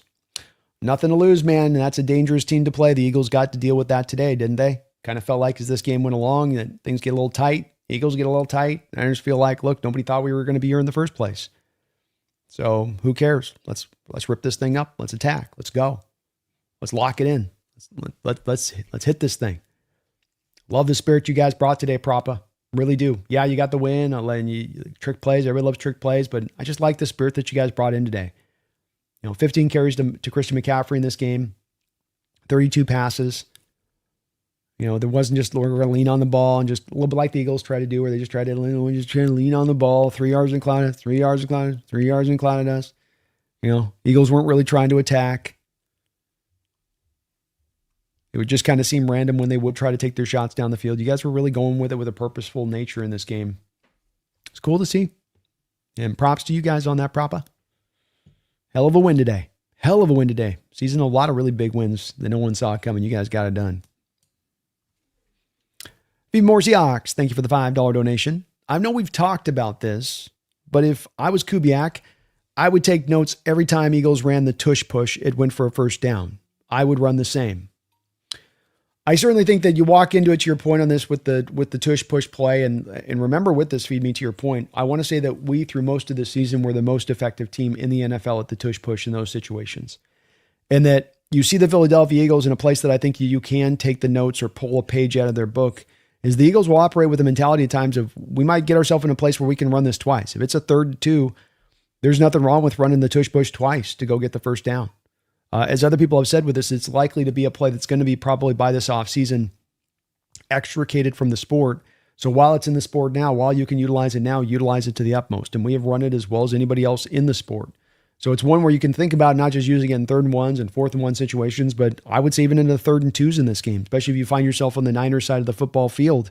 That's a perfectly okay and conducive play to run back to back. And I'd have no problem with it considering its effectiveness this year throughout the season. So I do hope that they do go and get that done in that way. That would be very cool. If they lean into it next week when it does present itself. Certainly there was an opportunity to do so when we were down the goal line with the 1st and goal in the last game.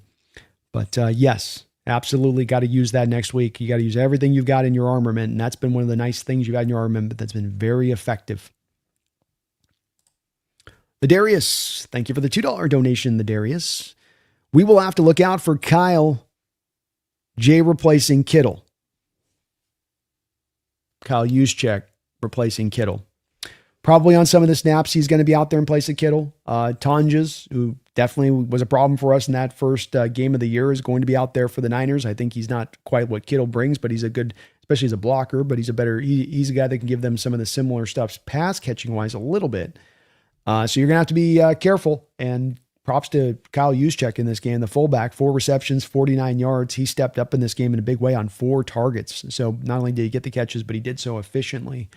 Big props to Kyle Juszczyk getting it done. And you're going to have to concentrate on him, because I would imagine he's going to take up some of those Kittle snaps, Darius. You're right about that. Blaze, thank you for the $10 donation, Blaze. Very kind of you. It helps that George Kittle is out for next week, but we need to iron up that offense next week. Look, it's a game where, like you saw Philadelphia in this game, and the way I will be looking at this upcoming week is going to be one where, am I going to expect this to be probably a close matchup? Yeah, probably. Playoffs, this is just the nature of where it goes.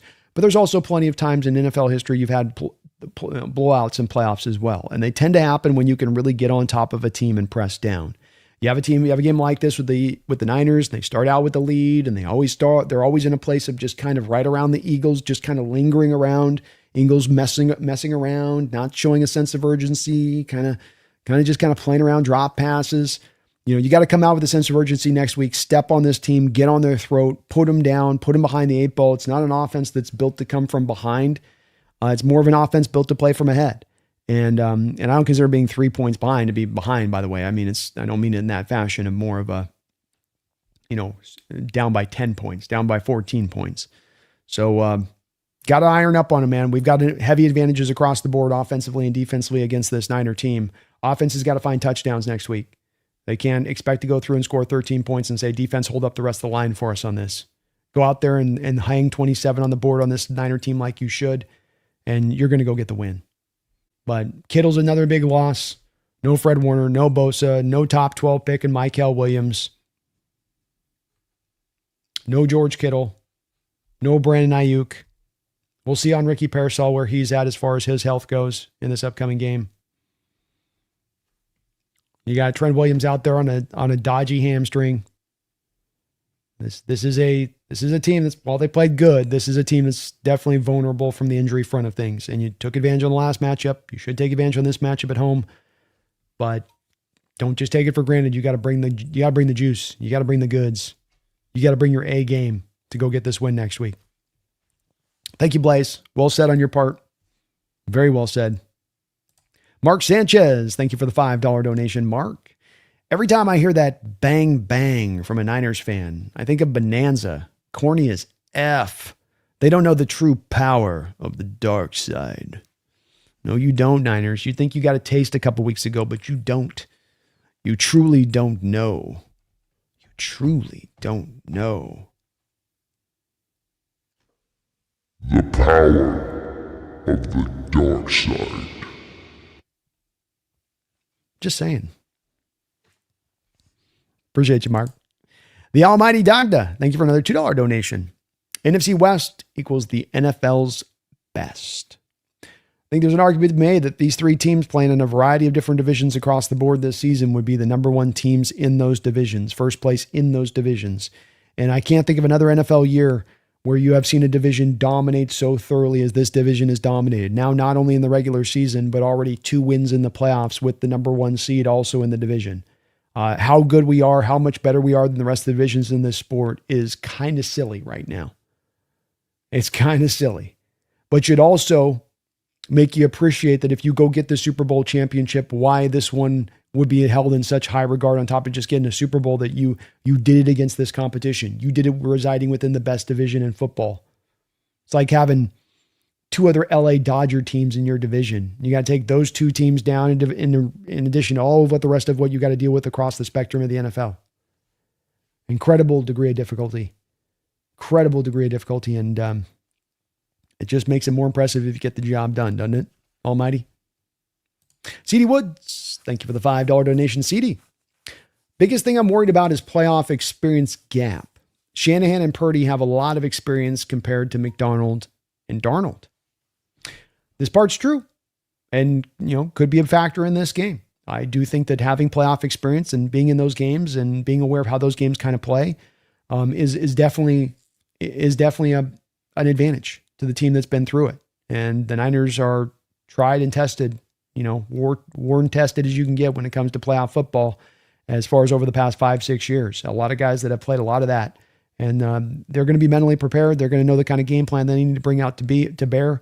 And that's part of why it's probably will break down to being a closer game than I'm even going to prognosticate on my prediction, because that's just the way that these things kind of play out when it all comes down to the bottom line. So good point, CD Woods. Could be a big factor in this game, or at least a bit of a factor in this game, especially early on, as Seattle kind of finds their way within that.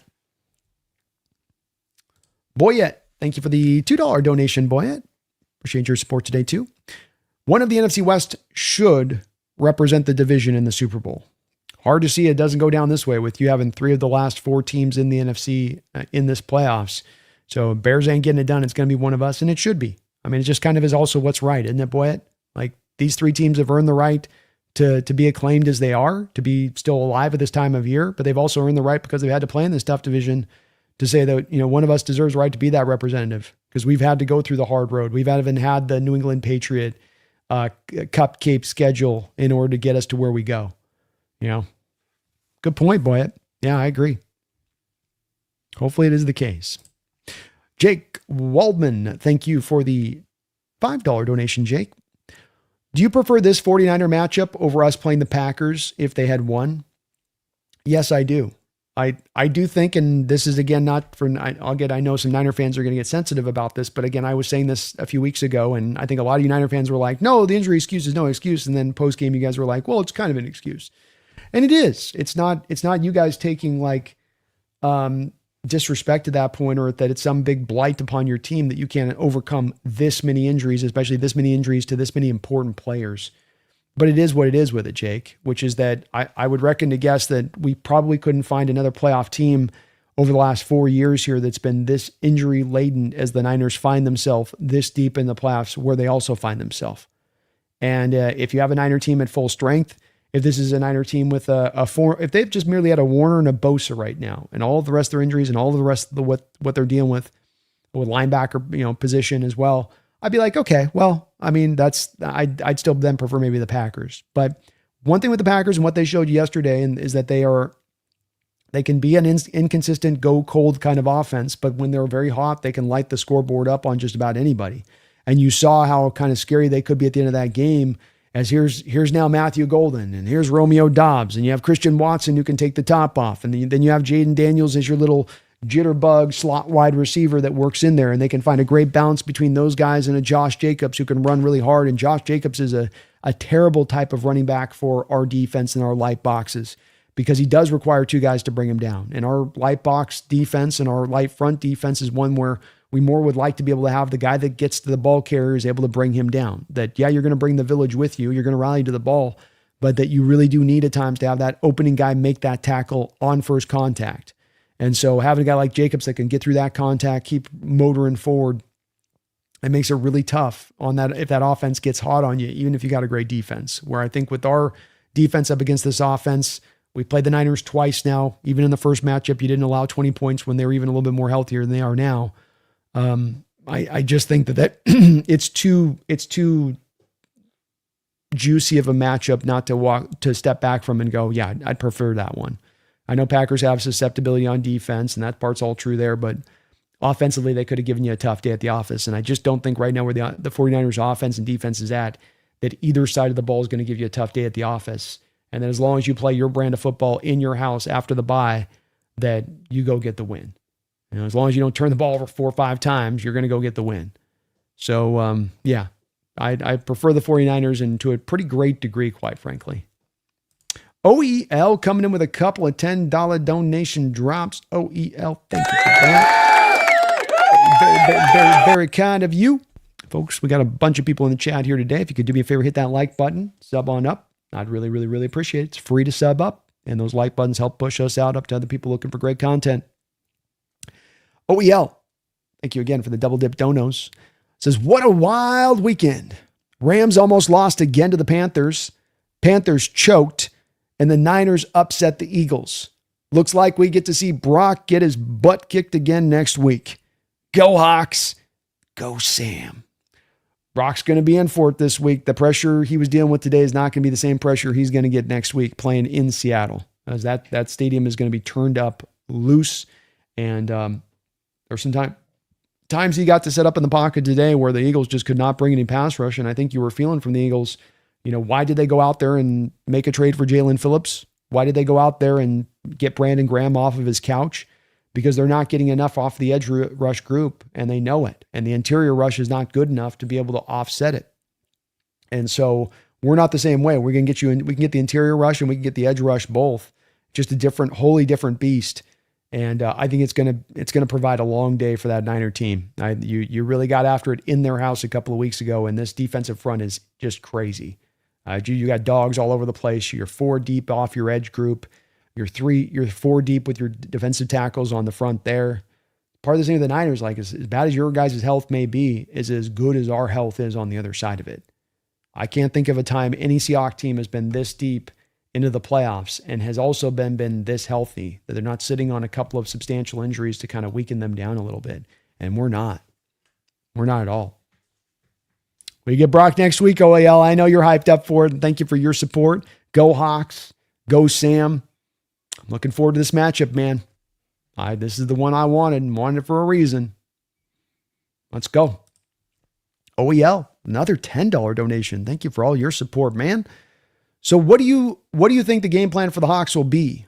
More of the same as the last game? If you already discussed this already, my bad, because I just got it in the stream. Man, you're dropping donos right and left in here. You can double dip on the asking the question that, and we haven't really.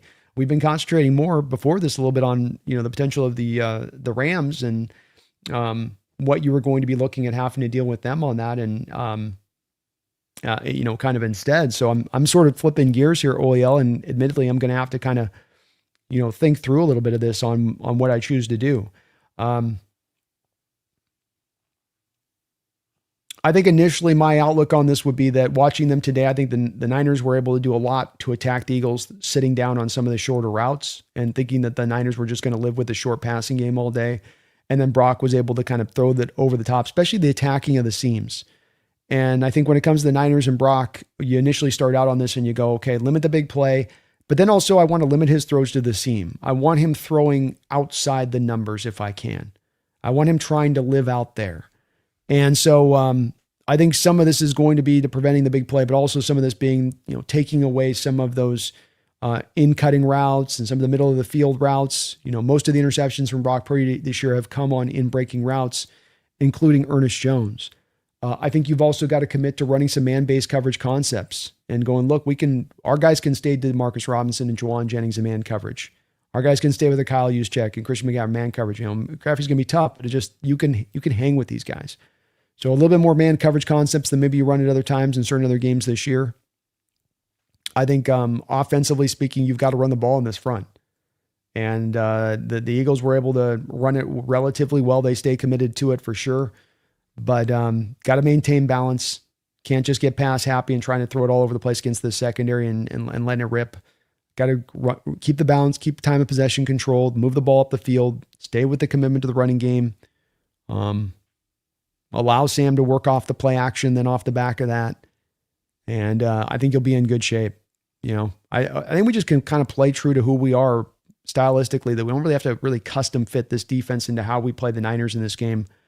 I think you stay a lot similar to the brand of ball and the game plan you brought out last week and kind of live in that same way. Obviously, you're going to want to limit the rushing attack with them and not let McCaffrey kind of control things and just grind you out a little bit.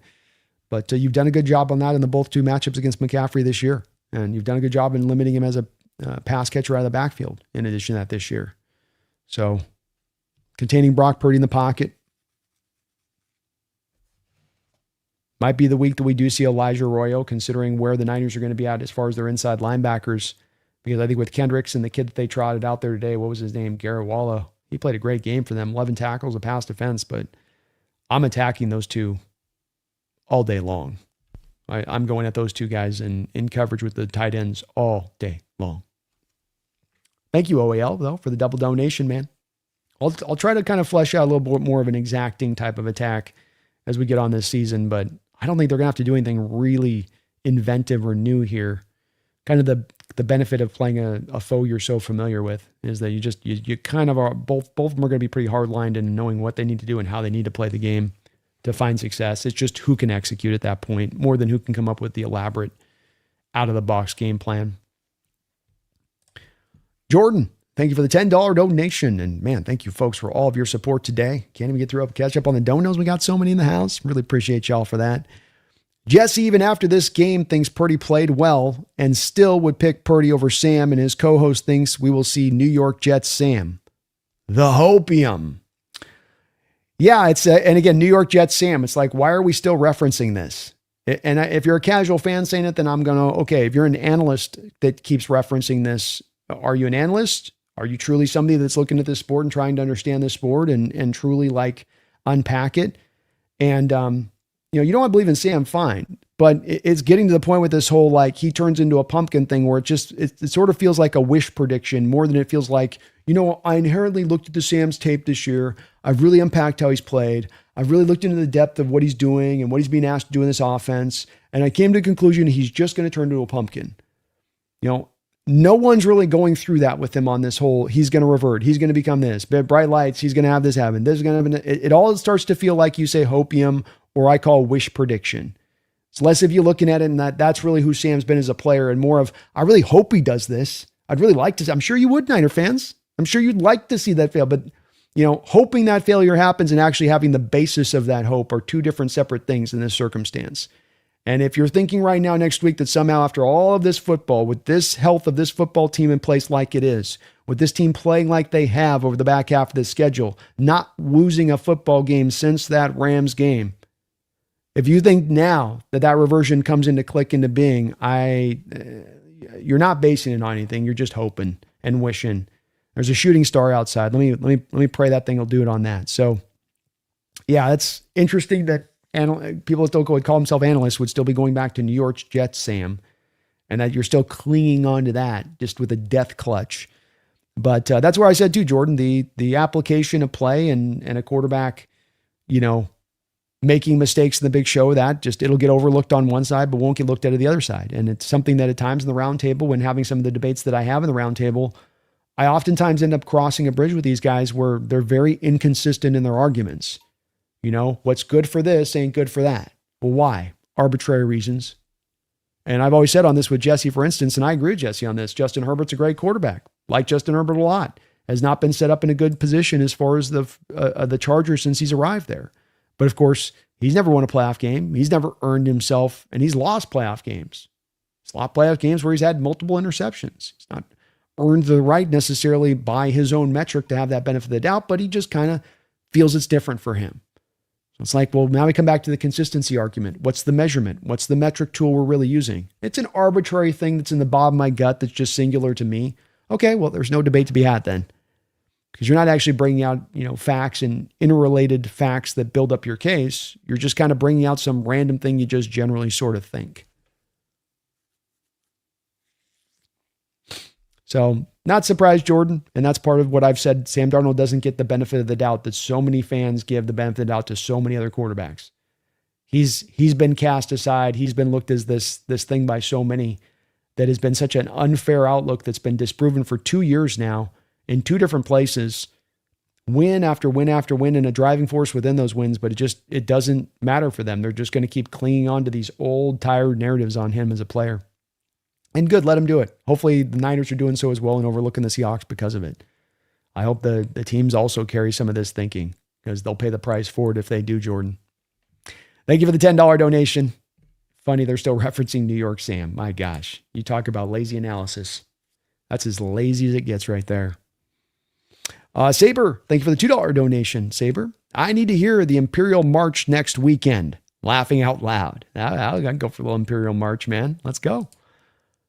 Dun, dun, dun, dun, dun, dun, dun, dun, dun, dun, dun, dun, dun, dun, dun, dun. Oh, I wish Disney would let me use the music, Saber. You can't tell me that wouldn't be just the most awesome of highlight cut-ups. The Imperial March to the Seahawks just cracking fools on defense. Decleating suckers. Let's go, man. Joe Smith, thank you for the $5 donation, Joe. He says, hi, B. I sent an email with a PDF. I think this is the only time in NFL history 3 teams from the same division make the divisional round. May need a correction.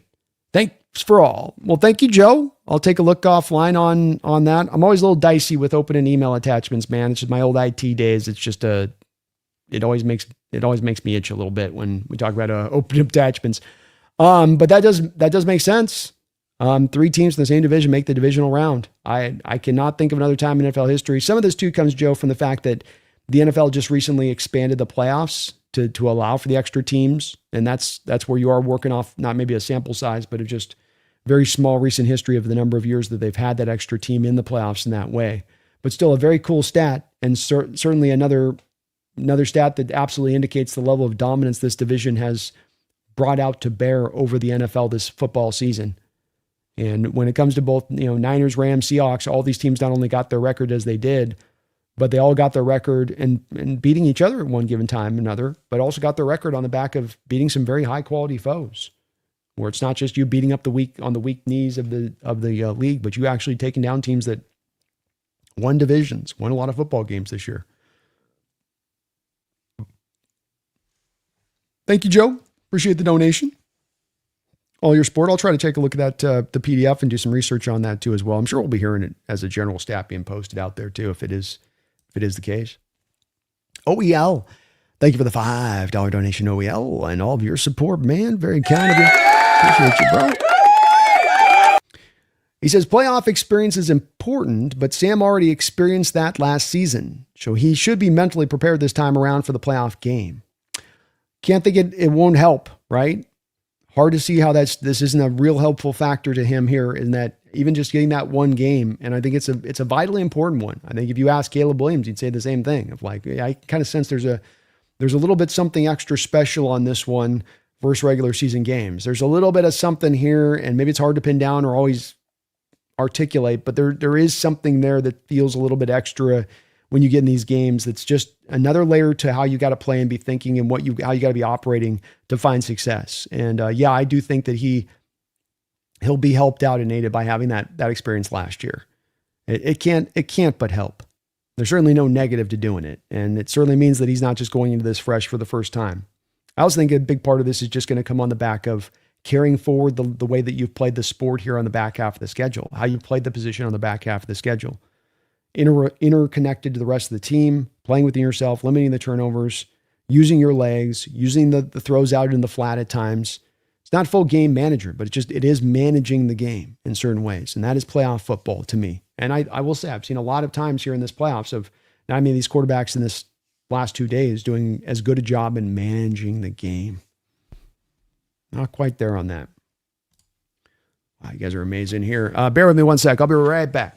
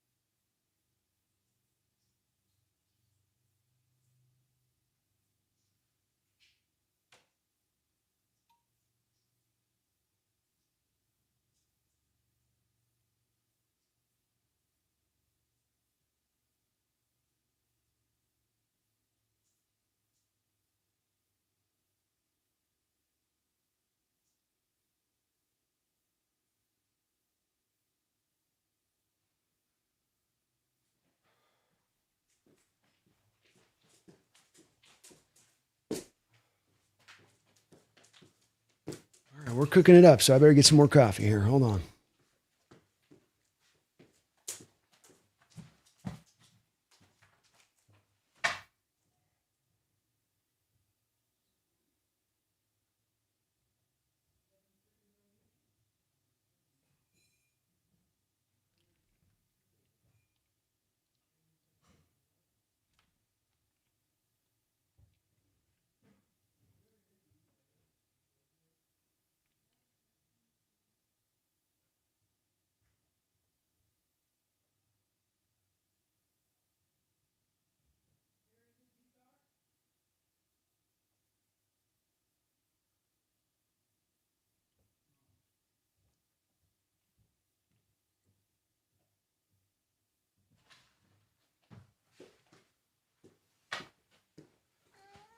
Okay. Let's keep this cooking. Irrelevant dude, just chilling. Thank you for the $10 donation. Irrelevant. I think Mike knows what it takes, talking about playoff experience, to win in the playoffs. 2023, he dismantled the Texans and shut out the Chiefs in the second half. In Mike, we trust. I love it. Well put on your part, irrelevant dude. And I do feel the same way about this. I think that there's a fairness to say that Shanahan certainly has a richer playoff history. Brock's played a lot of games. This Niner team, Saleh, they're going to be prepared going this playoffs for what they're going to expect in all these games. And that does give them a helpful advantage. But I don't think that we're operating completely as babe in the woods in this, or as a greenhorns that just don't know what they're doing out there. And Mike did pretty good for that being his first couple of playoff experiences as a defensive coordinator. You mentioned the Texans game plan going up against Slowick and that CJ Stroud offense, which would found a lot of success that year. And then you're right about the Chiefs game, where that game was one where the Chiefs came out and they made some really great plays on the first couple of drives. I mean, there were really as much great plays as exposing Mike's game plan or game calling. And then you got into the second half and he completely shut them down through all the second half. But of course, then probably the part of the problems came up out of being that came from Lamar Jackson, of course. Man.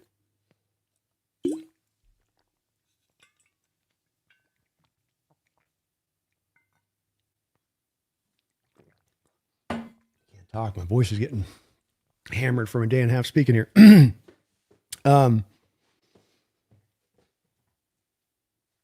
Big part of that Raven failure, of course, came in. Then they couldn't find any points in that game against that Chiefs defense. Chiefs defense was awesome, but they boxed in Lamar Jackson, made him throw a bunch of 9 routes in the game. Lamar couldn't make the throws. A couple bad drops in there thrown on top by the receivers of the Ravens, and that kind of sunk them. But it wasn't Mike. It wasn't Mike that sunk them. And just add one more extra on top of that there, irrelevant dude. You also have Mike, a guy who's now going to have 2 weeks to prepare for this Niner team. He's had, they put up, I'm sure, presumptive game plans they started putting together this last week about the possible opponents they'd face. And so he's going to have something, good in place. I'm sure that he's already started to put together. Not to mention, you've played this 49er team so many times over the past couple of years that there's nothing that they're really going to throw at you that they're going to surprise you with, or that they're going to catch you off guard with. Both teams have kind of shown each team what you got. That's where, to me, it just kind of comes down to less about being a coach's game plan, and it's more just going to be about the talent sort of bearing out on this one. I feel like the level, the field as far as play calling gets kind of level because of that familiarity. And then it all just kind of breaks down to who's got the more talented team, who's got the better team. And to me, that's what, in this team I trust. In Mike, I absolutely do trust, like you do, irrelevant, but I trust in what this team has done to make this happen. And I think that's going to bear out this next week as well, especially playing at home, especially on a bye, especially with the Niner team that's got to travel all the way back now. Across the country. We'll see where they're going to we're going to see as well where they're going to put this game at. Because could you imagine with the Niners, they come back and put them on a Saturday, and then they have to go play on a short week next week, which I don't think the NFL would do, but you never know. They've been kind of cold blood with the Niners in the scheduling at the end of the year as it was already. So possible, but great points all around there. Relevant. Mike's ready for this. Sam's ready for this. I don't think there's going to be a catching of off guard on this side of it. Keon Lund, thank you for the $5 donation. Sent some love to Jesse. His cohort said this week's bet should be Jesse has to ride the Bainbridge Ferry and yell, "I love the Seahawks" into the Puget Sound. Ooh. I'll tell you what on this, Keon. Okay, hold on here. So I'm trying to talk the roundtable folks into right now. I'm trying to make this grand argument. I think I got them sold on it. We did the roundtable remote session this year, of course, for the Thursday night game between the Niners and the Rams. And so I'm already trying to push the roundtable folks, and I'm going to be going to the Senior Bowl, of course, in a couple of weeks. Boy, that's going to get sticky. I'm going to the Senior Bowl in a couple of weeks, and I'm going to be in the roundtable folks' ears at that time, Keon, saying, "Hey, let's have the remote meetup next year in Seattle." So maybe I can put out the bet with Jesse this week where I make him do that, and then he's got to pay up next year. And put him on one of the Bainbridge ferries, and I'll film it. That would be a clip that could live forever, Keon. You know what I mean? Hats come and go. Jesse screaming off of a Bainbridge ferry, "I love the Seahawks." That's forever.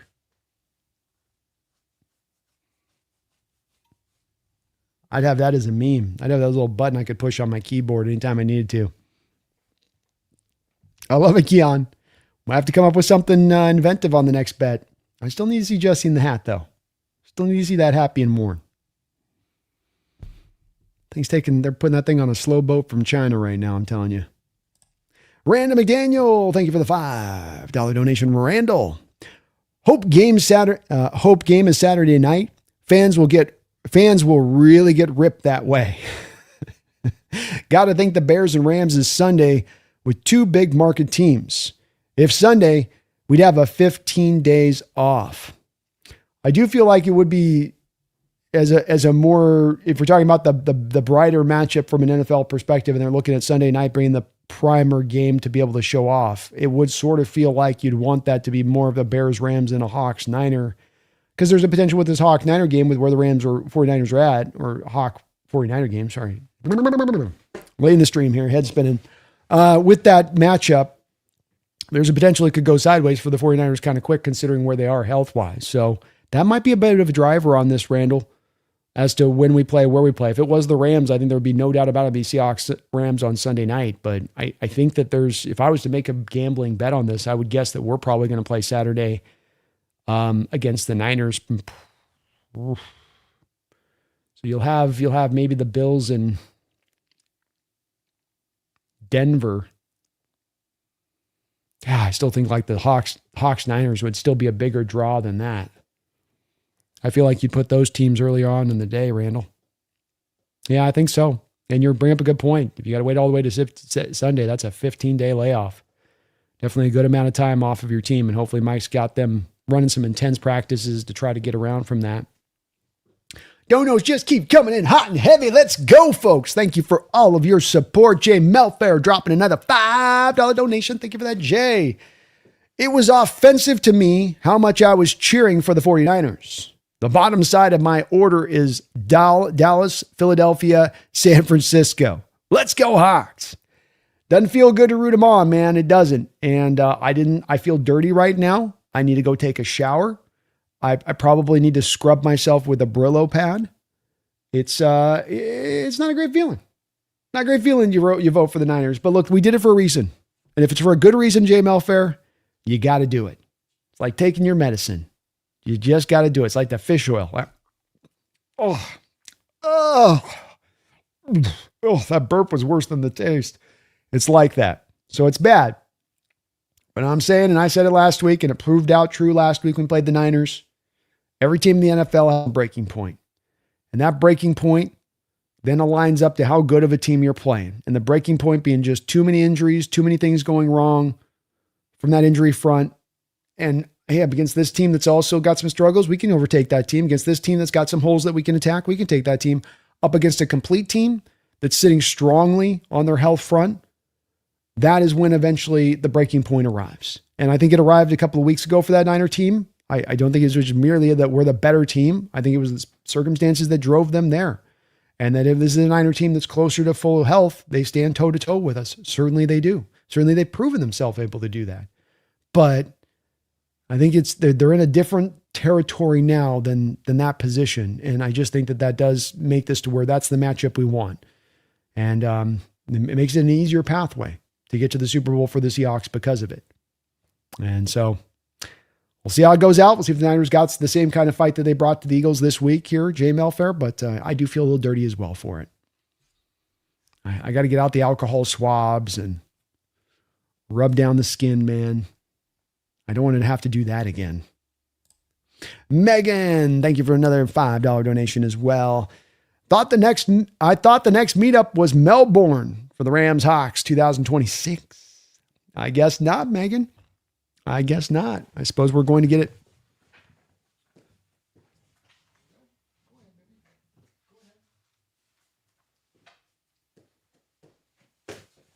I guess instead we're going to get it here maybe next week.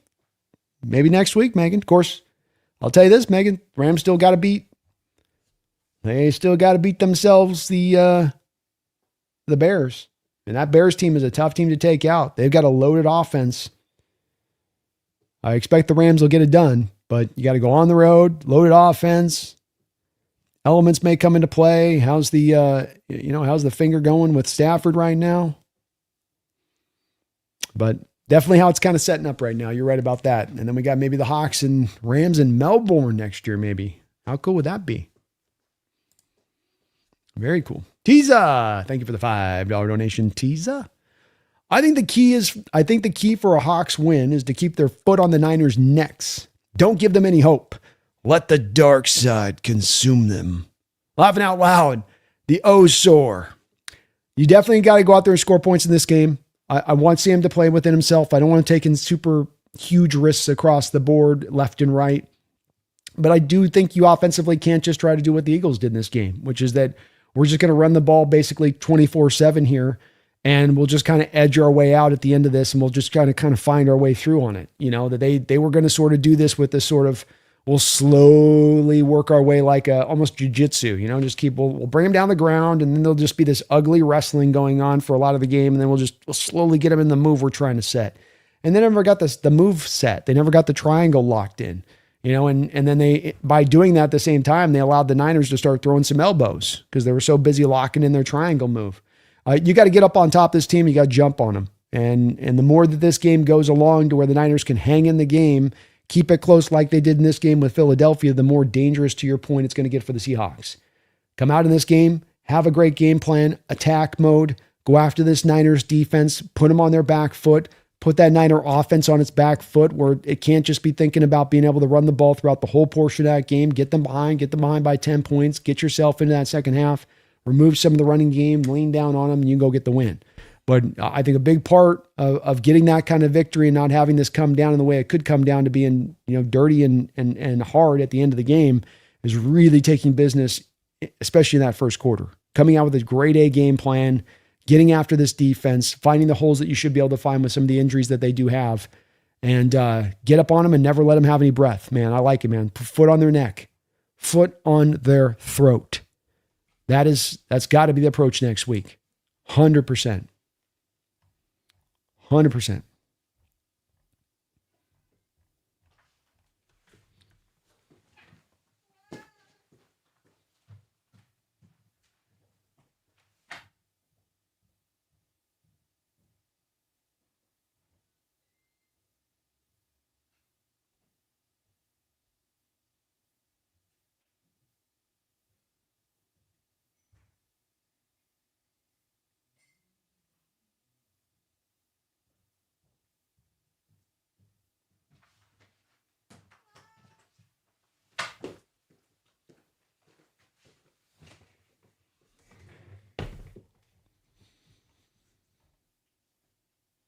Charger game is, so they got that on the Peacock network, right? Yeah, let's see where this is at here. Charger game's tied 3-3. Is it on Peacock? Oh, it's on NBC.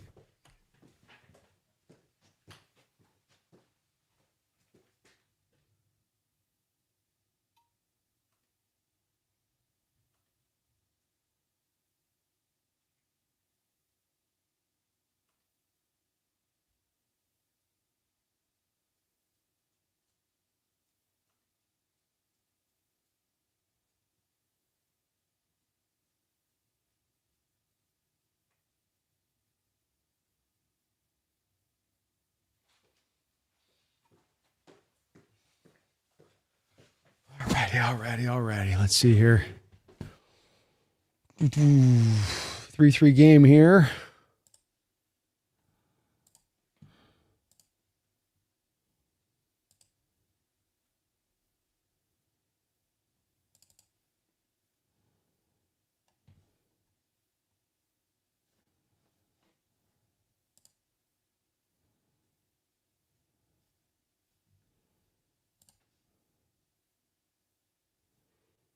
Why did Seattle lose their NBA team? Because we had an owner that was from here locally that sold to a guy that was from out of town that wanted to move the team. That was his whole intention the whole time. So we had the team stolen, basically. Guy came from Oklahoma City and he wanted to take the team, and the NBA let him take the team. Kind of just as simple as that.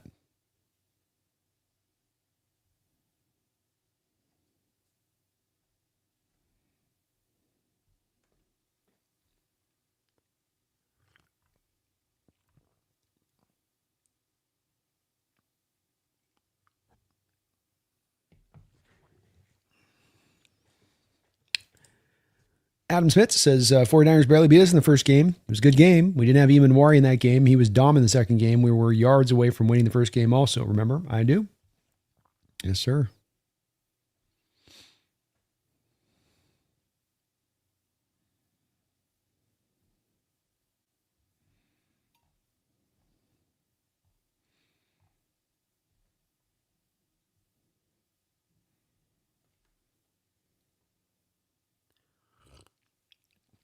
And I would reference to people that are coming in the chat from outside of other fan bases. We're getting a lot of, for instance, Bronco fans in here for whatever reason here in the past couple of days. You guys got to understand when you come in with the trolling energy that we're not ban hammer here. Even when we have you guys put in a timeout, it's not a ban. It'll be put into a timeout. But like, we're here talking football, and that this is why you'll see Niner fans in here and Ram fans in here. They're aware of this channel. They're aware of what we do here.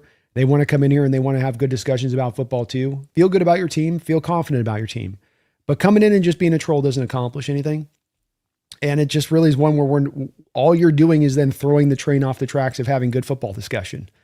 So, unban my account. It's hard to get banned here. It's hard. You don't get banned in here. You get put in timeout. And you're getting put in there if you're going into the troll mode. I understand it feels good. I know it's fun. You get to go into a chat and sort of just rouse people up. And isn't that so fun? I got a rouse out of them. But it's lame.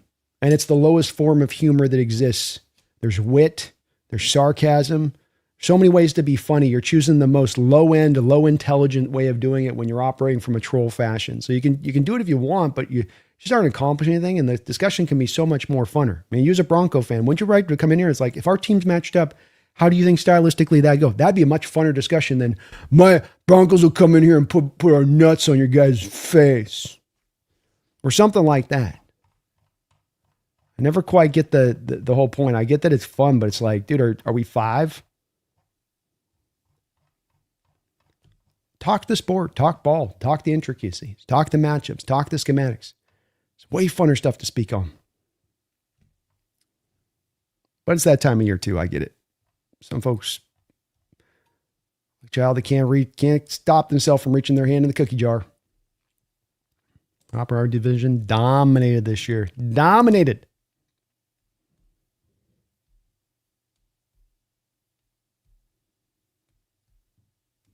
Alberto, since I wasn't able to watch Brando's stream yesterday, did he feel that the Rams were going to lose yesterday? I don't know if I ever at one point felt they were going to lose.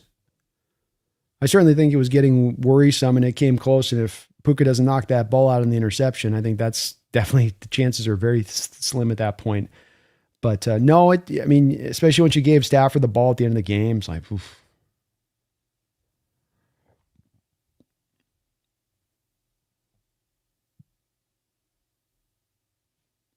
Make Jesse do the Tom Brady Pizza Hut commercial in a Purdy jersey and then have Brandon sack him in a DeMarcus Lawrence jersey.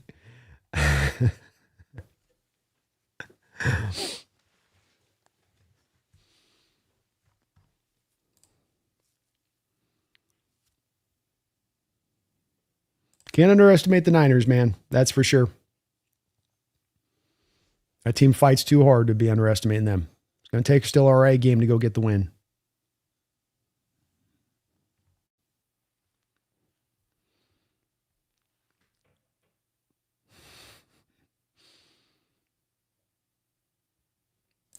Dada says, well, the Niners barely won week 1, but you can say the same thing about week 18. If CMC doesn't bobble, it's essentially a 3-point game with plenty of time with an injured Niner team. True. Yeah, true. If that's a catch, that gets a touchdown, changes the nature of where that game's at. So I do think, though, you did get the 10-point win when it was all said and done on that. And then it was a game that was probably even a little bit less close than the final score really did indicate, but they were in that position. And certainly this next week, to your point on that, Dada, I don't want to allow them in that position this week. And that comes back to getting on top of them earlier and, getting after it. Thanks for answering my question, Mr. Mass. I'm always happy to answer any question here, man. I do. The only thing I ask and respect is, and a lot of fans kind of don't get this, and it's not necessarily a failure on fans coming from the outside in. I don't think that. I think it's much more commonplace. I get it going in other chats, and that this is the way that this is kind of the standard issue. The reason that we don't go there is not because we're sensitive folks that can't take tough discussion. Certainly happy to get into plenty of tough discussions, and we can do that. But it's more of that, where's the fruit lie in the discussion?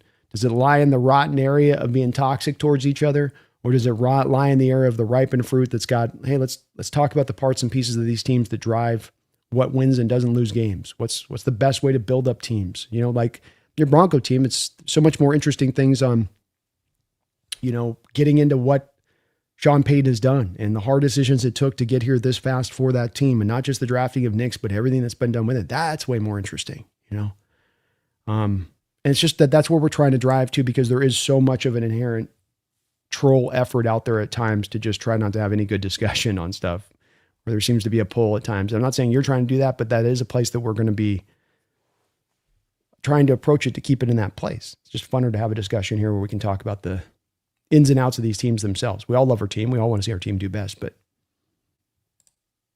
Alberto, Brandon, a crazy stat for us. The Rams under Sean McVay have played 15 playoff games with him as our head coach, and all 15 games have been against a different opponent. Talk about a crazy occurrence. That is crazy. Shows you the nature of how hard it is to keep a sustained winner in place too, like you guys have, Alberto, and that's kind of a representation of how many new teams go in every year and how many new teams go out every year when it comes into the playoffs. And it's hard to maintain in there.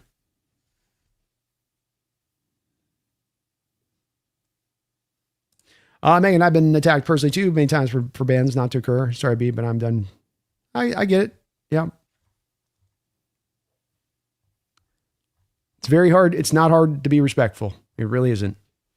And the fact that people got to ask, if you got to be important, you got to in somebody's chat and they've got to ask you to be respectful. It's like, look within a little bit, right? Seahawks Daddies is Seattle fans. Some fans at channel like it's a badge of honor. They do. And the thing is, I don't want to ban people because I've had talks with Megan about this, where I want this to be an open square. And that means that we're going to have to at times take on some of what comes in riffraff wise within that, but it's better for it if it can be remaining open and not an echo chamber. With that said, though, there's plenty of people that want to come in and just simply sabotage, and that's their own mode. And it's the old line from the Batman movie, Some men just want to watch the world burn. That's their whole approach. They're just basically nihilists in what they do. And it even comes down to chat room talks and discussions on that. And if that's the case, there's nowhere to go there. Mick, I can't see A.J. Brown staying on the Eagles after this year. He won a Super Bowl last year, and he's still not happy. And you talk about a situation reaching a conclusion here. Not just simply that this is where this is going, but this is how this is ending up. And we've got a 3-3 game here with the Chargers in New England. Seems like they're kind of both just probing each other in this first half. 2 minutes and 6 seconds to go here in the second quarter. Chargers with the ball. So you have a year where he's just a lot of tumultuousness and a lot of drama and unnecessary drama, especially from his aspect of things. And you go, what's the problem, AJ? Got 1,000 yards this year. It's like the way he was squawking, you would have thought that he only had like 400 yards receiving, or the way he was throwing kind of the prima donna bad body language signs over there on the sideline that make you think that, but he's actually, having some productivity here. What's going on? And then you reach this game and you guys coach screaming at him on the sidelines. Yeah, he's probably going to get moved. They were thinking about moving him at the trade deadline. I think they only didn't because they were just trying to maximize out this window still. You're not going to be better for it as a team if you move on from A.J. Brown. You're not drafting the replacement in there, and it's going to be just as good. So it's a tough decision for them to make, but I agree. I think that's the one that they are going to make. Jay Melfair, what will Eamon do next game if he's not stuck on Kittle? I guess that changes the entire defensive game plan. He's in the slot. I don't think it changes a lot of the game plan. Maybe you're less hyper extended on him just trying to kind of man up on Kittle through a whole game, and more if he can kind of flow all over the place and less of him kind of having to concentrate. I think if anything, it then makes maybe the game plan a little bit easier on the Seahawks to structure it, because you're not structuring around a given player to take him away. So he can more kind of freelance in what he does a bit. But Tongus is a guy that can catch the ball well, and he can be a threat as a pass catcher, and so you still have to take him seriously.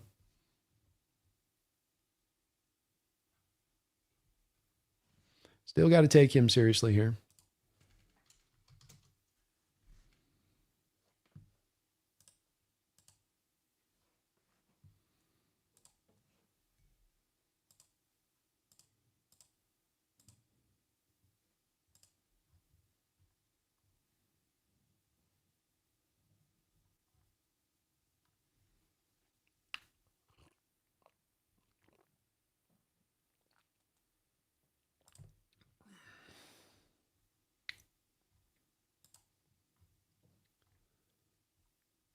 All right, Mile High. I'm gonna give you one chance of this, Mile High, and I'm gonna be watching. I always feel like somebody's watching me.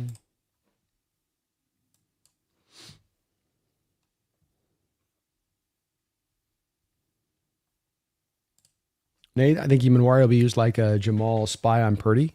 Yeah, it could be. Could be. The thing with that, Nate, is that Mike McDonald, I don't think I've seen one game over the past 2 years that he has dedicated a spy to the quarterback. And that's why I'd be hesitant to say that he would do it. Possible you could free it up for it. You just don't feel like the threats are as much on the back end, but I would estimate that he just likes to run his defense. It's kind of the same thing, Nate, with trying to run double teams to a particular player. He's not going to really do that. He just wants to kind of run his system. It's, as he said, it's about us, not about you a little bit. So I wouldn't expect it. Yeah, there'll always be some riffraff here. And I'm looking, I think Niner Rams fans have out versus some of the fans on the outside coming in. I think that they've really gotten it. I mean, you guys can see it with some of the people from Proper on down to the people that donate and Boyed, and they come in there and they know what time it is with us here. We can be fierce rivals. We can hate each other's teams, and we can still have really fun, vibrant discussion around that. I think you can do both those things at the same time.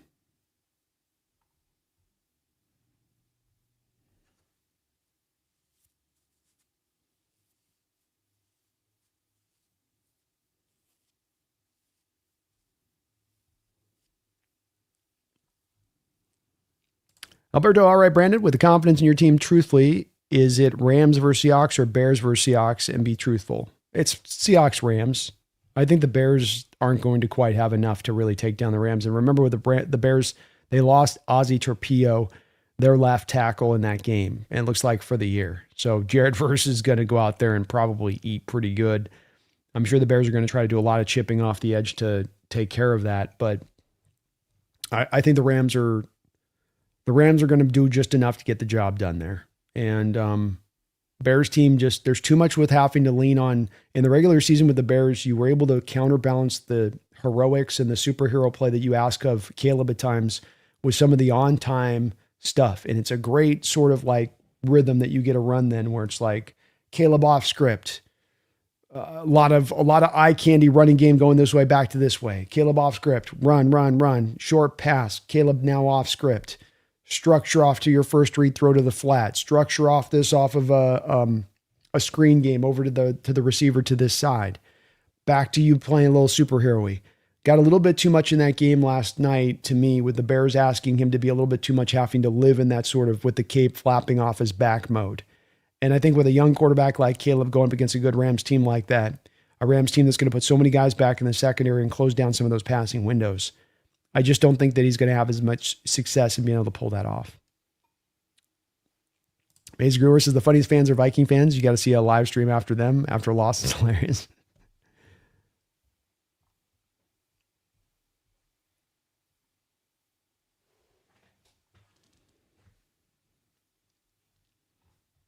It's very kind of you to say here, Aziz. Thank you. Says Brendan's channels are both focused on wit, logic, and great discussions. Part of why I love working with Brendan is he's trying to look at things in a similar fashion. It's such a deep sport that's so rich with so much detail and just so many layers to what there is to kind of understand and unpack. And we're all learning this sport at the same time. And wherever we might find ourselves with confidence towards our team and how good we think our team, I think people that really love this sport are just constantly trying to understand it and learn it better. And you're never stopping. It's always continuing in that way. And that's what makes these discussions fun when you have the outsiders come in, because they can give you perspectives and thoughts on things you might not have considered. And it just opens up more of the lay of the land there to better learn and understand what's going on. Keon says the zombies can't be killed. They can't, man. That zombie Niner team. Ears falling off, faces melting. They'll keep coming forward, looking for brains. Flo Hawk, have we spoken about the Kittle news? Torn Achilles, career enders? You wonder about that, Flo Hawk, on him. I mean, he's getting up there in age. He's had so many injuries before this Achilles on the lower legs alone. at this time, it could end up being a bit of a death knell for him. I would say that wouldn't surprise me in the least if Kittle came out this year and was like, yeah, I'm going to retire, because the reality of this, like we saw with Dre Greenlaw a couple of years ago, a guy that was a younger player at the time, when you tear your Achilles this late in the year, you're going to be out all of next year. Kittle's a hard worker, but I just don't see him being able to get back on this anywhere near the start of the early part of the year. And so if you're already losing a year and you're like looking at like, okay, I'm going to be 33 years old coming off an Achilles a year from now, I got to wait another year to even get back on the field. Maybe the way that it goes here. Ooh, blow to the head there. Patriots get a sack there. It looked like they had a blow to the head. Milton Williams, the free agent pickup for the Patriots from the Eagles, smacked Herbert right in the face. Wow. Those blow to the heads are supposed to be automatic. Huh. Okay. Joe says 12s. This is a great season. Absolutely spectacular. Savor every second of it. These things don't come around all the time. 16 teams in the NFC. 12 are out. We are 1 seed and 3 NFC West teams at the dance. You gotta remember that perspective, man, and enjoy it, huh? Got to enjoy it. Albert says, I'd love a rematch with the Bears. It's going to be tough. It ain't going to be easy. But you guys got a good team. You guys can handle them. I mean, if Caleb just goes off and he's magical, I mean, that's going to be tough. I mean, that's the whole attraction at times to people getting so caught up on the magical quarterback, because it can, when it is, and you do have that guy, he can clean up a lot of bad and he can make a lot happen. But Caleb's so early in his career, and it's such a lot to ask a guy to play like that. Justin Herbert. Oof. This is a pass. I'm talking about Justin Herbert seems to get that a guy like Darnold doesn't. Got 3 points in this half. Looks confused back there on the drop back. Looking around. 2 straight sacks he takes.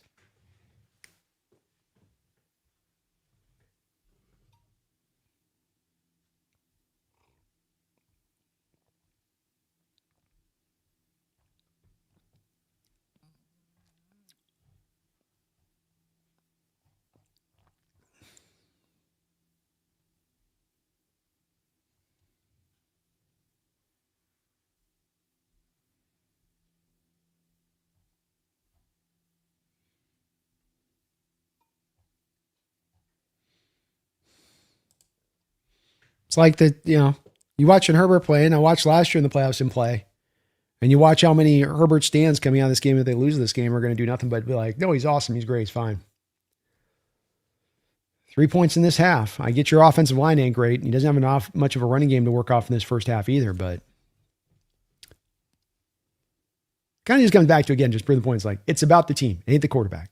It's not even me making the argument here that Justin is somehow not a quarterback that can win the playoffs, but it all really, as much as the hyper focus comes down to the quarterback position, it all does become team. Even in this matchup with the Bears and the Rams next week, and Stafford's the better quarterback, and Caleb can do some magical things. But I have confidence in the Rams winning that game because I think the Rams have the better team. They're going to go out there and win. I think we beat the Niners next week because we got the better, more healthier team. I think this time of year, that's the part that really ends up usually being the thing that bears out. Drake May dropping back to pass. It's going through some reads. Going to no man's land. It's hilarious that Jesse has to wear Seahawks hat in a week that his team's playing them in the playoffs. It is so perfect. I'm telling you, the storybook aspect of the season, Mick, I couldn't have drawn it. I couldn't have drawn it up better.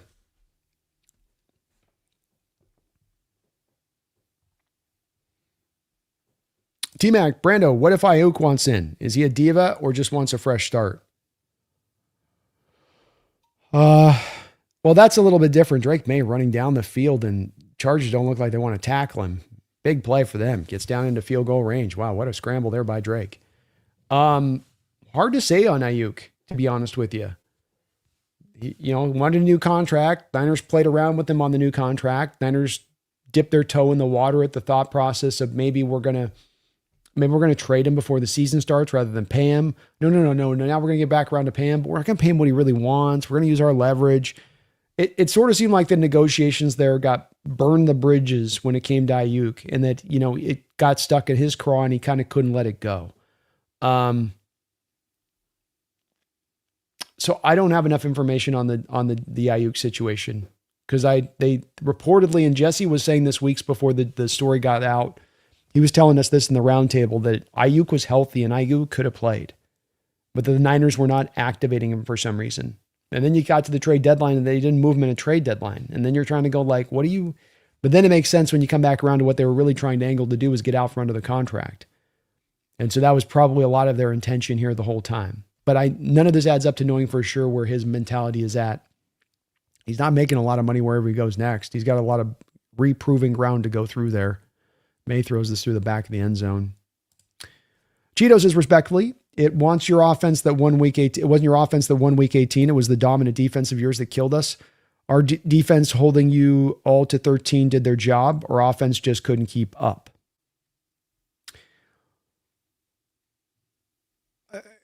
In my opinion on this with it, Cheeto, I think that it was a full team effort that brought you there. I think our special teams let us down a little bit. So I'd actually say that was one of your phases really let you down. First off, I would say. Number two, I would say that to say that it's simply a day that our defense won the day on for us, when it's a day where we had one turnover on the day, right?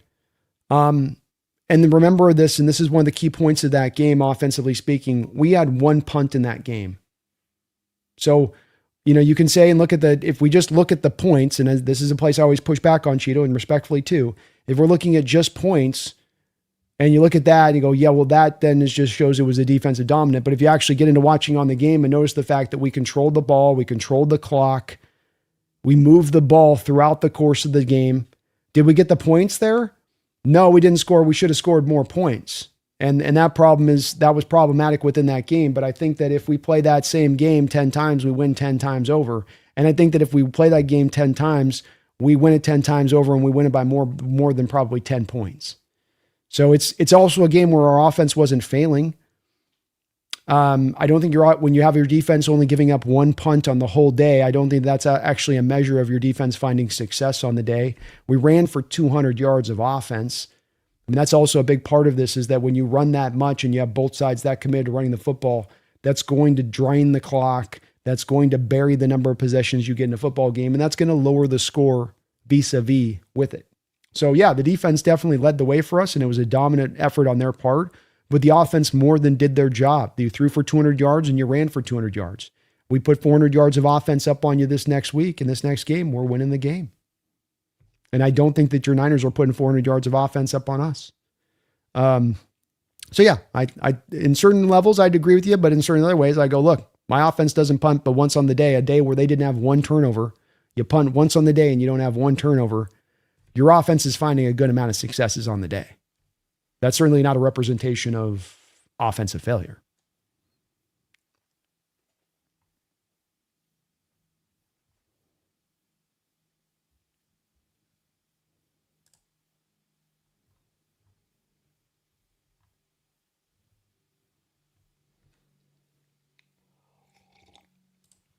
Chris says Herbert needs a better situation. Dude is constantly close to the top of the sack list, it seems. They've tried. It's some ways it's not all the Chargers' fault. You've drafted Zion Johnson, I think, as a former first rounder to be your left guard there. You've got Rashawn Slater drafted high, Joe Alt drafted high. All these guys picked to be the help solidify that offensive line. Then these guys keep getting injured. They need a good medical staff is what they need.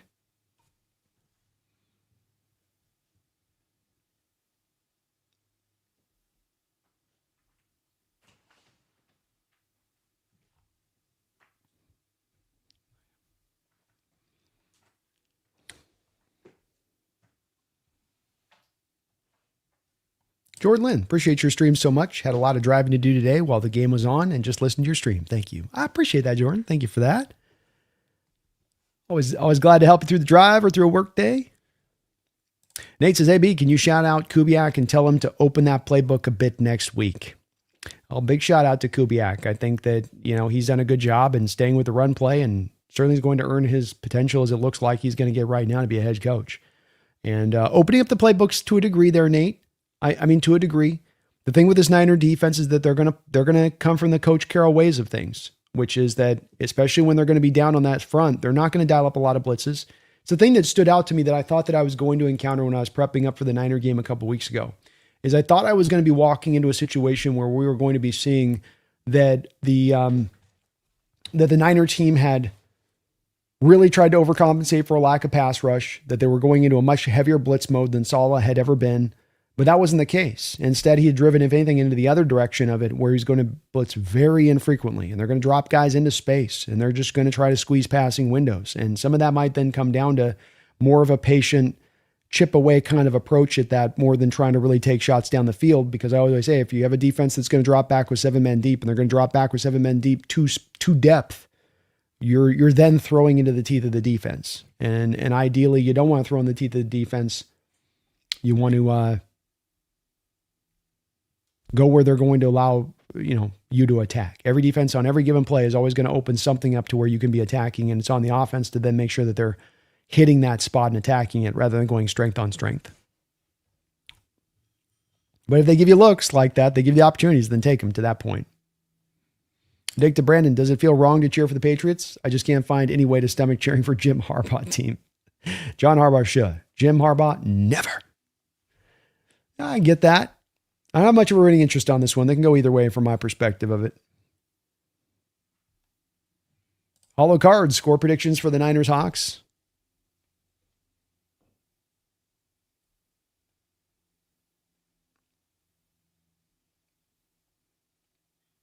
(27-13) Seattle.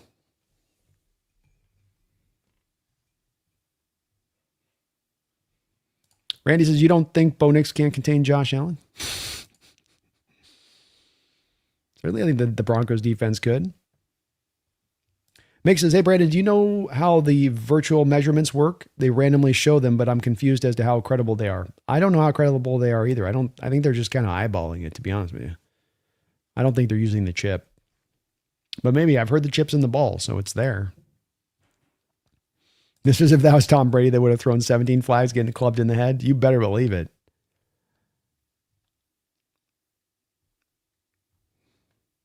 How do they miss that one? It's supposed to be automatic when it hits the head.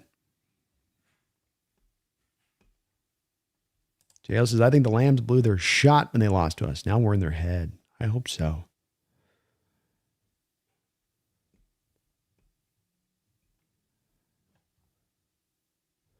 Yeah, it's not if it, it's not really as much like if I had my way, if you have a glancing blow on a quarterback's head, you don't call it. But this is that consistency thing where you call it everywhere else all the time. So why not here? Why not now?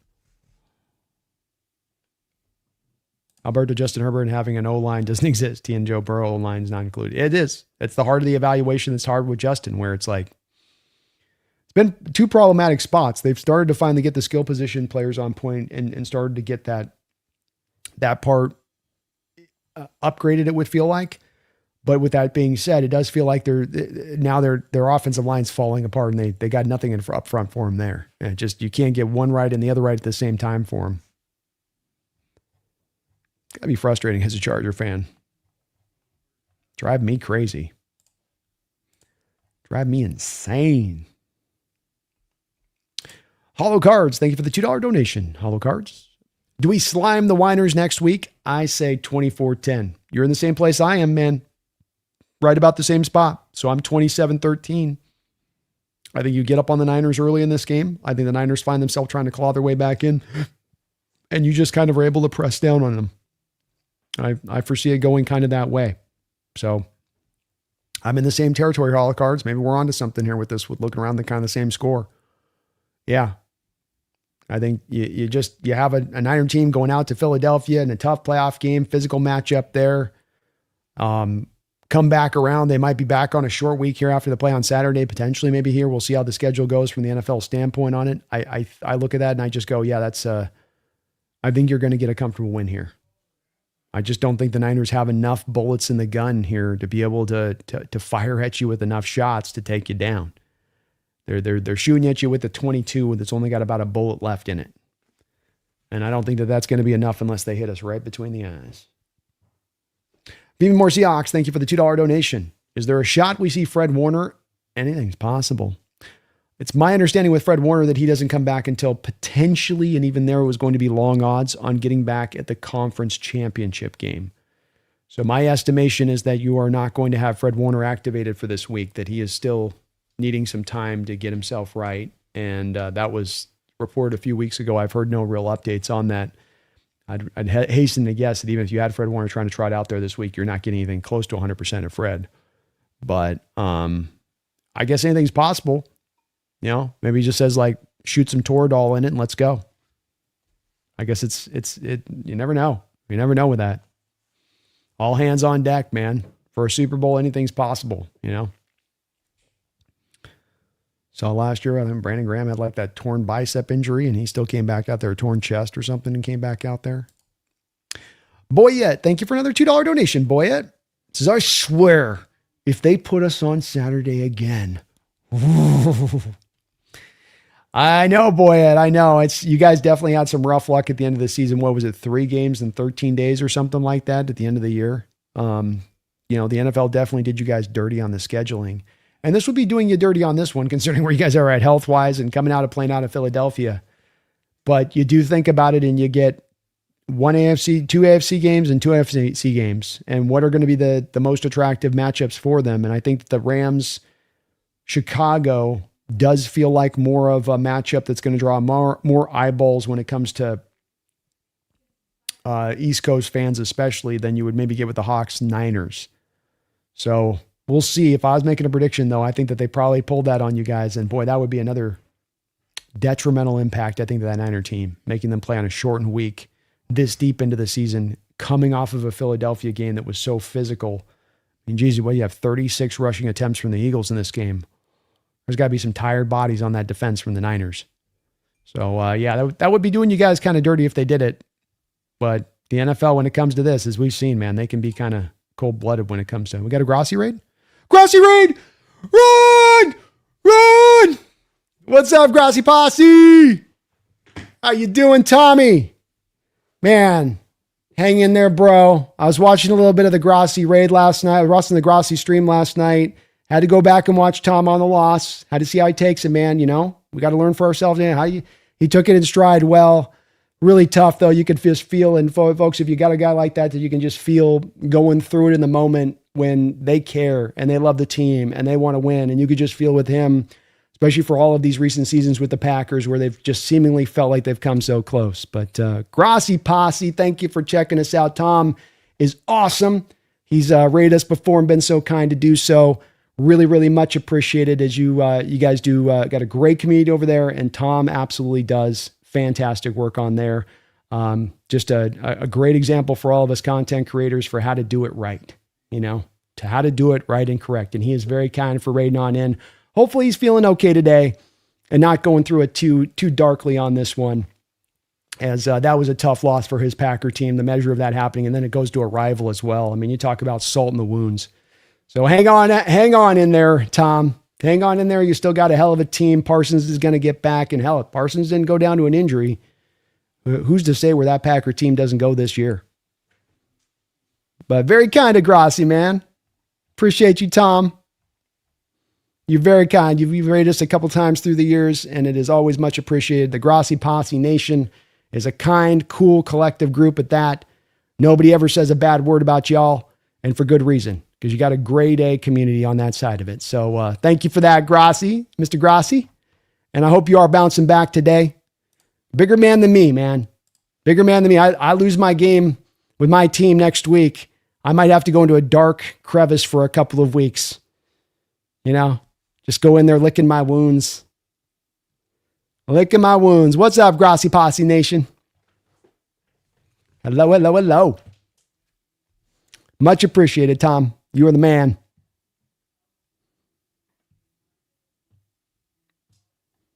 Appreciate you, Roy. Grossi Posse in the house. Got to show respect. Tom Grossi the king, man. Nobody does it better. My man's almost got 1 million subscribers. He's right there. And it's been so well earned. All he does for charity. I'm going to be doing a 24-hour stream this off season. And certainly when you see folks like him as active as they are in the community and in the charity front of that things and giving back as he has in that way, it's got to do nothing but embolden the rest of us on. And How can we not take that as an example? How can we not take that as an example? Really appreciate you, the Grassi Posse, and Tom as well. And hopefully you're hanging in there okay, Tom. He was on it last night, man. He was cooking. That's hard. Your team loses, you lose and you're in your house and nobody's got a camera on you. It's hard to sometimes maintain a good face on it and just sort of roll with those punches. Like, oh, another successful year falling short. Okay. No, it's fine. No, it's good. Oh, here's me with the smiley face. Let's read this. Let's read some super donos.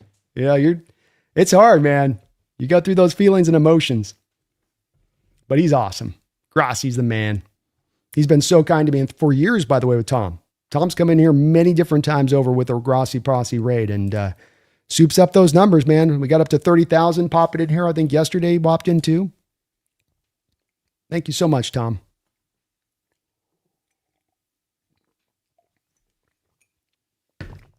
Who's my Mount Rushmore of Seahawks players? I would put, Largent's got to go up there first and foremost. Stevie's got to be up there. I would go, probably then have to go with, it's a good question. So many good players. Probably Walter Jones, Cortez Kennedy, and Bobby Wagner. That'd probably be my 4. Thank you, Essence of Chaos. Tom is awesome for raiding the nest as he has, man. And again, just the way he gives back, both charity and he goes back to small content creators like myself beneath him. He doesn't have to do that. Comes in here and raids like he does on half times. And that just helps out these small creators like myself in a major way when you guys come in and do so. And he knows it. So he's great for doing that. Tom is the man. Bears 30 Lacrosse, thank you for the $2 donation. Says cheers, dude. Cheers to you as well. And to Packer Nation, don't feel too bad about where you might find yourself. Look, I know it's been a while here on getting back to the bowl. You've had a good team, just can't quite get back to the bowl. But whatever happens with LaFleur, you've got a hell of an offense that you built there that should only continue to cook here into the future. Parsons comes back, reinforce the defense with some pass rush. There's plenty of steady, solid pieces on that defense if you can just get maybe a couple of the difference maker elements onto that defense on top of it. So if you're a Packer fan that's worried a little bit on this, I think that even with that division as tough as it is going into the future, there's a lot of reason for optimism going into the past. And Love yesterday played a pretty good game overall. Could have given him maybe a little bit more, but I don't think you feel the least bit bad about where he's at and where he's going and getting it done. So thank you, man. Appreciate you, Bear 30 Lacrosse. Packer fans, next year, man. Next year for sure, you guys are going to be a problem. And I was worried about playing in the next round. It would not have been a good, easy day at the office taking on that Packer team, even with where the defense kind of finds itself. Ghost, thank you for the $2 donation. Says, imagine the stadium if the Bears win before us. Oof. You talk about the hype through the moon of all the possibilities. And I just think that if that is to the case, this stadium's going to be so lit. It's one thing I'm really excited to be able to get a chance to see with the younger fans that maybe weren't quite up into the being football fans in 2013, because we're kind of reaching that spot where for us old heads, it's like, hey, if you think about it, somebody that was maybe 7 years old in 2013 doesn't quite remember that for what it was. And maybe they've gone to some Hawk games in 2016, and maybe they've gotten to a Hawk game in 2018. Now they're going to get to be in that stadium in the playoffs in 2025 when it's rip roaring in its just insane madness on display at every turn, and that it's an environment second to none. And it is going to be lit this next week, especially now you're playing the Niners on top of it. That stadium is going to be completely off the hook. And it is a sight to witness and behold. I'll tell you that. I'm really excited for it. But yeah, they're, if the Bears win before us, if they play on Saturday and they take out that Rams team, everybody's going to just be sitting there going, boy, we're right. We are on the edge here of getting over into the Super Bowl. This is about to happen here. We're about to make this thing go.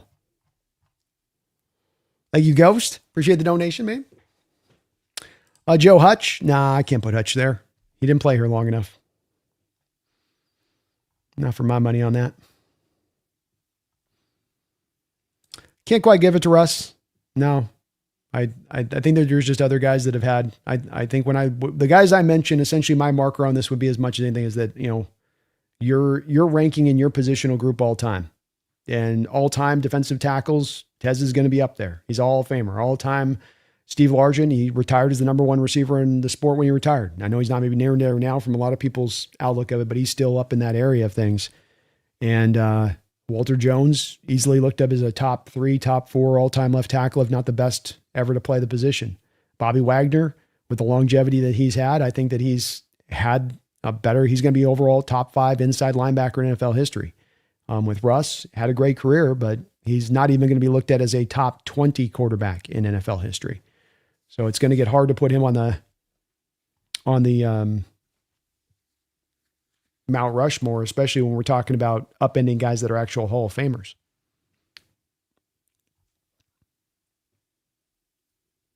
Number says, yeah, that would make sense, although I want Saturday to get the game over with.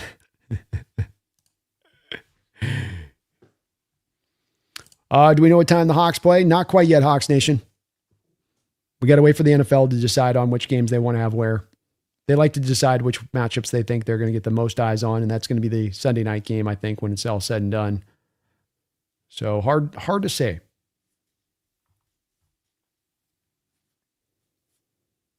Brandy says, Juwan Jennings can't wait to see the dark side.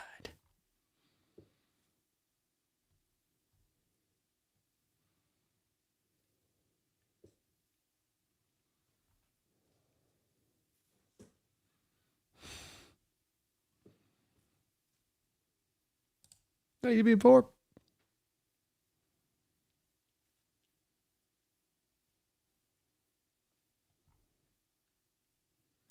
Roy says, hey, hi, Brandon. Hi, big fan of Hawks Nest. Glad to be here as part of Grassy Posse Raid. Thank you for that, Roy. Appreciate you, man. Thank you for all of you folks raiding on in. Really kind of you. We got the opening half here. Again, Herbert throws a really nice ball in there to Ladd McConkey, and Ladd McConkey just can't reel it in on third down. You got to eventually make these catches in the playoffs.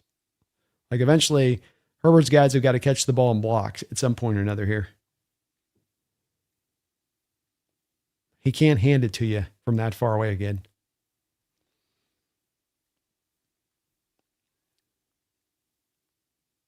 Oh, you got to catch that. You got to catch that.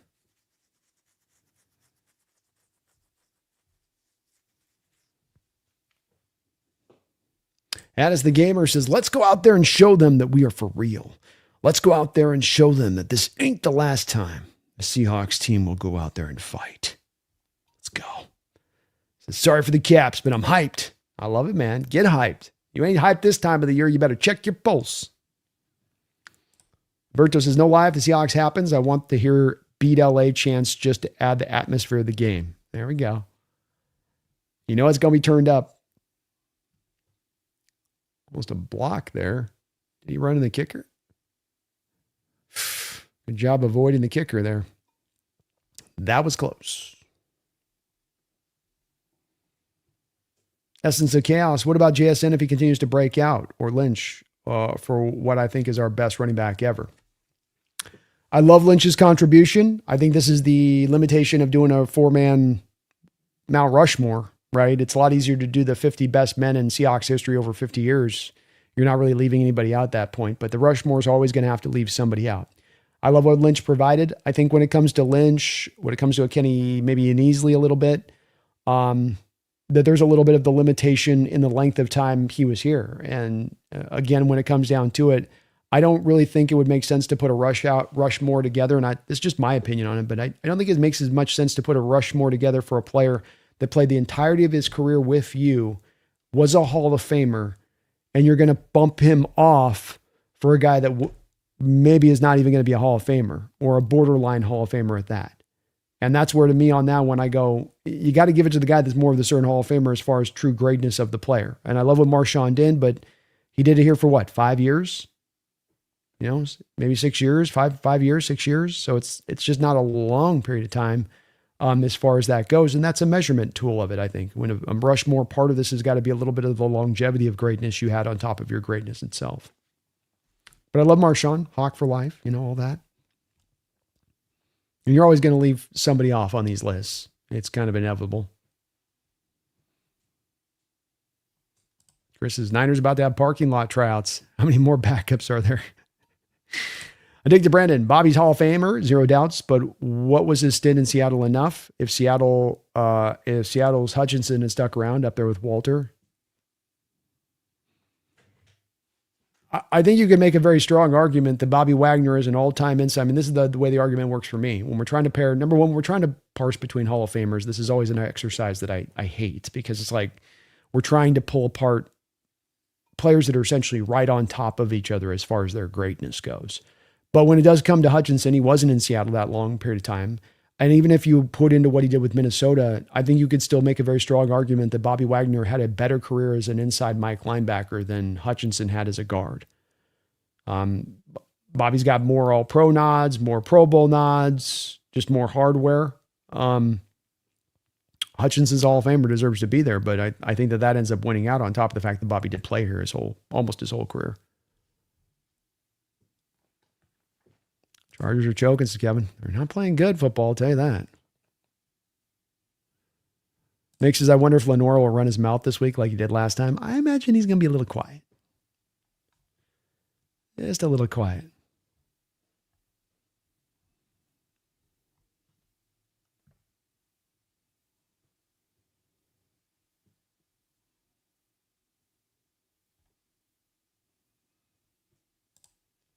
Antoine, hey Brandon, with Harbaugh getting fired and Linderbaum, cut off what you were trying to write there.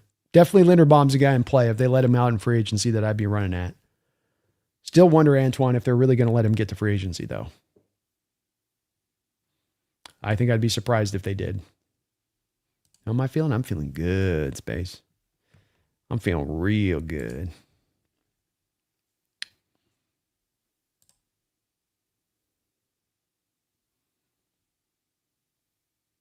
We'll check down here on 3rd and 6, and they get a first down to the Patriots. They're moving now, up 6-3 here. Corey Combe, thank you for the $2 donation. The one advantage the Niners have is playoff experience. Yeah, they do have playoff experience. I wouldn't undercut that. They certainly do. I will say there's a lot of guys with playoff experience that aren't playing that they have the playoff experience. The Bosas, the Warners, the Kittles. There's plenty of guys in there that are out that don't have. And I mean, you're bringing a guy out next week off the bench like, what was that, Wallow kid, linebacker? Like, he doesn't have any playoff experience. Malik Mustafa, I'm not sure he's got a lot of playoff experience. Sigel, I'm not sure he's got a lot of playoff experience. Their other safety that they seem to be rolling with more as a starter now. So in certain places they do, in other places they don't. When you look at our team, there is some similar stuff there. McDonald's got a history in being in the playoffs. Darnold played in the playoffs last year. Ernest Jones has won a Super Bowl as a middle linebacker. I believe DeMarcus Lawrence has been in the playoffs at a given time. I think Leonard Williams has been in the playoffs before.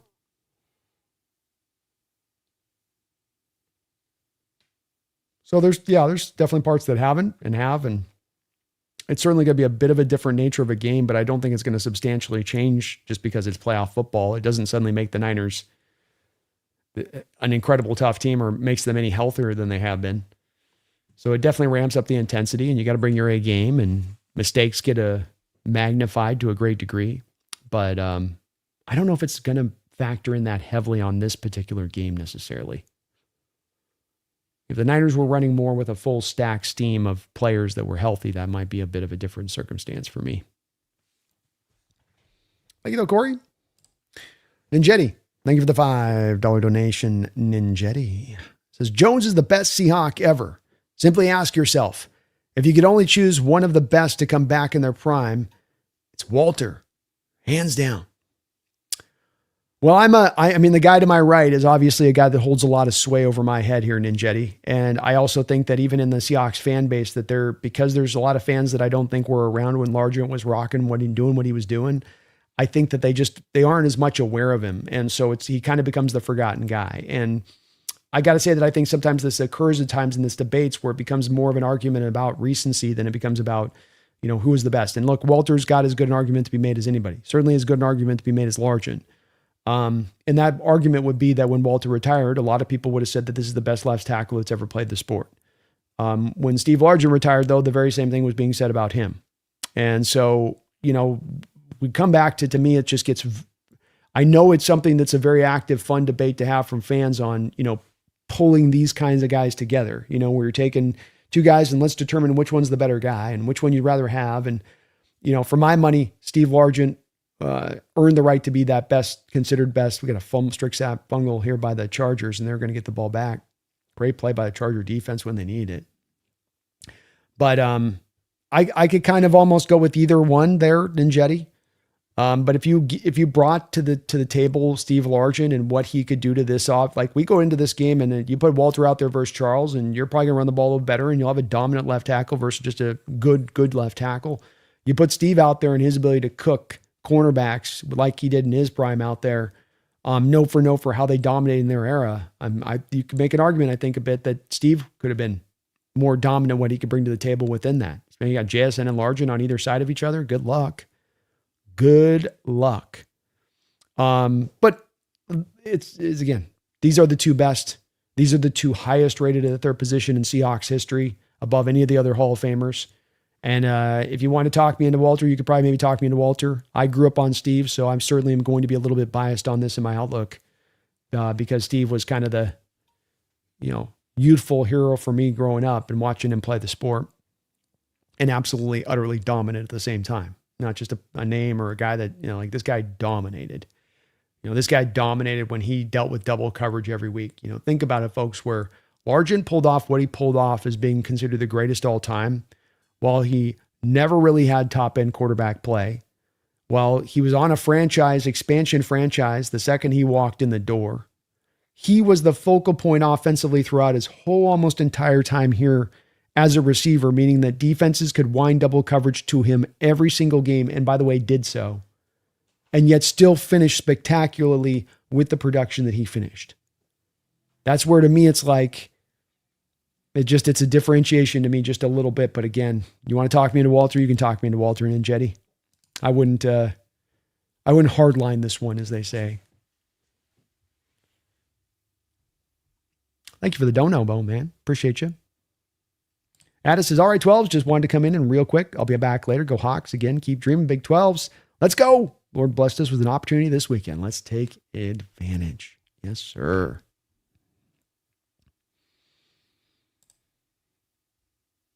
Cortez is certainly in there. That'd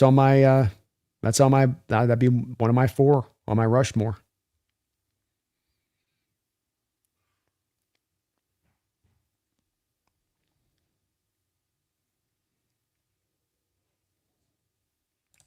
Kicking's been tough, Ghost, this playoffs, man. I don't know if it's the weather, the wind, or the nerves, but kickers have not been as good in this playoffs, it feels like, as they were during the regular season. Antoine, hey, Brandon, any chance we get Linderbaum this offseason, and do you think he's a good fit? Linderbaum would be a good fit, Antoine. He's also a player that they were interested in a couple of years ago, potentially moving up in the draft in the first round to go get. I don't think they wanted to go up as far. I don't think they wanted to give up the draft capital it was going to take to get him. But that also shows you that there was some interest back in the day there from John in the front office in Linderbaum as a player, and he's only realized that potential as a Baltimore Raven. You're going to have a new, you're going to have a new head coach coming in there, which may change a little bit of their approach and where they want to put their resources. Their offensive line isn't necessarily grade A across the board to where they can sustain the loss of Linderbaum and just be like, it's all right. Like that fan base hates Falele there at right guard. The kid out of Washington's playing pretty good right tackle for them. Ronnie Staley's maybe starting to get a little bit on the older side of things there at left tackle. And left guard's kind of a whatever burger there. So I still think, Antoine, that they're going to find a way to retain him. I mean, even if you franchise the kid on a center franchise tag, it can't be very costly. So can't think that they're going to let him out the door, but certainly Seattle, I think, would be potentially interested. I think a part that makes this also a tough part of the puzzle comes into Jalen Sundle's improvement down the stretch of the season. And Sundle's a real pure athletic fit for this scheme. So if your feeling is like he can continue to round into form into being a top 15, a top center in this sport, you may think of why don't we just put the resources elsewhere, because we're pretty good here. We're good enough here, which could be their outlook on that, Antoine, a little bit with it.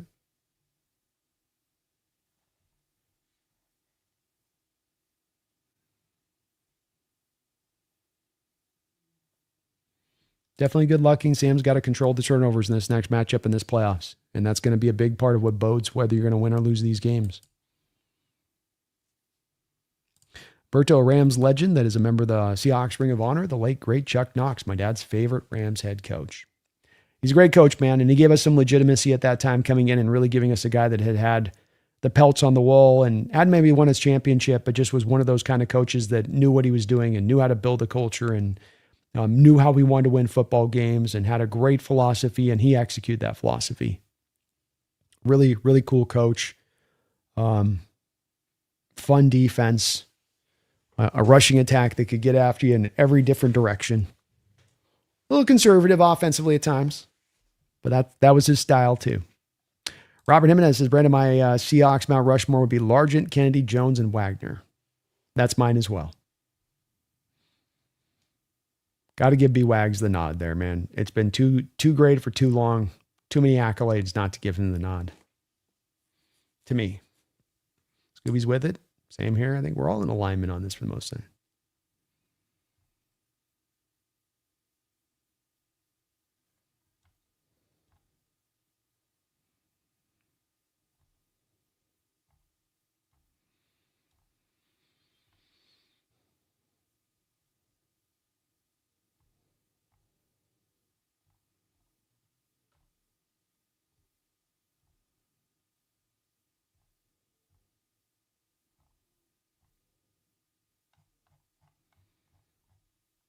Randy, I didn't see a question on that there, man.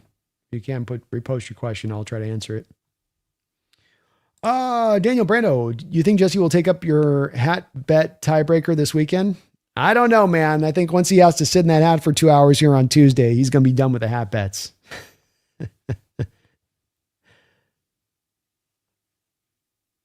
No, Zorn. And Randy, if I miss your question, go ahead and repost it through. I'll try to answer it, man. Nightfall says, in my opinion, Bobby Wagner is the second best linebacker ever behind Ray Lewis. See, I think that there's very great argument on this to be made with it. Because, you look at it from a historical perspective and the inside linebackers in the sport. And if you're going to go to some of the old guys like a Lambert or something like that, you're really not operating off of all pros or all that. You're sort of just kind of operating off of just kind of the eye test tells me it. But when you look at Bobby and what he's put up statistically, 2,000 tackles now, the only third guy to ever do that in NFL history, plenty of interceptions, plenty of sacks, great blitzer, as sure a tackler as you'll ever find in NFL history in open space. Yeah, I think he's definitely put himself up into that mode. And if he's not there right behind Ray, then he's number 3. And it's probably the lowest you could put him down. Agreed.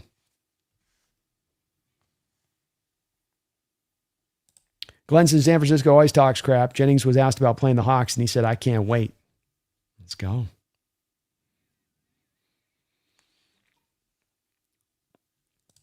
Addicted Brando, you're right. When you're right, you're right. I think the last few years of Pete Carroll just kind of made me blot out some of Bobby's years. Yep, Hawks Rushmore for sure. It became too much on that. And he was on the line a few years ago, but he pushed himself past in Seattle with what he did. And man, that level of dominance for this many years in that way is hard to do in this sport.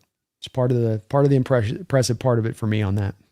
Which team has the best comeback year next year? Great question. Whew, that's a great question.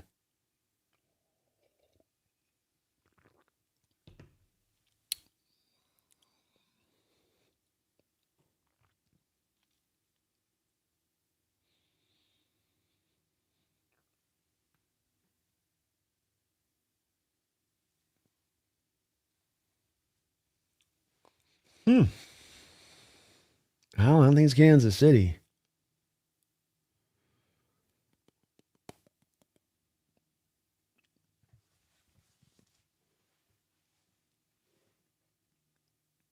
Man, that's a good question. There's always a team, right? Tampa Bay. I think Tampa Bay finds their way back next year. This year was kind of random to them. Koken, Grassi gave a shout out to Brandon. What's going on? We got rated, man. Grassi's rated us a bunch of times. So he always at halftime raids a smaller content creator to give him some love. And he's done us a few times over and came back in here today and gave us some love on the raid again here today, which is kind of cool. Very much appreciated. Help push our numbers up a little bit. We did 30K yesterday for a non-Seahawks game, playoff game with two teams that we had no rooting interest for. We had 30,000 people show up in the house yesterday. We're doing the good numbers again today too, by the way, which is really appreciated. Does Mayar do RPO like this all the time? Holy crap, a lot of it. And they lean on his legs a lot. It's kind of like the low key a little bit. Doesn't get as much attention, to your point, but definitely this is a way that they will live. And in the playoffs like this, I think you lean on it even more so.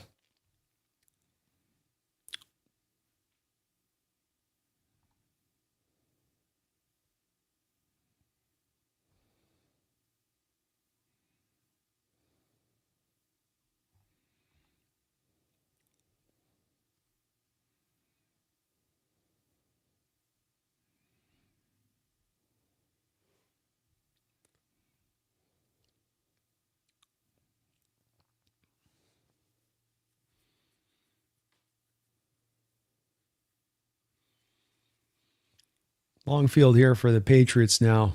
Up 6-3 here with 5:06 to go, and he's sacked. Tier Tart, he's a good player. Very good player.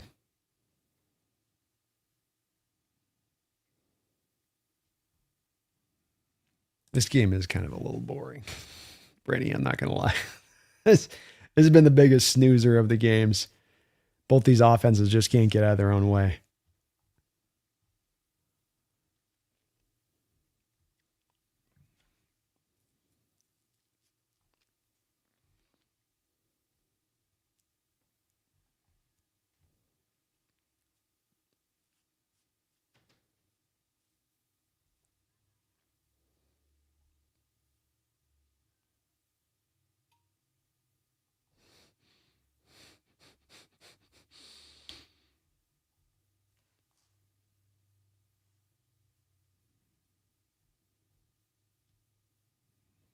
What was the downfall of Chuck Knox in Seattle? He didn't really have a downfall. I would say it wasn't really that. Chuck Knox came here for a team that was still at a time where they were a expansion franchise, and at that time coming in as an expansion franchise, as we saw Alberto with the Tampa Bay Buccaneers, who came at the same time as us. It was a lot longer road to hoe to get to a place of not contention, but just not being kind of the dregs.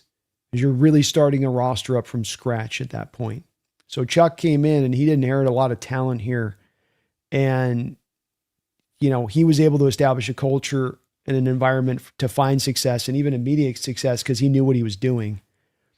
But a big part of the driving force for what you were going to do with Chuck Knox and why, ground knocks, all that stuff, right? Ground Chuck, whatever. May drop him back to throw here. Pump fakes to one side, comes back the other way, and he's got a man open. That man's open and going. I think that's Diggs. Diggs still on his feet. Very nice throw. Nice setup play there. Maybe that's not Diggs. That's somebody else. Keyshawn Booty. So he comes in, and the first move that they have to set him up on Alberto when he walks in the door is that they draft Kurt Warner with the, I think, 3rd overall pick in the first round. This is when running backs are really in high regard. Dickerson goes just in front of Kurt Warner to explain kind of how great Kurt Warner could have been. Warner comes out in his first year. He leads the AFC in rushing. The Seattle Seahawks are able to get to the conference championship game in a year where no one thought that they could do that. And so it looks like they're on their way. And in Chuck, because he wanted to run the ball so much, he needed a dynamic runner like Kurt. Kurt comes back the next year in the first game of the year against the Browns, and he shreds his knee on the AstroTurf of the Kingdome.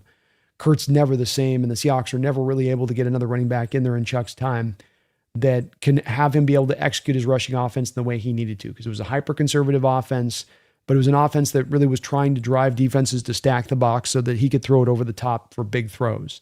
And when you remove the running back threat from that, teams didn't have to stack the box, and it just limited down his offensive attack a little bit. But it wasn't really a downfall of Chuck at that point, Alberto. It was just that the health of Kurt really was going to carry a lot of that, because you weren't a team that could spend a lot of money at that time. Big overthrow there by Drake May on 3rd and 4. Boy, he missed a tight end he had wide open.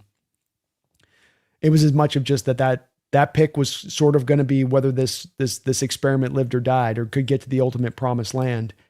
And unfortunately with Kurt, the knee just was never quite the same. Tiza, are the games not set until a wild card games are done? So we wait until tomorrow? Yeah. You might get it tonight after. Well, yeah, you got to wait till tomorrow because you still have the Monday night game. I think too that the Monday night teams obviously are not going to now play on Saturday. I think you can say that with total certainty at this point, that if they're going to play, it's going to have to be on a Sunday game. So that takes out one of the teams from tomorrow that's going to win, which does then remove down the chances that much more of a little bit. I mean, it's one AFC, one NFC team each day. You're right. That's going to play. But yeah, I think that definitely means that we got to wait till tomorrow. And then you can know it's not going to be one of the, the Texans and whoever's playing tomorrow. Would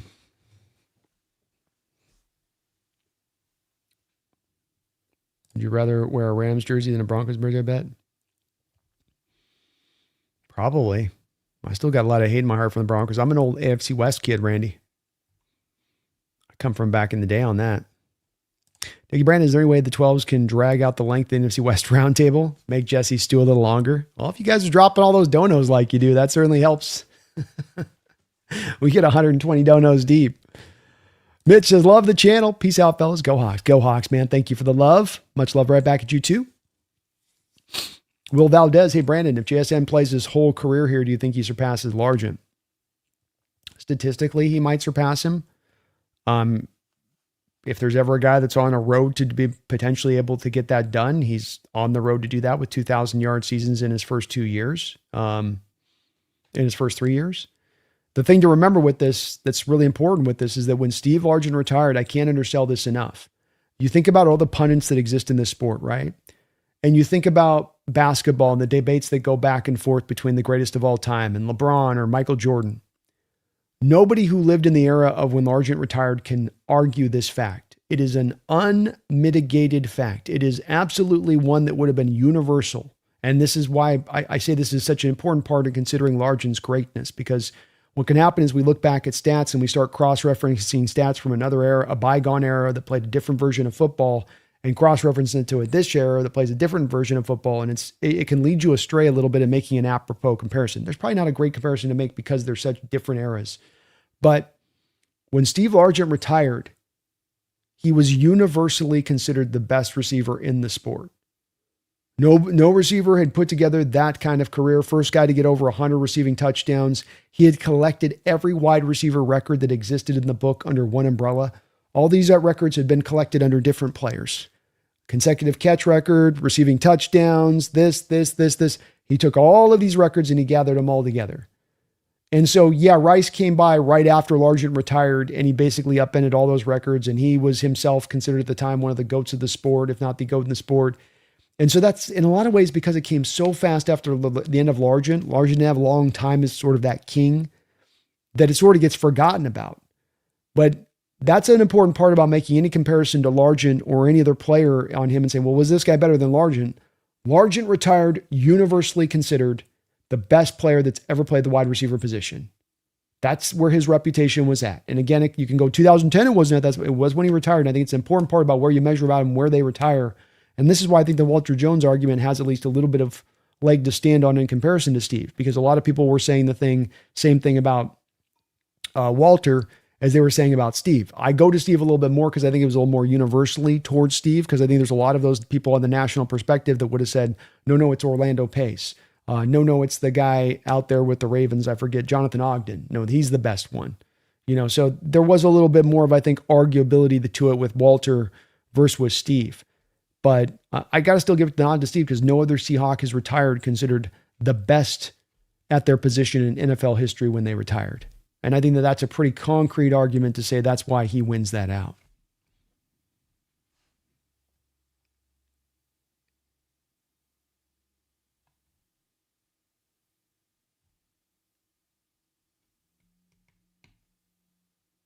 I say, friend, you get really good at lying to yourself. Yes, you do.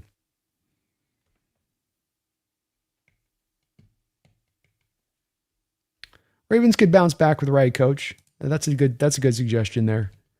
You are still removing another fumble by Herbert, picked up by his running back. He gets saved on the play. Jeez.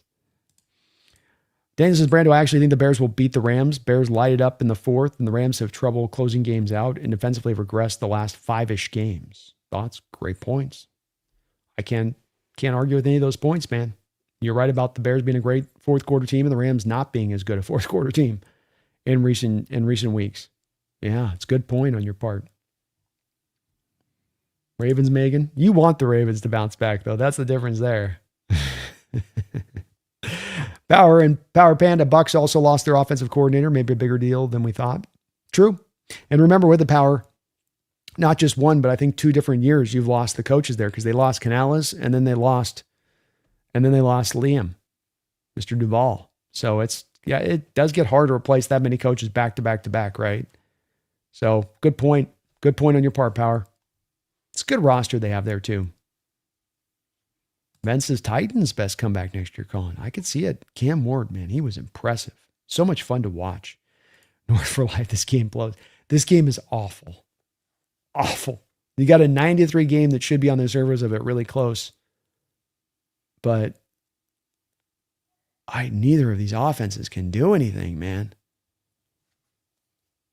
Even when Justin gets time, scrambles there and just everything looks so hard.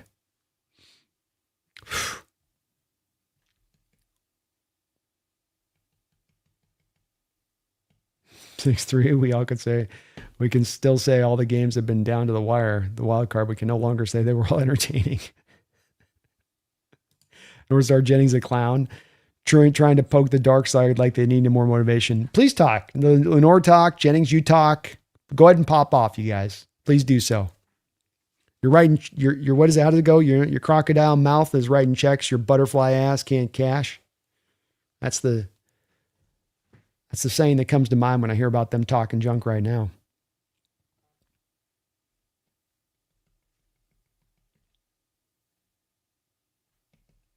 Dixon says, Brandon, 3 words I never thought I would utter. Let's go, Pats. Gambling will do that to a guy, I suppose. It will. It can cause that in a man. Seattle has no identity, and most of the NFL did not know a team was here in the Northwest. It's true. We get forgotten about up here, in southern Alaska.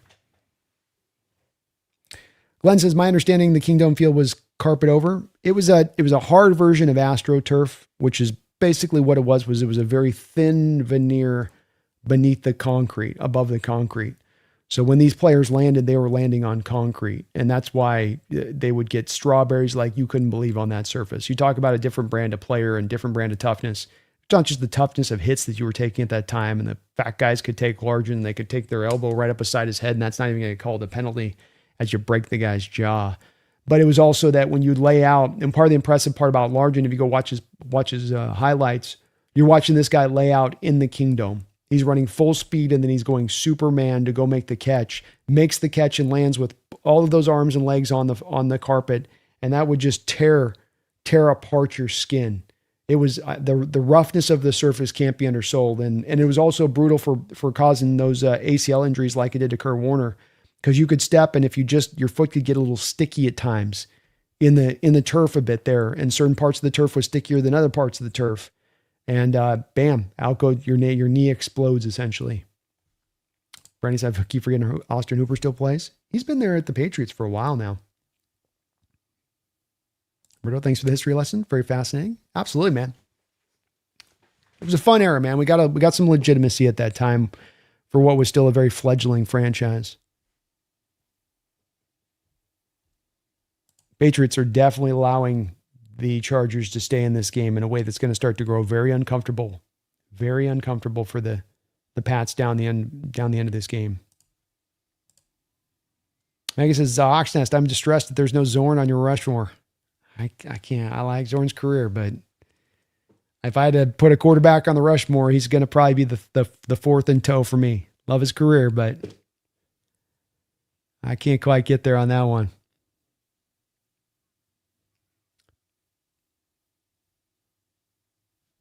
LeBron Hawks will play on Saturday, most likely, just like the 2015 Panthers. I kind of see it the same way here. I think Saturday's probably going to be the day. Mick says, imagine if Darnold played like this last week like Herbert is, or if he would have given up 27-0 lead in the playoffs against the Jaguars. Herbert doesn't get all the excuses that Darnold doesn't. He's one of the great examples of that shows, to your point, Mick, the inconsistency in the Darnold argument. because including, this is Jesse, by the way. This is included in Jesse. Jesse will completely give Herbert a pass. Jesse will tell you that Herbert's awesome and that's the Chargers' fault, right? And that's where we come back to consistency.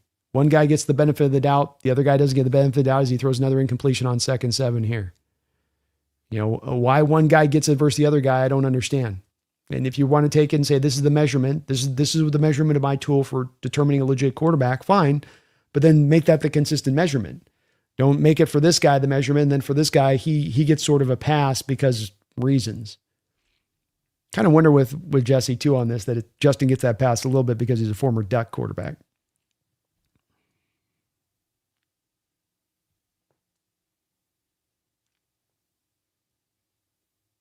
But you're right.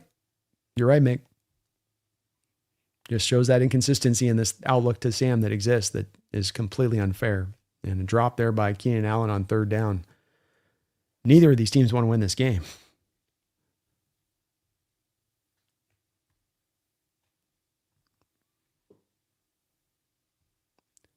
Alberto, I'm sure NBC prior to the wildcard weekend, okay, we got a good matchup. Then wildcard weekend started, the first 5 games down to the wire, exciting. Then in Sunday Night Football, and NBC is still thinking, we got duped by the NFL.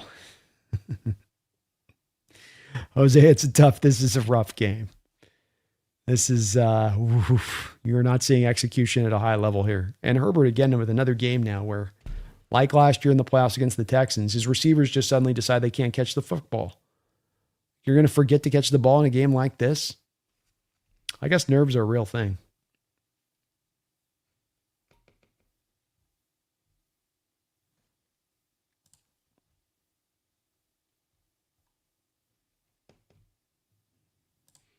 Keon Lund, thank you for the $2 donation, Keon.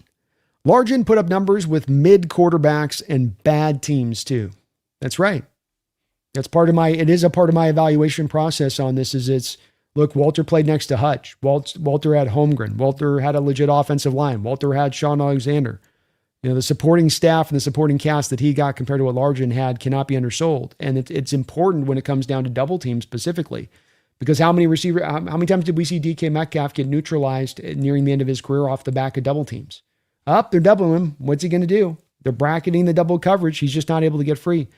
You can go back, and I did back into this research a couple of years ago and watch Largent, and he's cooking up double teams. He's not only manipulating the corner, he's manipulating the safety and his route running at the same time. And it's play after play after play where teams are putting the two to him because they don't have anybody else on that offense to worry about. And you're right. He had quarterbacks that had arm strength limitations. This guy, the best thing he did was get deep. And both in Zorn and in Craig, he had 2 guys that at their best could throw, the furthest they could throw down the field was 45 yards. I once put up on one of the original videos I put up on the channel of Craig on one of the days where Craig was awesome and got sacked 7 times and threw a game winner at the end of it. He was tough as hell, but also with that, you have a point in that game in the end of the first half where Craig's got to throw a Hail Mary in that game, and you can see he can't throw it past 45 yards down the field. And Zorn had a weaker arm than that. And Largent had to work through that. And he not only just overcame it, he was able to excel in that environment. And not all receivers would be able to do that. As I say with like DK, a lot of receivers, if I say you're going to get doubled by and large, I'm going to show that receiver with no production on the day or very diminished. Largent produced every single week. Found a way to get it done. Derek, the Seahawks Lightning fan, thank you for the $5 donation, Derek. Hey, B, happy playoffs. Happy playoffs to you. Nothing will make me happier than beating San Francisco's lame asses in the playoffs. Other than beating the Rams too, I prefer the Bears though. I think I'd slightly prefer the Bears too. I mean, it would be pretty cool to take out both the Niners and Rams on our way to the Super Bowl. That doesn't get more storybooky than that, right? That's a child's tale right there, right? That's what you get read to at the night as you're going to bed. Like, this couldn't really happen in real life, but it just sounds so cool and wonderful, and it'll make you dream and have your imagination running wild. So, yeah, I agree. It's going to be very satisfying, the potential of being this Niner team. It's going to still take our best effort. That just doesn't go without saying that we just take them down because we are we and they are they. They're weakened. They're going to give us their best fight. They're going to throw everything they got at us. You're going to get trick plays. You're going to be trying to have them use everything they've got tool-wise in their bag in order to take us down. And hopefully we're going to be up to do it. It's going to be fun if we're able to get it done. It's going to be very satisfying, like you say, to your point. And thank you, man. Happy playoffs to you too, Derek, a longtime contributor on this channel, one of my OGs on this channel. And feels good, man. Wild card weekend felt really good, and I feel really good about how this played out. Getting the Niners in the next round, who many of us thought there's no chance this. I was talking to Hawk fans yesterday. They were like, there's no way Niners are winning that game. There's just no way. After what we did to them last week, just no. There's no way. There's no way. They got it done. They got it done. So things are setting up really well for us right now, Derek. You can't really ask for a, not going to say an easier path, but a less difficult path than it could have been in other years. You think about the height of the powers of the strength of the Steiner team at times going into the playoffs and where they've been. Ayuk running full blast, Debo running full blast, George Kittle running full blast, McCaffrey running full blast. Offensive line improved. Greenlaw in the role in the inside linebacker position next to Fred Warner. Not just Fred Warner, but Greenlaw at the same time. Stacked up at the safety position. Bosa rushing off the edge. Javarius Ward and Damondre Lenore. Right? Not just Lenore. So we're in a good place, man. The timing is right. This team is right. They're playing great football. The health is in a good place. This is as good as you can ask for as far as the stage being set up for this team to go find the ultimate success this season. Thank you for the donut, though. Appreciate you. Ninjetti, thank you for the $5 donation, Ninjetti. B, just asking if you had to replace one of them, Cross or JSN next week with Jones or Largent, who plays better? Jackie Treehorn. Yes, you would, if you put it that way. Right. So if it's a matter of I've got to flop out a Largent for JSN or I'm flopping out a Jones for Cross, then yes. The way you put it that way, then yeah, I would go with the Cross for Jones at that point. That's fair. That's a fair way of putting it. If I get to put JSN out with Largent and I get to replace Rashid Shaheed, I would take it that way. But yeah, if it's take out our best receiver or our best left tackle for one or the other, then Jones would certainly be the guy I would go to there. Kayshon Boutte's the one guy receiver core wise who seems like he's ready to go for the Patriots. He's making some plays. He almost housed that thing. 1st and 10, 11:33 to go here in the fourth quarter. Patriots up 9-3 here on the Chargers. They just crossed the midfield stripe. Shotgun look here for the Patriots. You just get a field goal here and this game's over with. Almost sacked. Drake May breaks free of the pocket. Scrambles for an 8 or 9 yard gain. Thank you for the donations, Ninjetti. And that makes a little more sense the way you put it that way. When you put it like that, are the Bears going to be able to get pressure? Yeah. Montez Sweat and Booker are two really solid edges. Montez is a little bit better, more accomplished. Booker's coming along. I've loved Booker since his Kansas days. He's really developed. Got a lot of pass rush moves. I think that they're going to be able to challenge him like that. Yeah. Bears got some softness on that defense though around that. And they're very much living in the requirement of getting turnovers to find success.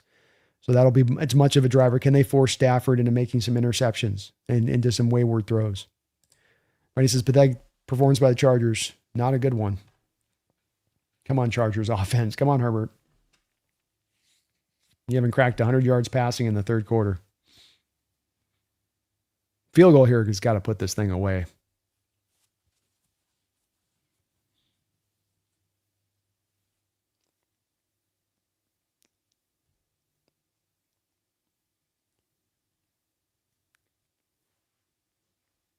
I have a feeling James is going to eat some crow, but we'll see. We shall see.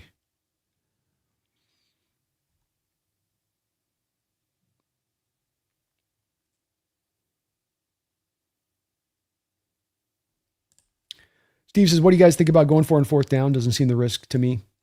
It's been something where we've seen a hyper amount of fourth down going for in the playoffs so far here. And this is the coaches leaning in analytics. I think if we go back to Steve, even the decision they made in the opening drive against the Niners 2 weeks ago or a week ago, whatever. At the time I said, take the points. And when you have a great defense like this, you take the points. If you're getting in a shootout, if you're deep into a third quarter, if the game's changed in the nature of what you thought it was coming into it, if your defense is faltering on the day and your offense is cooking on the day, well, that's going to change a little bit of your presumptive approach. But what you were going to anticipate fitting to form, considering this Niner offense and where it's at, you take the points. There's no reason to get hyper aggressive in that mode. Just keep stacking points, keep putting it on there. And I think there's games this year where that's proven out to be very smart to do so. Colts game, a game we didn't generate a lot of offense necessarily as far as points go, but you kept carving out consistent drives. And yeah, you were taking the points, but you were getting the points each time. You win the game because you didn't decide to do the going for it on fourth down. Trust this defense. Trust in the special teams. Trust in your team itself, that you don't have to do too much, that you don't have to extend beyond yourself to go get these wins. There's maybe sometimes that'll come into maybe go for it on fourth down here and there, considering the situation. But if we go back to like the direct example of last week, Steven, where you got the sack and then you run the pick play and you don't get it, like, just take the points. Opening drive of the game, go take the points.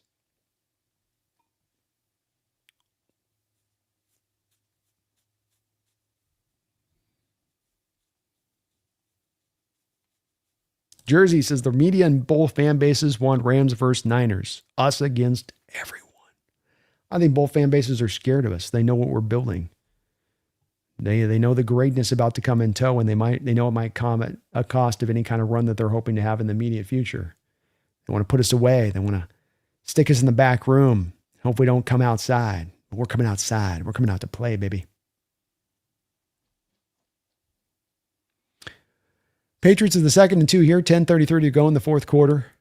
Ball on the 42-yard line. Hand off here to the back. He's going to break through Rondé Stevenson for a nice little run. First down. Mitch says, I feel terrible for Kittle. Dude's a beast and excellent teammate and represents the NFL well. He does, and I do too. Tough break for the kid. Feel bad for him. Hopefully he can get back and get around the other side of this.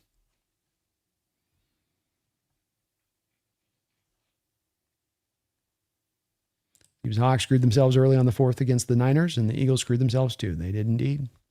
And they did indeed. Alberto says, I know the Darnold argument gets annoying, but I feel the debate will officially end when Sam wins a playoff game. It's the same argument about Stafford back in 2021 of not winning a playoff game. Yeah, I think you're probably right. We got a touchdown to Hunter Henry here, and the Patriots look like they're going to finally put this thing away unless the Chargers get a nice drive going on the next drive. I think that's a fair outlook there. I think the one thing within your example that kind of does show there, Alberto, is that the thinking of this, that the playoff game needs to prove it to people for them to be sold on a quarterback, is probably a one that's just not a very fair, like it gets spoken about a lot, that this is what the quarterback needs to do, but it's probably just not a fair modality for determining quarterback performance or determining whether a quarterback has the stuff. Because this all just comes back to when you really pull it apart, this thinking that a quarterback has to prove that in the playoffs to show he's got the goods, that you're sort of saying there's something that's not definable within their skill set physically, but definable in their skill set mentally that will not allow them to get over the top of that in those kind of moments. And we might be able to find some examples and representations of quarterbacks that are that way in NFL history, but I think that it gets spoken about as such a commonality within QBs that it becomes one that is so much it's gotten to a point of being overstated. And it sort of gets to fill in for actually having a cogent argument for why you think a quarterback doesn't have the goods to win those games. You can kind of just now shorthand it and say, well, he's never won the playoffs, so he's got to prove it on the big stage. It's like, well, that you can say that with absolute truth and certainty in your heart, but you're not really proving your case on that. And again, with Matt, he was that quarterback whether he had gotten to the Super Bowl or not. He was a victim of the circumstances he dealt with in Detroit. And that's as much of why he didn't have more success in his career, more than it is that Stafford had something inherently in him that was mentally deficient that didn't let him get to the promised land. And that's why that I'm so ardent in this point, is that from my point on a consistency standpoint on this, it just doesn't add up to me in finding a lot of examples of this in NFL history, even though it does get spoken at. And this isn't just into Sam Darnold, of course, Alberto. This is more to that argument that gets placed out there on quarterbacks in general terms. It's that argument that's going to be placed out on Herbert if he comes out of this game in the loss for the Chargers. It's again, the simplistic view, the simplistic outlook to things is not one that gets you in the right mode of actually seeing the truth at the heart of the matter. And that's why I push back against it so much. But you're not wrong. You're not wrong on that. Z says Brandon has more watching this stream than people watching Sunday Night Football. Maybe so. Can't blame him for a game like this. Woo! Z, thank you. Please hit that like button and sub on up if you get a chance. I would really appreciate it. Got over 500 people in the chat here tonight, and we're trying to get on the road to 30,000. Jesus. Catch the ball. Just catch it. I'll start by the Chargers. Yikes. Yeah, Mitch. Once he puts it like that, you got to go with Walter. Jack says Brock tried to give the game away today. He puts it up for grabs, man. And Christian Gonzalez is limping off the field here for the Patriots. Not a good sign for them. They're going to need him in the next round. Did he roll over on his head? Guess he kind of rolled over on his head. It's like a concussion for Gonzalez. It's a good player for the Patriots. That's a tough loss for them, especially Chargers going to be letting it cook here on the throws. Oof, goodness. Oh, man, Patriots are not tackling Herbert. First down run by Herbert. Yeah, definitely had a couple throws today, which could have swung the balance if the Eagles could have just find some footing offensively, Jack, to your point. And if he throws 2 picks this week in our house, it ain't going to be like week 1 where he's going to be able to get away with those 2 picks.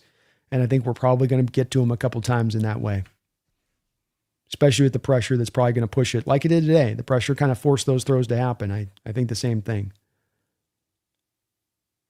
Again, Herbert's going to just try to run with this. He's like, look, you guys aren't going to catch it, so I'm just going to run with it.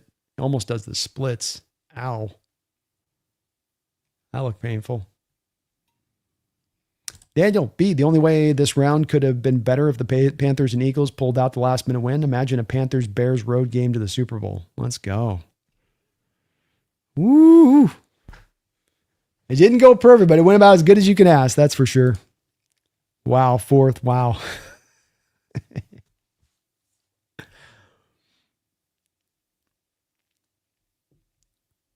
Scooby says the Bears better not try to pull that stuff with Seattle, and if they do, they'll be on the fast track to the golf course. Amen. We ain't gonna be the same. We ain't gonna be the same as the Packers. We're gonna have to play a little bit better.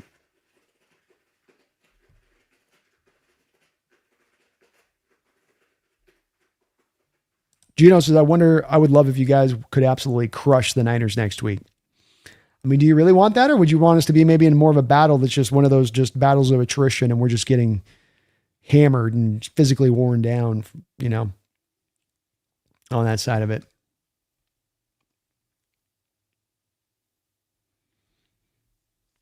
Randy Sam wasn't traded.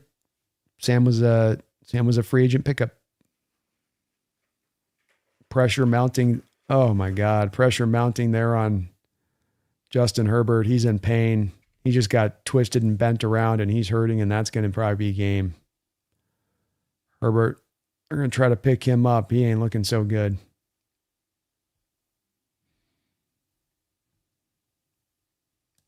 This would be false. Sam Darnold's a better quarterback than Bo Nix. False. Is we still going? Brando's got an ox of a stamina. This is an ox, stamina of an ox.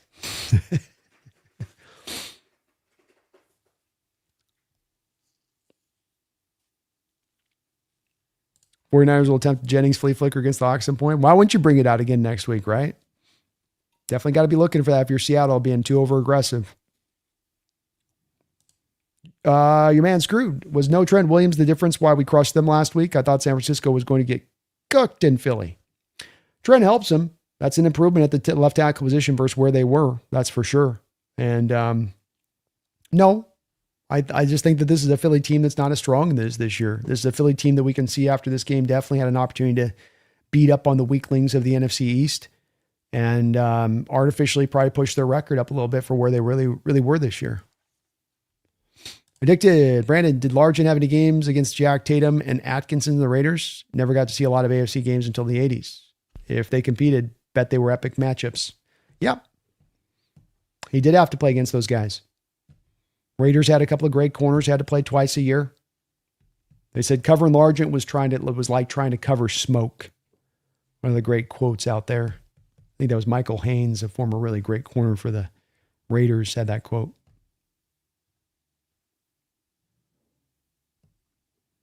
Ross has come back to this chat after Bo throws a pick six to lose against the Bills, and Sam lights up the Niners. Let's go.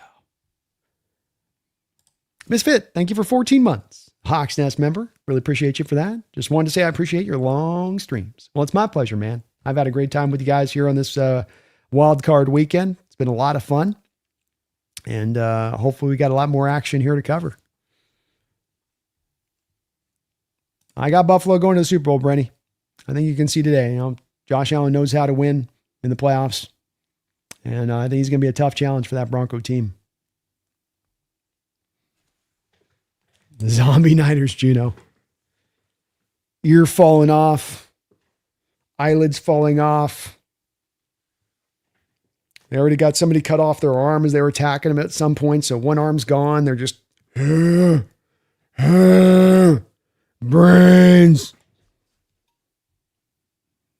I think that's going to be my thumbnail this week. Somehow or another, got to work that in.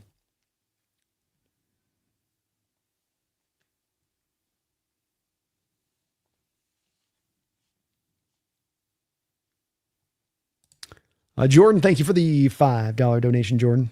Jennings is such a clown. Interviewer asked how he feels about facing Seattle, and he said, while pounding on the podium, can't wait. Yeah, I bet.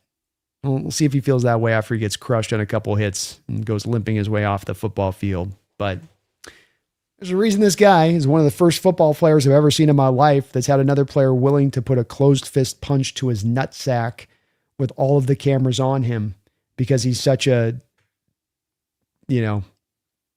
line stepper. Let's call that. He's what Eddie Murphy's brother would have called a habitual line stepper. There's things according to players, there's things he does on the field and ways he goes about his business that they're not a big fan of. But let him talk, man. Sure worked out for Lenore real well last time, didn't it? That was a winning strategy for DeMondre Lenore. Sure helped him out. So keep that energy, Juwan. And please wake up this beast. Poke the bear. Let's see how that goes for you. Appreciate you, Jordan. 7 minutes to go here in this football game. Patriots are trying to bleed this clock down and out. On top of maybe get another score before we put this game away. They're at the 41-yard line into Charger territory. Chargers going to get risky here. They're going to run a blitz. And pressure's mounting. Fumble! Oh, bounced back into the hands of a Patriot. That could have been ugly. Tiza, thank you for another $5 donation today, Tiza. It comes down to the offense getting into the end zone instead of settling for field goals. The offense needs to make the Niners tap out.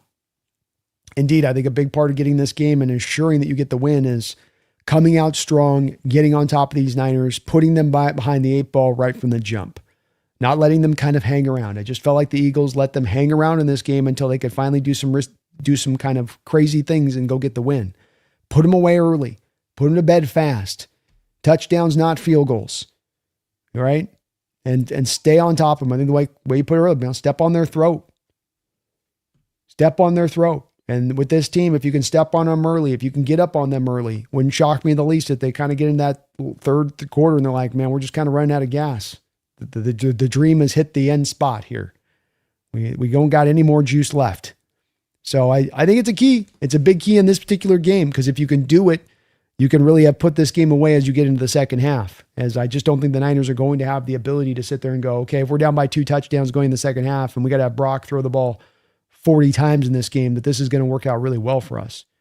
Part of them staying close in the game with you at that point is then their ability to maintain balance in their attack, lean on McCaffrey within that, and you remove that out of their hands. I think that's a great benefit to the Seahawks.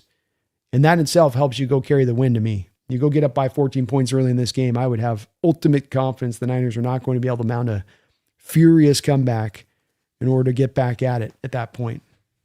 Republicans going to make an appearance? Come on. Yeah. Come on. Come on up. What are you doing, sweetie? You having a good day? Come on. Well, come on up.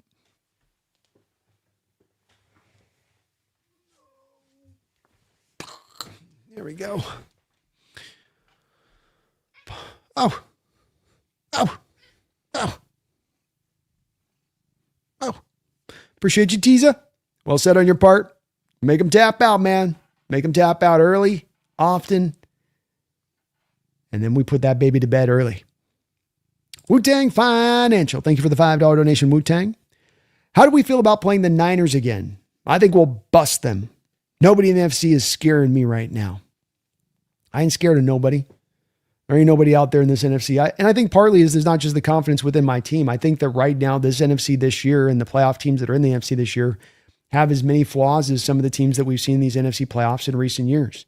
This was not the Eagle team at the height of their powers. They were much stronger in the 2 Super Bowl runs that they had. This is not the 49er team at the height of their powers. They were much stronger in the couple of Super Bowl runs that they've had recently. Likewise, I absolutely think this is the case with the Rams when you look at their recent 5-game track record and how they played, especially since our game, that they're not playing their best football, that this is not the same type of Ram team that had Aaron Donald and Von Miller and Odell Beckham going to the playoffs doing what they were doing. And that does make the pathway easier here. It doesn't mean that's a no-brainer we're taking it without any issue, but it does mean that it's been set up a little bit easier than it could have been, that the door has been opened up wider than it normally would be on a typical year.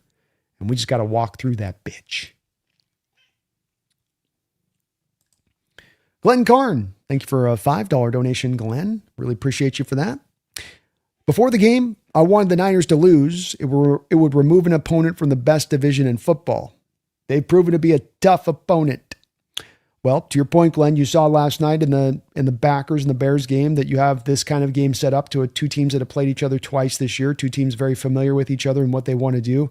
You can't hide as much, and it does level down. It does, to your point, I think a little bit on this level the playing ground a little bit in your inability to kind of surprise them with what you do, in your inability to catch them off guard in what you do. And it works both ways, and it just makes it down to now executing and who is really the more talented, better team really when it goes down to that type of stuff, I think. And I mean, maybe you could make the argument last night that maybe in the Packers, that's the more talented team. I don't know if you can fully say that. I think you could say just as much here that the Bears have as much talent as what the Packers bring out on the offensive side of the ball, and that, defensively, they're maybe a little bit better than what the Packers bring, and that they were the ones that end up winning out in that matchup of familiarity. But it is one that can cause a level of the playing field. That is to be sure for true there, Glenn. The only problem is if you had the Niners lose, you were playing the Rams then. That's the only tough part there, is that, well, you're still playing within your division then if you did see the Niners lose in this one. So, the lowest seed was going to be then the Rams. So one way or the other, you were playing the NFC West opponent. There was kind of no way out of it through this weekend's action. 5:17 to go here in this game for the Chargers. They're going to get a first down completed here. Clock will continue to roll, but they're going to need 2 possessions here, down 3-16. I mean, they need two touchdowns fast. I do get it though, Glenn. Definitely a tough opponent there that knows what you do, knows what you want to do. They're going to be very familiar with how we want to play them this upcoming week. Justin Herbert, again, going to try to throw the check down game here. You're going to have to push the ball down the field eventually, everybody. Keon Lund, thank you for the $2 donation. Harbaugh autocorrects to garbage and barbiturates.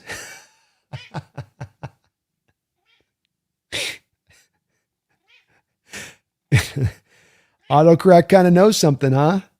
Autocorrect kind of knows something we don't maybe here, huh, Keon? Is that what we call AI intuitiveness at that point? And Justin checked down Herbert here is just perfectly happy with throwing little 5-yard in-cutting routes here. It's going to take a little bit more than this, Brody. Going to have to start taking some risks down the field and push this ball down the field at one point or another. Can't just keep taking down the easy little tosses here. Not enough time on the clock. Thank you, though, Keon. So Harbaugh autocorrects to garbage and barbiturates. 3rd down and 2 here. Shotgun look here for the Chargers. 5-man pressure package look from the Patriots. Look like they're going to bring a 6th. They're bringing the 6th. Herbert doesn't see it. Herbert gets sacked. How do you not see the 6th guy coming? Patriots showed it from a mile away, and the Chargers just decided to snap the ball and not pay attention to the run. He was showing blitz the whole way. These quarterbacks sometimes just get so hyper-concentrated on getting the snap made that they don't really pay attention to what's happening. If he had, I think, just taken a beat and gotten the alignment right, they wouldn't have had the free rusher like they did. 5th sack of the day for the Patriots. Offensive line for the Chargers is god-awful. Chase Stern, thank you for 30 months as a Hawks Nest member. I appreciate you for that. Says, we got the Niners. I'm pretty happy about it. Some would have rather played the Packers, though. How do you feel about it? No, I'm more of the 49ers. And I'm consistent on this. I said when we got to place the Niners last week, and so many people out there were predicting the Niners to beat us, saying, how are we going to take down this offense? And I was saying at the time that, like, look, they played on some weaker opponents, number one. And number two, that there's too many injuries here. They're beset by too much stuff. And they're a very good team. They're a very well-coached team, and they've got a lot of talent. But that talent's been drained out. And not just drained out in the injuries they've had, but drained out by what's going on there the last year. And the Chargers are going to go get a first down. Wow. You know, you lose 3 major free agents this offseason in Charvarius Ward, Hufanga, Greenlaw. You see your whole inside linebacker room get just completely decimated, where you're down not only your first 2 starters, but you're down basically your 2 backups in addition to that, especially considering Greenlaw leaving. Your offense loses Ayuk. You lost Debo this offseason. McCaffrey does not look like what the McCaffrey looked like of old. It's not that he's a bad player. He's just not quite as dynamic as he once was. Trent Williams has gotten older and not necessarily playing at his same level of play. And he's working through an injury. That's just too many injuries to me.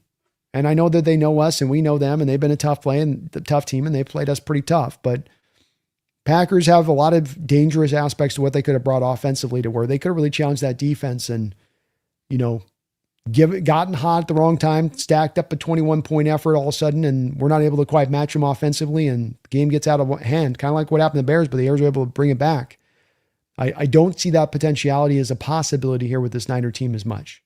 They can certainly beat us, and there's certainly a way the game can play where they win it, but I think that there's just very narrowed pathways by which they could take us down in this upcoming game. Whereas the Packers, I think, had a couple of off-ramps that they could have taken in order to be able to get after us.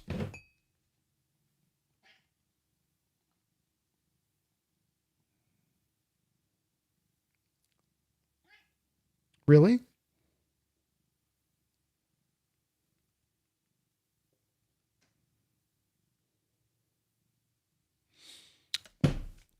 I'm all Niners. Easier matchup for us. I'll take the easier matchups. I'll take the easier road to the Super Bowl. That'd be my preference. Teaser man, thank you for another dono. Very kind of you. Very kind of you for all your support today, Teaser. That fake bunch screen Chicago ran was beautiful. Coobs, let's add that in our playbook. Yeah. You like that with Ben Johnson, don't you, Teaser? I mean, he's so much fun. He's so much fun with his creativity and the misdirection stuff. You know, defenses in this day and age are so much about, you know, attacking and rallying to the ball. And the more as an offensive coordinator to me, with that spirit that just is permeating through every defense in the sport, the more you can get them flowing that way and then come back the other way to it. Can you get them to flow that way, then show them eye candy this way, and then come back that way? The more you input in misdirection, I think the better. And when you get really fundamentally strong defenses, they're the defenses that can sometimes be the most susceptible to the misdirection.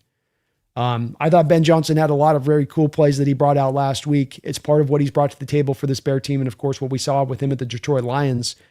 And he does a lot of what you want an offensive coordinator to do, which is, can you script up a lot of stuff in the game plan to help out the quarterback and give him some wins, give the offense some wins. And he does that. It's part of what makes him such a smart-minded coach in that way. 3rd and 9 here for the Chargers, and they'll be down to his last opportunity. This has not been a great performance by Herbert.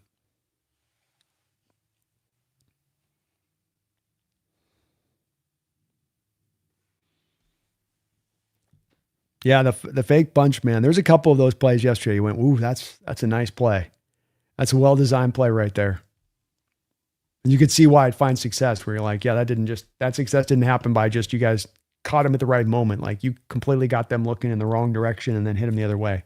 And as an offensive coordinator, I would try to make a lot of that of my approach as an OC, with the thought process of helping my offense get out a lot of easy wins at that point by getting the defense to look a way that they getting them to flow to that one direction and hitting them back the other way. It's easier said than done. That's for sure. I'm not saying it's like just any coordinator can do it, but like you say, Tiza, you know, see what these offensive coordinators are doing and trying to find ways just to build it into your attack a little bit. One sec, I'll be right back.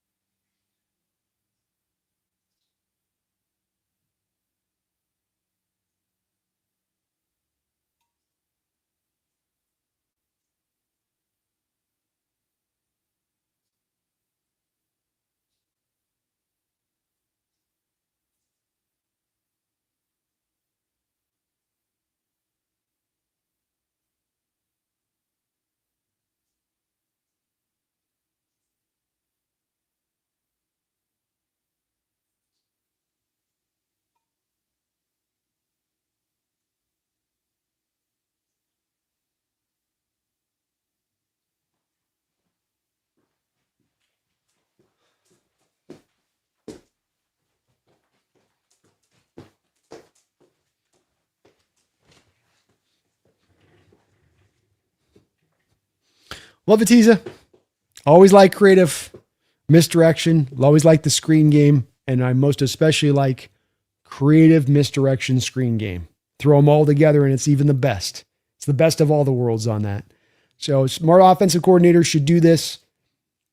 Defenses are structured very much, even with some of the complexity they've run a little bit more in recent years, are still structured up on, you know, that first read, those first indicators post snap about where this play is going, you know, get to those indicators, get to that spot, have a sense of urgency. And then as a play caller to be able to take advantage of that urgency. And then once you do, you oftentimes then can force that defense to be a little bit tentative in their approach. First, just pin the ears back and, you know, go like lightning at every turn, you know, go playing 100 miles an hour at every turn. Defenses want to play fast and free and loose and flow quickly to the ball like that. And you start misdirecting it and you start getting them think differently. End of the season on the line here for the Patriots, or for the Chargers right here, 4th down and 9. Timeout by the Patriots here as they wanted to look at what the Chargers were doing. And they're going to call a timeout. Still going to be very hard for the Chargers to pull this off. Minute 58 seconds left.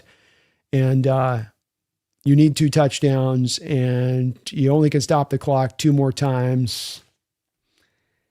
It ain't great. It ain't what they call ideal. Tiza, thank you though for the donos.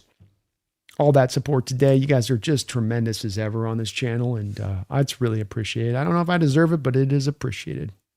Misfit Shaheed with a Percy Harvin dagger return versus the Broncos in the Super Bowl would be fun as F. Boy, would it ever.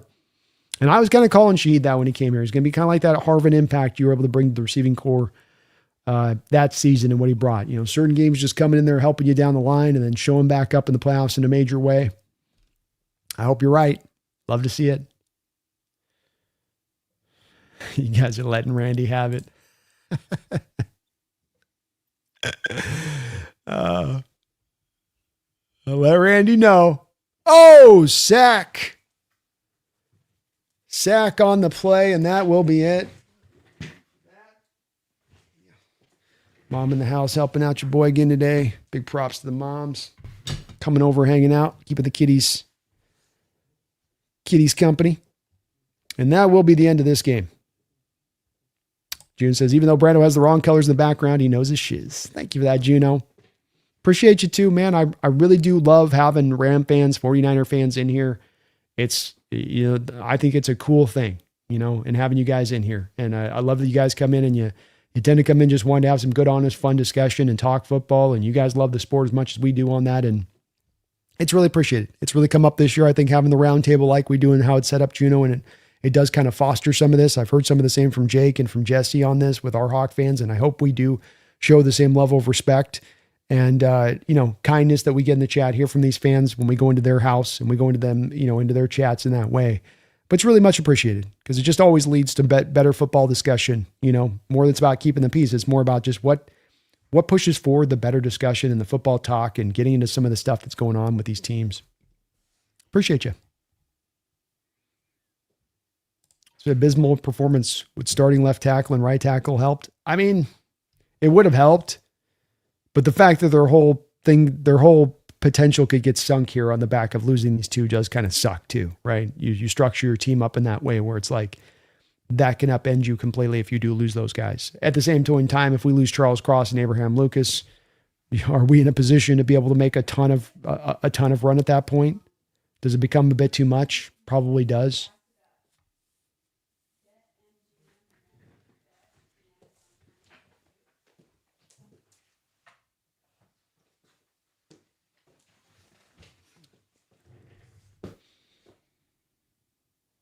Jordan says, why do people say I'll remember that if someone gives an honest take? The Broncos offense is suspected turnovers. It's not a bad take to say they might lose their first game.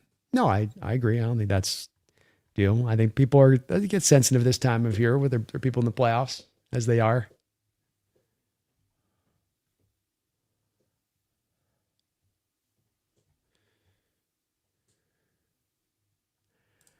Daniel B, as they say, Darnold has never won a playoff game, but see what they say when you ask them about sample size. Oh yeah, 0-1 sample size, much better than 28-6. Shaking my head. I hear you, man. I hear you. Not going to base stuff on sample size, that's for sure.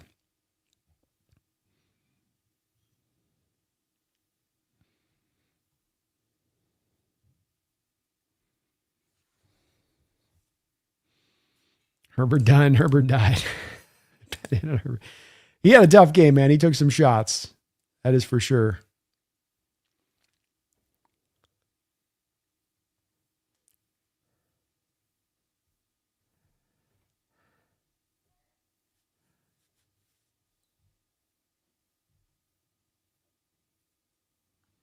Brandon, that hit on Herbert reminded me of the Earl hit on Gronk back in the day. Yeah, it kind of did, man. He took some tough shots in this game. Kid's a tough kid in that way. And again, I wouldn't blame on Darnold. I don't know if you can just blame fully on this performance with him.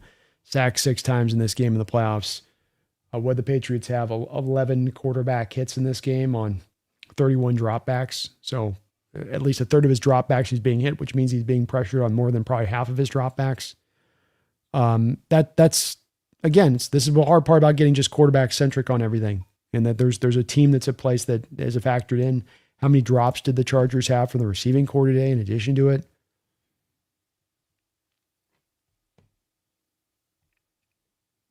Herbert definitely looked a little shaken up there. Can't blame him.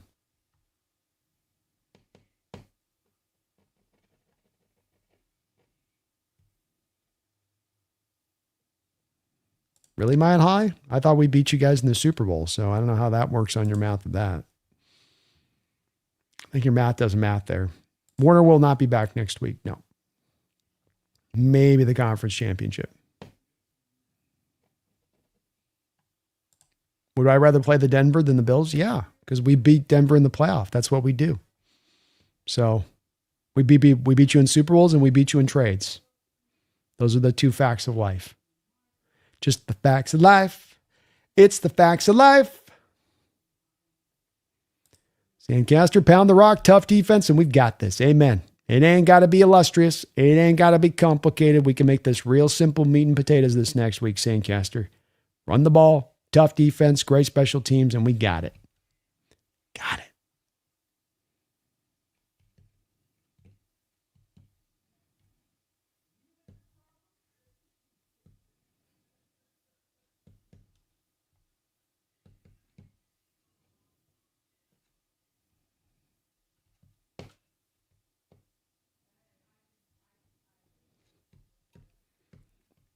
Misfits' Dave Lombardi says the 49ers are the healthiest they've ever been.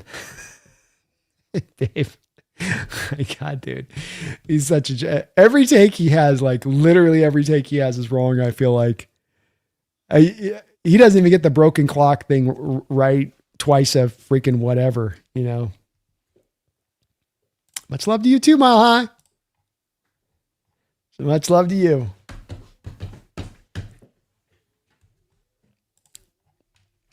MJ Seahawk. Thank you for the $10 don't know, brother. Really appreciate you for that. He says, please, JSN, don't take the Madden cover. It ruined Alexander. It's the devil's deal. Well, you could say Alexander, and you could also say maybe a little bit of this guy here too. Was Sherman ever quite the same after being the cover athlete on 15 here on my left? It's one that has held up pretty true, hasn't it, Chase? Or MJ, where if you get that man cover, it can be a bit of a death knell for you. Maybe JSN might be the guy, right? Maybe Myles Garrett setting the sack record. They can unveil their new pass rushing. What do they call that? Our new pass rushing mechanic. Check out the new pass rushing mechanic, which was also an old mechanic from 2012 that we're re-putting back into play. We're bringing it back. Still broken. So maybe Garrett gets it, but you're right about what other offensive player is going to be more, in alignment to be the guy to get it maybe than him. I think Puka's maybe done a little bit of PR damage here and there a little bit that might prevent him a little bit on that, but you never know. Maybe he's a guy that they look at in that way too. So, yeah, you might be right.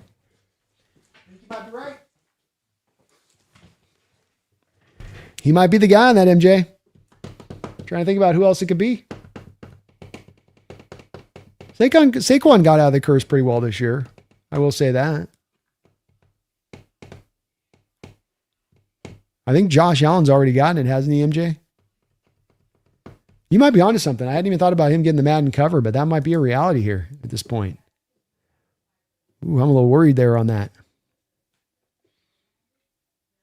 LeBron says Ben Johnson will expose more of the Rams' defensive flaws. He'll know how to attack them, that's for sure. He will know how to attack them. What happened to Keenan Allen? He's dropping everything. He used to be a perennial Pro Bowl player. Yeah, he did. And you get older, and I was kind of feeling like this a little bit with watching a bit of Devontae Adams in that game, not just against Carolina, but even watching him in our first matchup against us. I've seen Devontae Adams dropping balls that I don't think customarily he used to drop back years ago either.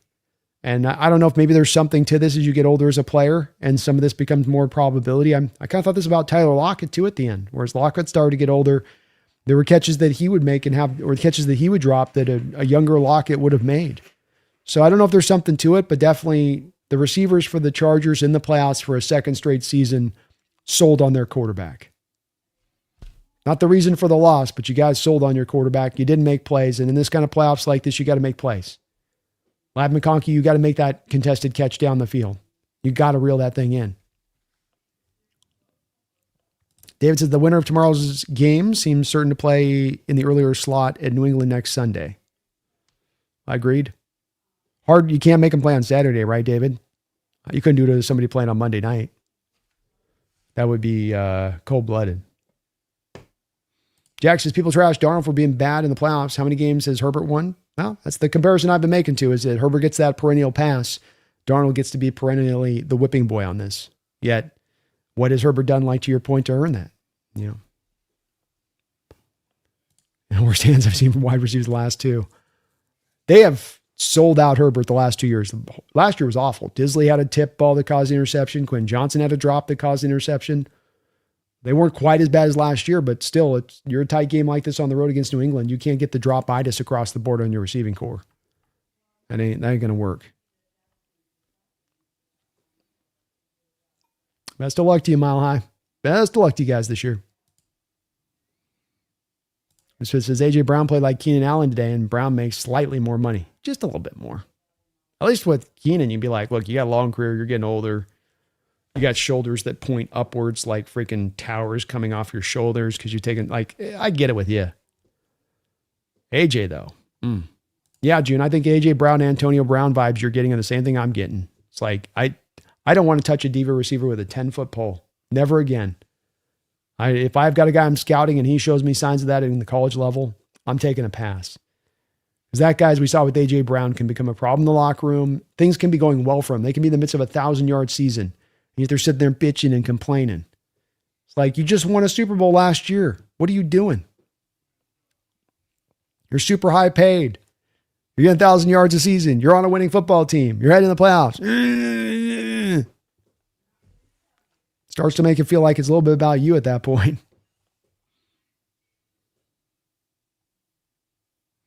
Anyone know if the season ticket holders are selling out their tickets to Niners fans again? They've been warned about it. So I don't think they're going to be doing as much. Appreciate you, Alberto. Thank you so much, man. Sheed's more like Deshaun Jackson. Kind of, yeah. He's not, I wasn't mean like he's built like Percy Harvin, but just that he gives you that same kind of Harvin impact he did in the playoffs. You know, comes up in that, what was it where you're playing the playoffs there in the first game against the Saints, makes a couple plays before he gets headhunted by the Saints player, comes back in the Super Bowl and helps you kind of close things down in the Super Bowl.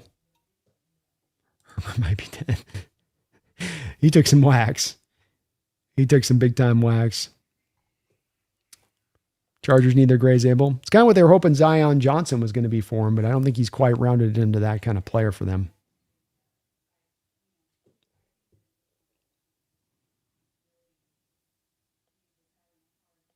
Do I like that the playoff game's on Monday Night Football? Not really. NFL's just trying to kind of suck every bit of the juice they can out of the season, though. Just see the three Super Bowl games, see the three games on Christmas. Jake Marsh, who Schefter follows and has 259 followers, predicts the 49ers Seahawks prime time on Saturday. See what happens. Has the Rams Bears Sunday night. That's how I think it's going to go too, David. That seems to be the way that the tea leaves are kind of rolling here, which just one more benefit in our back pocket. Niners having to work on a short week, traveling back from Philadelphia, then traveling back out to Seattle. Maybe Jim Harbaugh gets fired as well. Probably not. He seems to be pretty well in tune. He's got him in the playoffs in back-to-back years, but they got some work to do there in LA.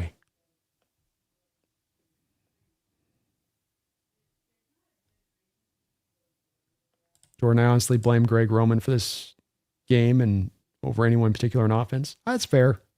I just kind of wonder about the Greg Roman connection. I know that Harbaugh's got a deep connection with Roman. His brother's got a Roman connection. He had Roman there with the Niners, but a big part of Roman's attractiveness really comes from his ability to utilize a mobile quarterback out of read option looks. Just don't think he's all that impressive outside of that. And Herbert's really more of a guy that probably needs a more cogent, traditional offensive coordinator in his approach. Jose says winner tomorrow is definitely playing on Sunday. Definitely. You ain't throwing a short week on their butts. You can't do it. Sherman did survive it, but did he thrive from it?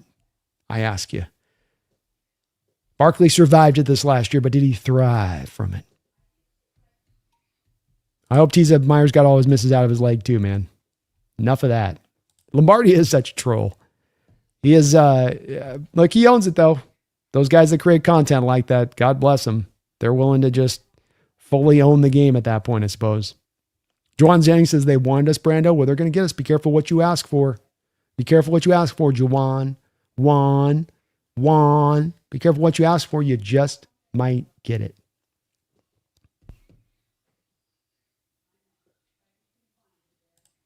Chris says prior to this game, he's been sacked like 225 times since 2020. Quarterback hits is the most in 20 years. Dude is a fodder for the defense.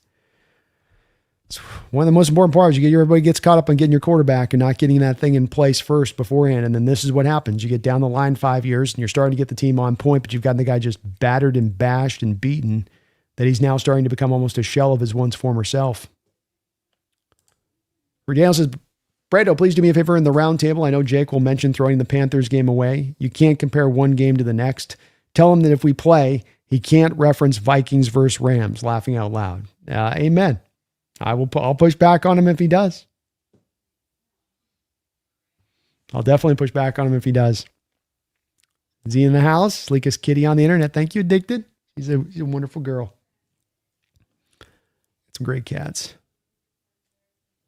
Your dog, Freddie Warner's chances of playing against the Seahawks are not very high. He hasn't even gotten the practice field yet. Hard to see him coming out there and doing much of this game, to your point on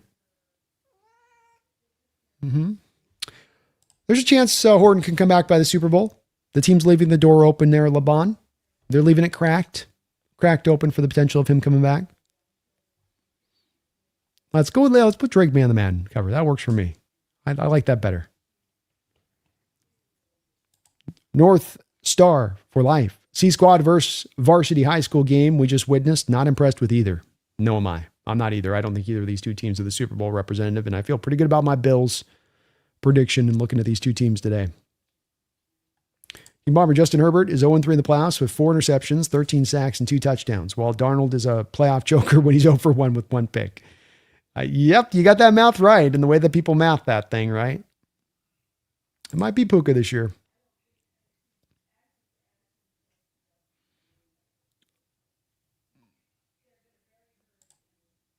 I don't know. If he wins Offensive Player of the Year, Brenny, they might push to him. There's not a clear guy to get the Madden cover this year.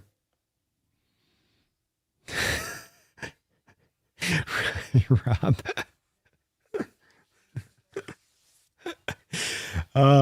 Rob, Ab, you said it, so I didn't have to, man. You know? North Star for Life says Puka will have 400 all-purpose yards against the Bears. Hard to stop, man. And boy, he can just destroy zone coverage. I says Seahawks were so close to a perfect playoff picture playing Green Bay and no Rams. It's true. Well, I know that Eagle team would have probably fallen to the Rams at this point, the way they're playing. Even with the Eagles kind of having the Rams number recently. Chris says low scoring game versus the Rams and Bears, 15 to 20 degree weather, late game Bears win. I could see it, especially at nighttime with that temperature dropping, you know. Robert Levis, thank you for the $2 donation. Our game is Saturday, short week for them dirty Niners. Yeah, it ain't going to work well for them at that point. This is a physical game you just had to play with Philadelphia. Got to go back on the flight now back home. Now fly back to Seattle, and you'll have to do it on a short week. And this is one of the things that was a problematic for the Niners the last time we played them, right? Played them on a Saturday, played them on a short week. So Niner teams kind of wore out. So Niner teams kind of, dug in a bit. So another thing working in our favor here if it's going to be a Saturday night game, Robert, and it can't be undersold. It's these minor advantages that to me just so strongly give Seattle the nod here in this game coming up this week. Still got to do it. Still got to make it happen. Schedule releases tomorrow post-game. So we'll have to wait a little bit. Wide receivers are divas, it's just fact. Yeah, they can be. I think there's some guys that are good soldiers and go about their business. I don't think Mike Evans, for instance, has been a diva wide receiver. I think there's some good examples of guys that don't have to be this way. But there's certainly a lot that go the other way too. Roberta says, well, when we play, we'll either throw a win or Sunday or play in Seattle or home. Amen. Amen. Charlie, Saturday Night Football. It's coming, Charlie. Let's go. Let's go. Saturday it is. Saturday at 5, it looks like, based on what I'm seeing in the chat here. I know we won't know for sure probably till tomorrow, but that does look like where it's going to probably be very high likelihood.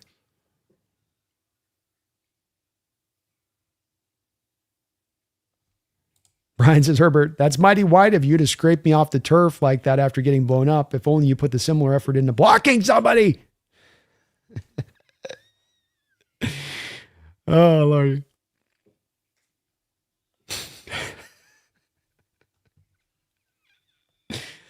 Oh, let's go.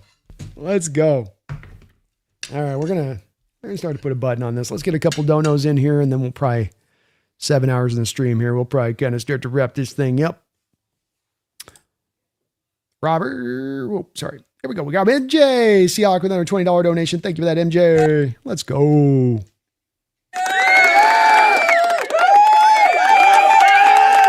Very kind of you, man. You can keep all the awards. I will take the Lombardi and only that.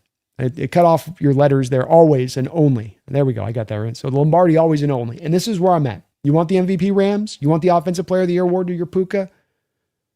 Niners, you want Coach of the Year? Take it all. Take it all. If I got to give all that away to go get the Lombardi, that's all I care about. That's all that I matter about. I'll remember these players. I will celebrate these players into eternity. And I don't need them to have rewards to do so. I won't need an award on JSN's back to know he had the greatest season for a Seahawks receiver in our history. I won't need awards all over the place for this defense to know how good they were. Give me that Lombardi. That will be proof in itself. Right, MJ Seahawk? Well put on your part. 100% the same way I feel on this one. 100%. Robert Levis with another $5 donation. Thank you, Robert, for all the support on the channel here. It says, bittersweet on tonight's game, though. Hate Harbaugh with the power of 1,000 suns, but feel bad to see Justin abused like that. Yeah, this is where I know we're making some reference to Justin and having some of the issues he's had in the playoffs, but I'm not going to apply the same model to Justin Herbert that I'm asking people don't apply to Sam Darnold. And so 3 games of Justin Herbert in the playoffs, and to say, well, that means that he's a guy in the big show that's going to fade and that he doesn't have that. The same thing people say about Sam, they'll start to probably say now a little bit about Herbert and the way that Herbert's gotten a pass because it's only been 2 games and he just kind of gets a pass. But how he's gotten knocked around, how he's gotten beaten around, the offensive conception that they've operated from within there for years with Justin and what they've tried out there.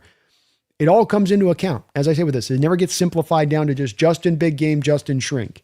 It's Justin big game. How does the rest of the team play around him? And none of these playoff games can you look at it and say the rest of the team held up their end of the bargain to allow him to find success. Maybe the defense, but 6 sacks in this game, pressured over half of your dropbacks. That's not going to get the job done.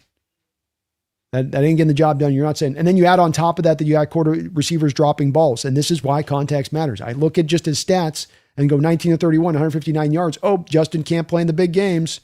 But this is why you don't just look at stats. This is why the context matters. This is why you got to take into account all the parts that bear out the performance, or you're not seeing it really clearly. And so we aren't going to make the same mistake that we make with Sam on this. Justin Herbert might come back next year and he's got Alt and Rashawn Slater cooking it up, and his guys actually catch the ball in the playoffs, and he has a lot of playoff success. That will be much more of a harbinger and a driving force for the Chargers to find playoff success more than it will be that he somehow has to do some miracle man thing to get the job done for them, Robert. Back to your point. I agree with you 100% on this. And I think that this is a place where the fan outlook of things and the fans sometimes getting really kind of vicious to quarterbacks on this and their outlook of really tossing them and casting aspersions on them, rather than being more willing to look back at the team itself and the inequities of the team itself, is a failure point that I see quite a bit presented.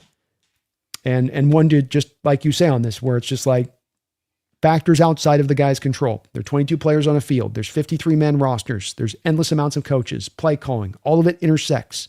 Roster building, all of it intersects. And if you guys can't block in front of you as a quarterback and your receivers can't catch, and you as the quarterback have been the most effective running back on the day on 10 carries for 57 yards, like you can't even average 3 yards a carry with your other 2 backs. Is that on Justin then? Is that on his back then? Is that his fault? Is that his failure then? No, like you're saying, it's not, Robert. And I don't think it is either. It's those aspects that are contributing to that performance. And they've been too much of a commonality there with the Chargers since Justin arrived. And it's another representation of teams just draft the quarterback. Just draft the quarterback. Is the timing right? Do I have the right offensive line? Just draft the quarterback. Do I got the right offensive system in here? Or am I going to spin him through a bunch of offensive systems through his first couple of years as he's trying to learn this sport? Just draft him. Just draft him. Do we have a guy that's in place that we can maybe start ahead of him so that then he can sit on the bench and he can learn and we don't thrust him out there too early in his career when we certainly don't have the supporting cast in place? Just draft him. Just draft him. Just pick him. It won't matter. We'll figure it out down the line.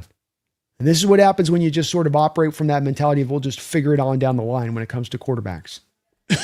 Get the parameters on point first. Get the offensive line point first. Get the offensive scheme in point first. Set them up for some kind of success.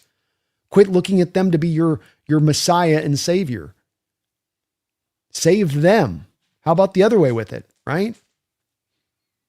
But this is why it can be so broken, the outlook sometimes when it comes to the quarterback position, Robert. Well said on your part. I root for Justin Herbert too. I think he's a good player. He just seems like a guy who just wants to play quarterback. He ain't trying to be a guy about my star, about my Q rating, about how big I can make myself from a marketability standpoint. Just want to play great football. And Chargers have not put together an offense that's been the right offense to maximize him. Bottom line. Wu-Tang Financial, thank you for the $5 donation, Wu-Tang, and all of your support today. I'm proud of you, man, for all your dono drops. Hawks to Jennings. I'm your Huckleberry. That's just my game. Indeed. Maybe I got to do a little bit of an overview of that this week where I'll have Johnny Ringo out talking trash and I'll put Jennings' face on Johnny Ringo. And then we'll have Doc Holliday come out of the shadows and it'll be, it'll be like Nick Eamon or Witherspoon or whatever. And I'll put him down where it's like, I'm your Huckleberry. And then Johnny Ringo's like, I was just joshing. I was just joshing. That's all. I was just playing about. And then we have Witherspoon go, I wasn't. I play for keeps. Let's go, Wu-Tang. Let's go. Phoebe, thank you for the $2 donation. It was just confirmed. We are playing on Saturday. Confirmed. The road gets even better. One less tree taken out of the center of this thing. You got to play on 15 nights, extra day. Give the Niners that extra day there to get back to right. Nope, we're going to put the Niners on a short week. One more factor, one more feather in the cap of the Seattle Seahawks coming into this football game. Don't undersell it.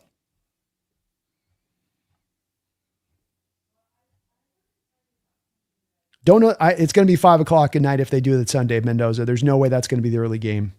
It will definitely be the late game. Maybe not definitely, but I would.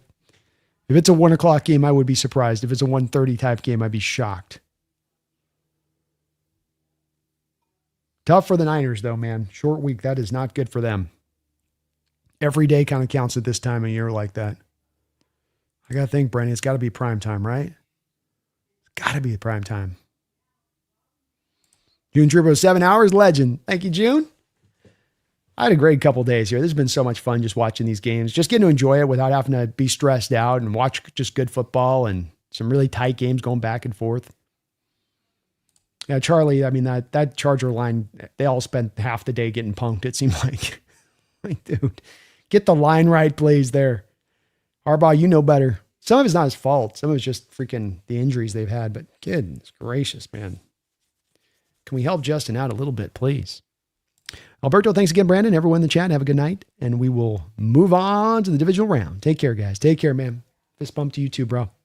Thank you, man. DPing, Brandon, who would you vote for Coach of the Year, and what criteria would you use? I'm actually a voter, you guys. Did you guys know that? I'm kind of a big deal. Kind of a big deal. I just voted in some online inaugural award where you do all of that stuff, where you look at the coach and offensive player of the year and all of that. So I'll get you guys out the results of that when we get it. It's like an online thing that they're doing for content creators to vote on these awards. So maybe this will carry a little more weight for the average fan than the Associated Press ones and stuff. Instead of those crotchety writers and stuff who don't watch all the games. But I did go heavily Seattle. I had John, the executive of the year. I had Mike McDonald. I think I ended up going to Mike McDonald as the coach of the year. And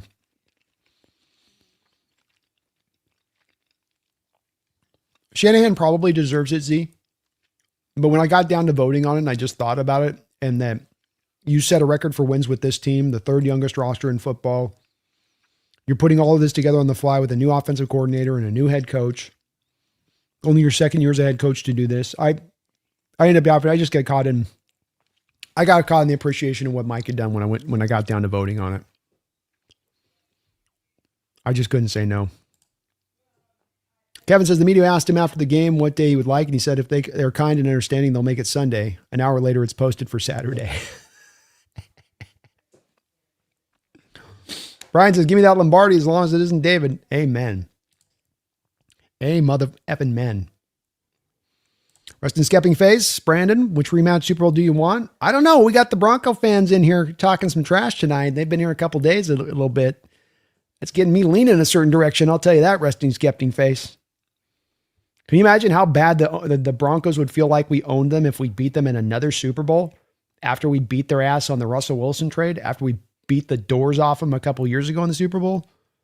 You talk about trauma caused, trauma never leaving. That'd be a lot of fun. Patriots mystique loses a little bit with no Belichick and Brady there, right? Just kind of feels like a whole different thing. Jack Don, playoff Lamar equals playoff Herbert. Steve says Herbert's a stud. That O-line couldn't play if it was freaking Tom Landry was coaching them from heaven. I like Herbert, I do. I don't think his performance is on his back.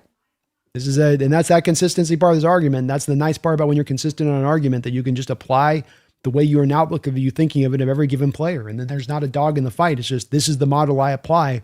And it's one that I've thought a lot about to apply it. A loss and a win are brought about by a lot of functionalities, and it's a team-based sport. And when you as a quarterback have so many parts failing around you, hard to find success. Hard to have an expectation to that player that they just have to fly on high and find a way.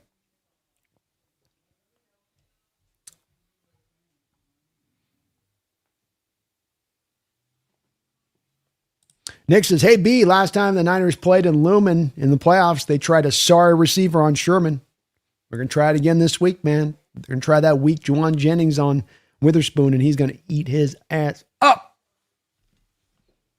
Nick to Brandon, as always, another day of great NFL coverage. Can't wait for the syndicate to get legs and stand up in 2026. More exposure for you. Fire up.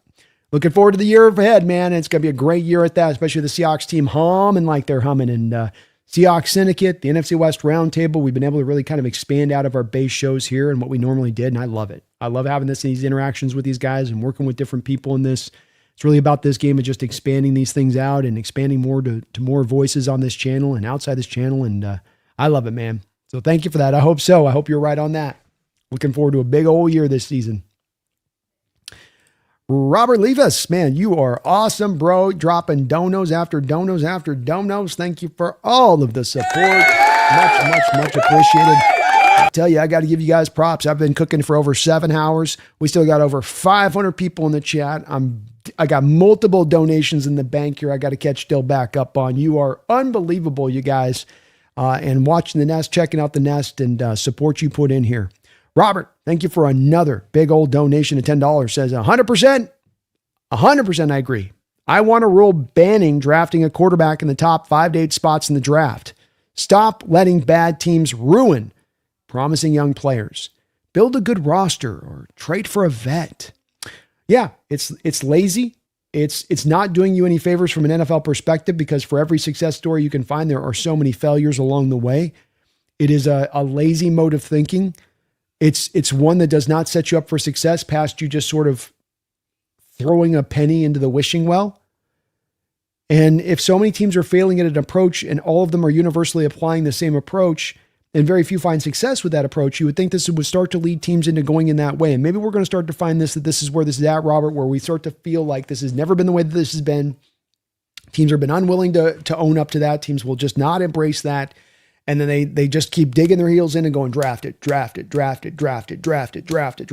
And I'd like to say that I think it's going that direction, but at the same point in time, you got the Raiders that can't seemingly help themselves. They're going to go back for Mendoza here. You got the Cardinals. Maybe they go for Ty Simpson. You're going to see the same thing applied again in this draft once again. So maybe the lesson's starting to be learned, but Robert, it's being learned very slowly by these NFL teams. And I don't understand why they just can't wrap their head around build the team first, then get the quarterback. I don't understand why it's always got to begin with get the quarterback, and then I'll go find the rest of the team and figure the rest stuff out. It just doesn't make any sense on a conceptual standpoint of what you're thinking. And it just seems to be one that's almost a fear-based approach. Well, I got to go to grab the quarterback here, because if I don't grab him here now, then I'm not going to have a chance at a quarterback down in the future to go and draft. So say nothing of like you talking about going out there and trying to actually just find a vet first. It comes like, well, we got to draft a guy at some point, and I got my opportunity to draft him now, so I got to draft him right now. Well, wait, hold on. Why? Why won't you get that opportunity in the future? I just don't know that I will. So we come back again and again, dude. This isn't being done by visionary approaches. This isn't being done with intelligence.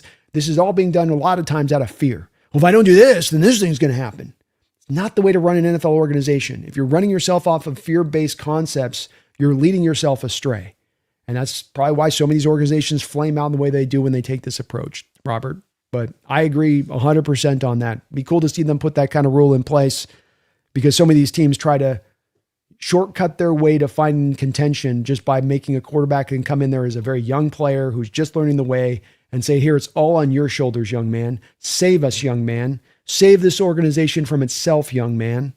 That's a tough beat, man. For a kid that's just barely turned 21, 22 years old, it's a lot to throw on him. And boy, the donuts are coming in hot here. Anthony Sandoval, thank you for the $2 donation, says, Seahawks beating them Liners. Belt to ass. Go Hawks. I love it, Anthony. Let's go, man. Thank you for that donation. And belt to ass, I hope is right. Let's get it. Let's get it. Lord Disciples, thank you for the $2 donation, Lord Disciples. And folks, I'm going to have to eat a little bit of food here. So if you guys are going to keep popping in the donos and we're going to keep rolling along here instead of wrapping up, then I'm going to get some food, because I am getting hungry here.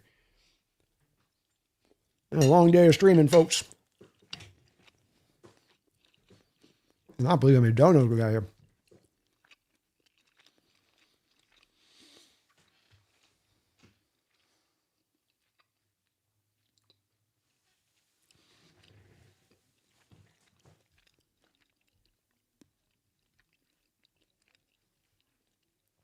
Lord Disciple, thank you for the $2 donation. Says, do you momentum could take a hit with the bye? Okay, so you're asking if the momentum was going to get lost with the bye week. I don't think it's going to, no. I think if you have a young team, I think if you have a team that's sort of feeling itself, I think if you have a team that's bereft of leaders, and that, again, is oftentimes a team that's going to be young without those guys there, that's maybe a team that's gotten hot and good this year, but they're still kind of finding their mature footing, I think this would be more of an issue. And though you have the third youngest roster in football, you have also done a really good job of sprinkling so many vets throughout this locker room and so many really strong leaders throughout this locker room, be it a DeMarcus Lawrence, a Leonard Williams, an Ernest Jones, a Julian Love, a Sam Darnold, a Cooper Kupp. You know, you've got all of these guys that I just think that they will maintain the standard, that they will understand that there's a bit of the threat of this at play and having that bye week. And then I don't think that they're going to allow for that to be what holds you back. And nor will I think that's going to be something we're saying next Saturday if we lose that game. I don't think we're saying it because they got rust over a bye week. I think we'll say it because the Niners beat us. So no, I don't really think so on that. I just don't. There's so many stakes at play at this time of year. And momentum is a real thing. But I just don't see why they're going to just lose this in the next week off of just one bye week. It could happen. Technically, it could. It has happened in the past. But with this particular team, I just think Lord's Disciple, they're in good position to be able to maintain this and keep the pedal down, keep the intensity ratcheted up. Anthony Sandoval, thank you for another $2 donation, saying Seahawks. He had to add it twice, so not once, but he put it in twice. He said Seahawks beating them Niners, belt to ass. Belt to ass. Let's get it, Anthony. Let's get it. Chat is cooking. You guys are rolling today, man. Thank you again for all the donations. I can't even, we are flowing. Folks, we're getting up over and back into 600 right now. There are no games on right now, folks. You still want to ride, huh? All right, let's go. Let's go. Goodness.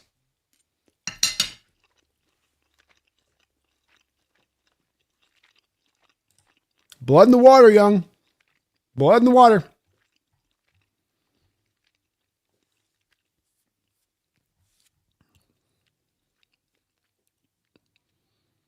Josh Allen's going to eat horse meat. We're finishing up here, cooking. The chat's cooking, man. I can't quit on you guys when you're cooking up like this. Davidson, Saturday happens to be the 10th anniversary of the playoff loss in Carolina. Vengeance, David. Vengeance. Almost pulled that game off, too.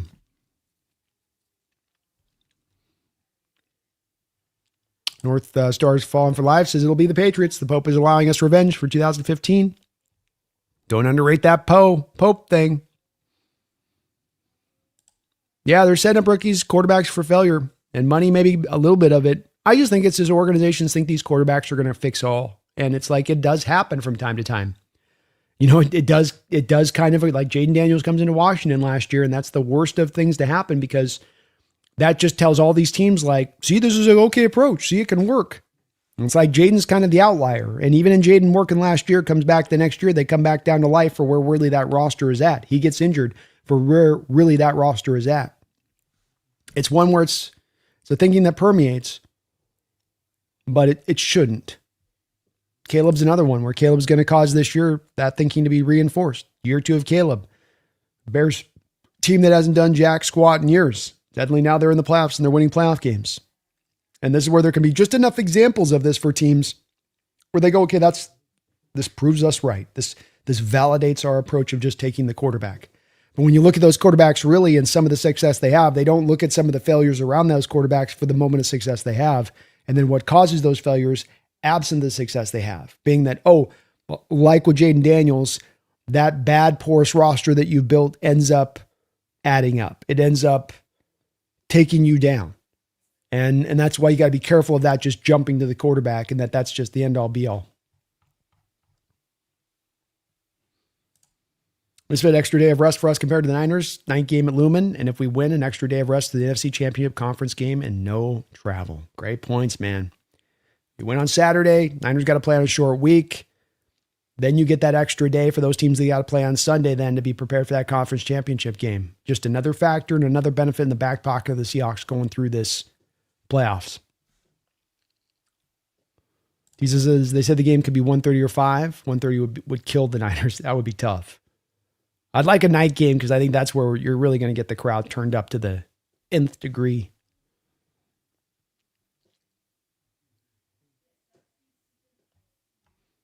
Young's with me. Team has enough veterans and leadership to be ready. They're going to be locked in, man.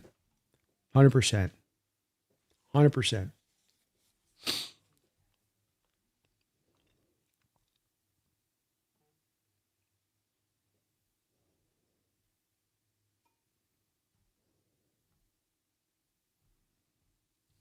What's that space?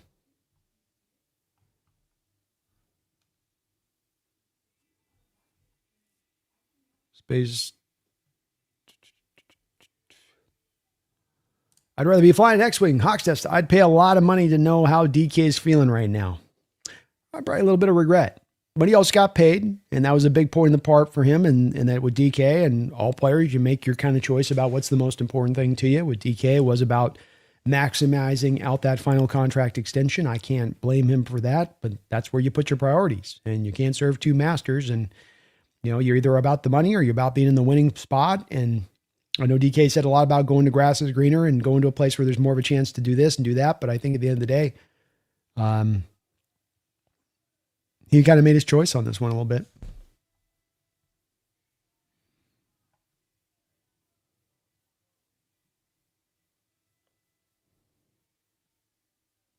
Seahawks edit. Brandon, do you think Parasol will be back for the game? I think he'll make a try of it. I'd estimate that they're going to, I was sort of surprised he wasn't out there playing here this week, to be honest with you. So, kind of odd in that way of things, to be honest with you, or Seahawks edits. I'm not really sure of where the injury's at, and they've been a little bit dodgy with it, have the Niners. Thank you, Lord Disciple. Appreciate you. Since Kevin Face, Lumen's going to be lit. Make some noise in that stadium. Be ready to get crazy Saturday. Misfit says, so Bills and Seahawks win Saturday and we can just sit back and hate watch the Rams. There we go. Sunday would be a beautiful day if that could be the case.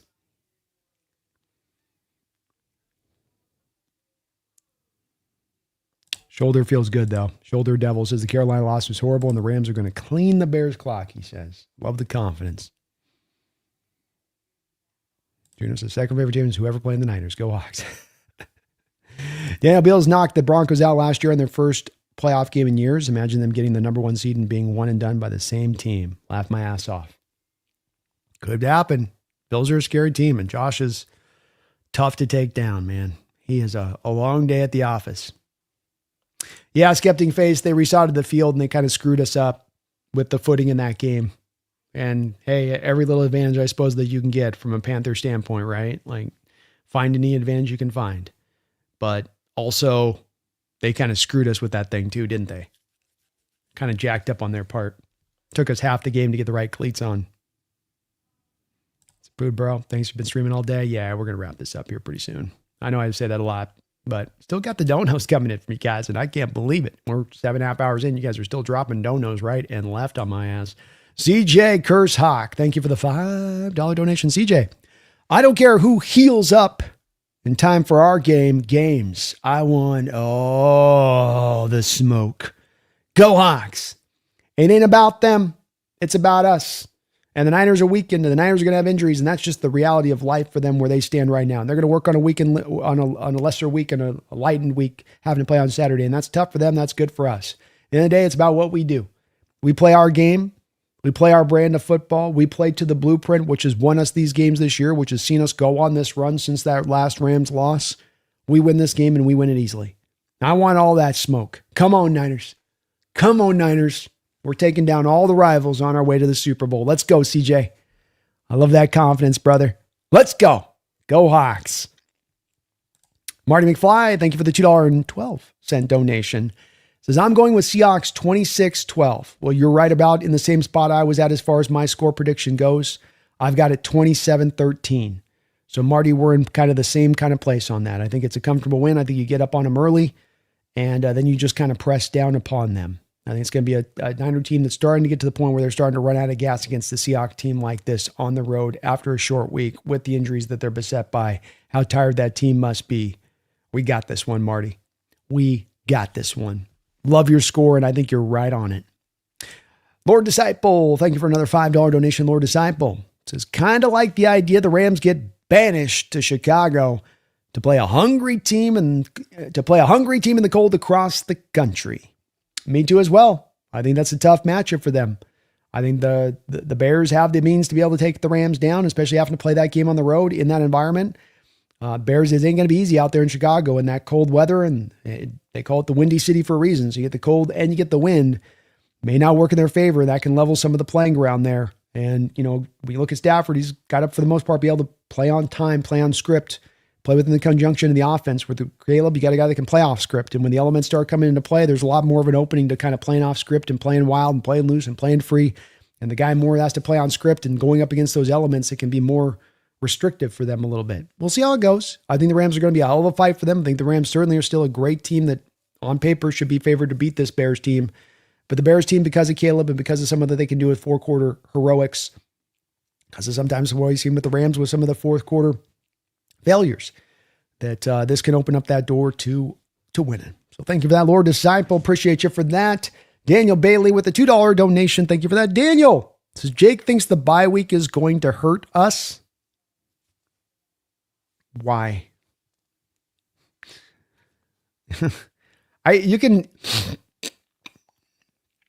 And again, thank you guys. We got 116 donations and member messages today with you guys in the chat. Thank you for all of the tremendous, unbelievable support.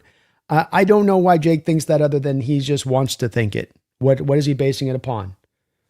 Right, Daniel? So I mean, this is the stat I've been bringing up over and over again. And you can bring up, okay, team might have a little bit of, they might have a little bit of rust on their back when they come into this next game. Maybe. But you can't just say that you know that it's going to happen just because, again, we come back to, well, I just got kind of a twinge in a gut, my feeling. I think, well, okay, I'm going to bring up statistics. Since 1990, there have been 12 teams with top number one seeds in each conference. Those teams in the divisional round, in the next round, after getting the bye week, are 41-15.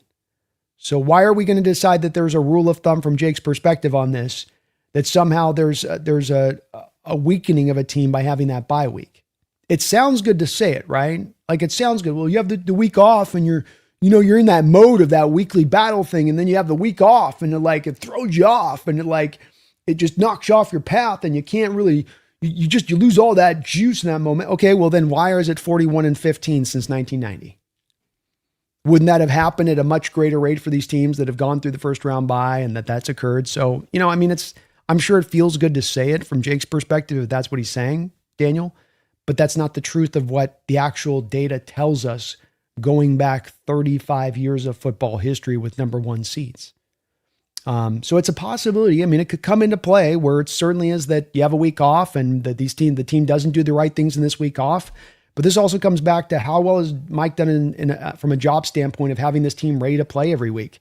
How many times does this team go into a game where they're going up against a lesser opponent and they could have eased off the stick and they could look lesser and they could look like their spirit's not really engaged in the way it needs to be. And then they get beat because of that. They lose a game this year that they shouldn't have lost because they're not ready to play. One of those 10 a.m. games, like when we were in Tennessee or into Jacksonville, right? But those games didn't occur. So we get and come back to to say that you believe something's going to happen takes proof of that belief. Not simply that you just I just kind of think it'll hurt Seattle. Okay, well, that's not what history tells us with that stat that I just flashed, right? That you're 41-15 with number one seeds in either conference going back since 1990. That's pretty succinct data. That's teams that are playing playoff teams every stretch of the way. That's teams playing winning teams every stretch of the way here on these 41-15 teams. That's not them playing against the dregs of the NFL. And that just shows you, if anything, this data absolutely shows you without a shadow of a doubt on this, Daniel, that it's a benefit to the team to get the number one bye and that it helps you to getting further in the playoffs. And it absolutely helps you above all else, beyond getting far down the playoffs. The thing it most helps you with, that point of data shows me, is winning that next game coming off that bye. That's where it just, factors into there to such a major degree on that. All right. I know you guys, we would go all night if you guys could, and I wish I could roll with you guys all this, but this is also our second day of doing about 8 hours streaming yesterday. We're about 7.5 hours on the stream here today. So I know there's still a lot of great discussion that we're going to miss out on here, kind of wrapping this up a little bit earlier, but we've gone deep. We're going to go deep this week. We're going to go live probably just about every day this week and breaking down what we got to break down for this team and what we got to do to take down this Niners squad. So still plenty of time here to kind of catch up on some of these details if I happen to miss you here on in the chat. I do want to take a moment, if I can, please, to thank the sponsor of the show. And that sponsor, of course, is going to be Sleeper. Sleeper's the number one app running the game today of all the sports apps that are out there. I really love what they bring to the table. So I'm trying to bring up my stupid thing here. 1 second. All right. Boy, I am definitely getting cross-eyed, folks. Woo! Woo! Let's see how we did today. All right. So we got here were our picks in earlier. And again, if you use my code here, using the code NEST on the Sleeper app, they will match up to 100% of your first deposit up to $100. So $100 from me to you through the Sleeper app on Nest. There's also a freebie, $20, no deposit needed, just $20 deposit in your account when you create a login on the Sleeper app. So $120 from me to you through the app, as well as when you use the code. These were my picks for today. Christian McCaffrey, did he go over 44.5 yards? Indeed, he did. Did Tank Bigsby go out over 9.5 yards rushing? Indeed, he did. And though Saquon Barkley had 26 carries in this day, one of the things that the Niners did a great job of is not allowing him outside of a 29-yard scamper to get loose, to get free. And so, unfortunately, Barkley was not able to get the anytime touchdown, just falling short on that one. Who would have guessed Barkley not get a TD in this game? Great job by the Niners defense of keeping him out of the end zone. But please do use my Sleeper code today. Take advantage of this code. Get some money in your pocket through the Sleeper app. Go win yourself some money. You think you know football? Put that football knowledge to the test. Cross-reference. Put it together with some basketball picks. Been going to the fantasy football here at the end of the season on that. Variety of different ways you can go. Go earn yourself some money. Go make yourself some money. And a big thank you to Sleeper for sponsoring the show. It is much, much, much appreciated. Let's get, we'll go ahead and just get the last, going to put the note on this. I know we can sometimes do the dono train that gets Brandon going a little bit longer and we just kind of keep stacking the donos. But let's go ahead. We've got Fly Saki on here with the last $5 donation. Let's go ahead and finish it off on that note. Just want to try it again once we get 7.5 hours in on an ARD. I just need to kind of I want to get the food eaten. I don't want to eat it with you guys on camera here. So gonna get some food, gonna relax a little bit on the offside, but I really thank you guys again for what is second to none support here. I get more donations and more support on this channel. We spend half the time on these 8-hour streams just trying to catch up on your guys' donation because you guys just keep knocking these in here. Really thank you guys for doing that. It is your guys' support that allows me to be able to do what I get to do here. It's the donations, it's the memberships, it's the patrons, it's all of that combined, which really allows me to do this full-time 24/7 all the way throughout the year. I've got a trip here going out to the Senior Bowl in a couple of weeks. You guys helped to buy that trip. It's on the back of your guys' support that's allowed me to get out there and be out there in person and scout some of these players in person in that way. And so a big shout out to you guys for all of your support and all of your donations on the channel.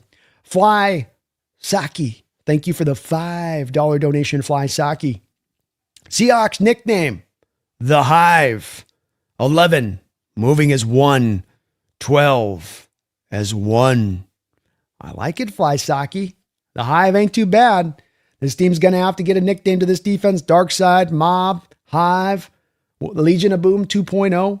Whatever we look to as far as our reference for this team, this defense has been good enough to deserve themselves a nickname. Number 1 in DVOA, 16 points a game, just a mere 2 points, less than actually 2 points more per game than the Legion of Boom era team, and an era back in the Legion of Boom where scoring was not quite as high as it is right now. So it's kind of you got to kind of put the tit for tat on that as far as when you compare these two and these two defenses. And all they've done this year to lock the opponents down, and they're getting their best at this time of the year. They're getting their healthiest at this time of the year. So whatever nickname we call them, Fly Saki, this defense is going to carry every amount of this load in this playoffs because they're capable of doing so. They've proven they're able to do so, and I'm expecting that they're going to do so. They're not going to fail us here now. They're not going to suddenly now start to shrink. And I'm looking forward to watching them put some great performances up on the board here now over the next couple of games. Hopefully going out there and getting the Seahawks a Super Bowl title. But great suggestion there, Fly Saki. The Hive. Let's go with that. Maybe we'll have to go with that one there. I can't quite decide. We might have to do a little bit of a poll on this and see if we can get the fans to decide on this one. Maybe so on that. Juno Trooper, man, thank you, man. Best of luck to you guys too next week. Thanks for hanging with us on this. Kevin O'Connell, much love to you as well. Go Hawks this Saturday, Misfit. Have a good night, Scooby. Appreciate you, Brenny. Go Hawks. Herbicide, go Hawks. Thanks for hanging with me. Pedro, is there a date time set for the divisional? Not yet. Saturday is locked in at this point. It sounds like, Pedro. It's just a question of whether or not it'll be 1:30 or 5 o'clock. That is the question at this point. Not sure. We got some rumors, but we don't have confirmation. David says Corbin tweeted that he thinks that it looks like the Seahawks will be the early game. Okay.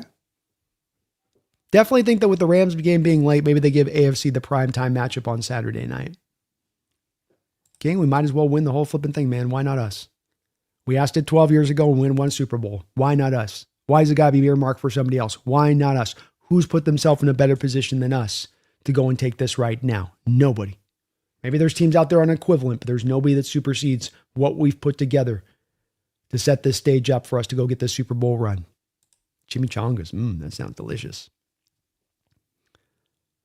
Very delicious. Ollie, have a good one, man. Appreciate you. North Star, you too as well. You too as well. Guano Gang. Who's raising the 12? I don't know, man. I don't know. What if you got Pete in there? Maybe Pete needs to raise the flag, huh? How about that? Shoulder Devil, great week, y'all. Go Hawks. Go Hawks, man. It's going to be a fun week. Fun week of prep. It's like 1:30 is maybe the time that we're locking in on here. So probably expect Saturday 1:30 for your Hawks. I would say. Bomber, nothing more like the team of destiny than beating the Niners and then beating the Rams and then a Super Bowl rematch against the Steelers or Patriots. Team of destiny. Well said. I can't put it better. Storybook season is what I've called it. And because of these very reasons, King, you couldn't have drawn it up better. The script writers of the NFL couldn't have put together a better script. This is Academy Award winning quality right here. Academy Award winning quality right here. Big Dumper raises the flag. Maybe so on that one. That's a good suggestion too. Good suggestion too. Go Seahawks, Jacob. Thank you, ma'am. If you guys get a chance today on the way out the door, good for me. Hit that like button. Would really appreciate it. We just crossed 21,400 yesterday as far as subscribers go. On the road to 30,000 right now. It's free for you to subscribe. It doesn't cost you anything. It's absolutely free. It helps out channels like me tremendously. So please do sub on up if you get a chance as well.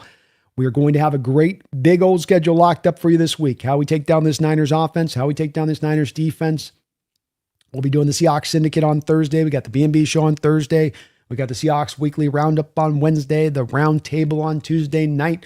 We're going to be locked and loaded. And I might even come back at you tomorrow night with a live stream of the playoff coverage there with the Steelers and the Houston Texans. I've had so much fun this playoff coverage and doing this with you guys here through these couple of days that I might not be able to help myself. I might have to go live tomorrow night. I might just have to go live.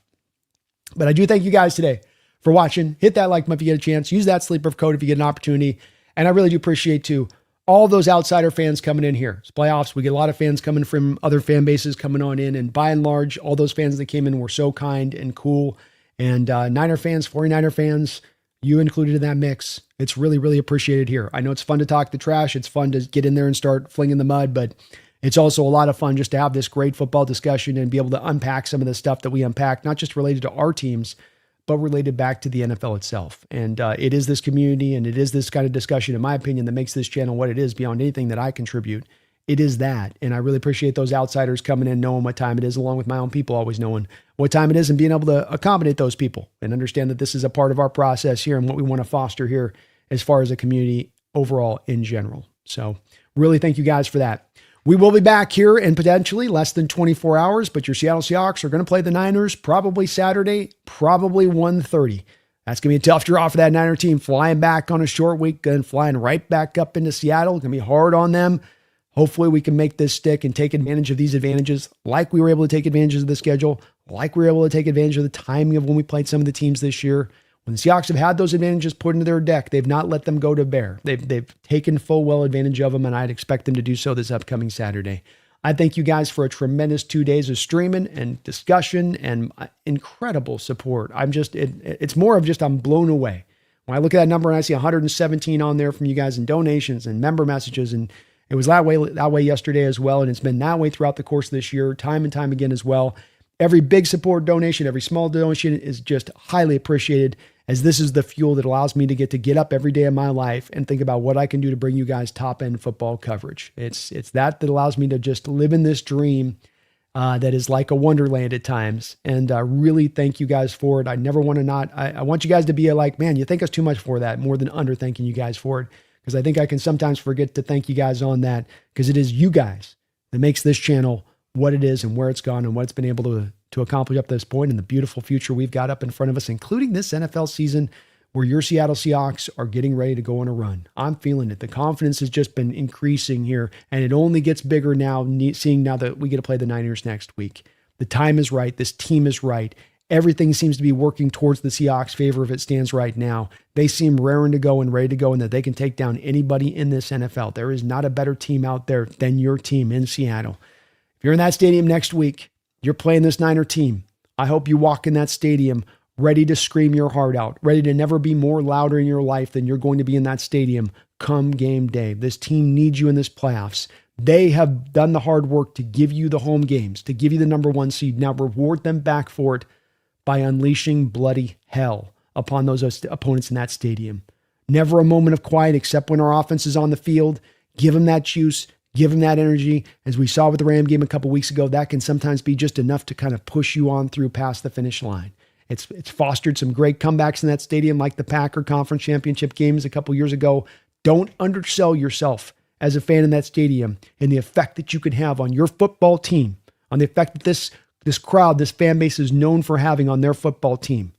Bring it to bear next week. Show that national audience what we do and what we're about. My name is Brandon Kane. Hit that like button if you can for me. Please sub up if you get a chance.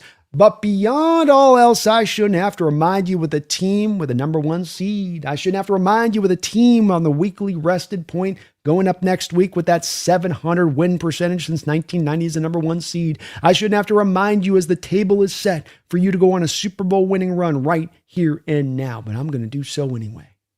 Don't you ever forget. Go Hawks.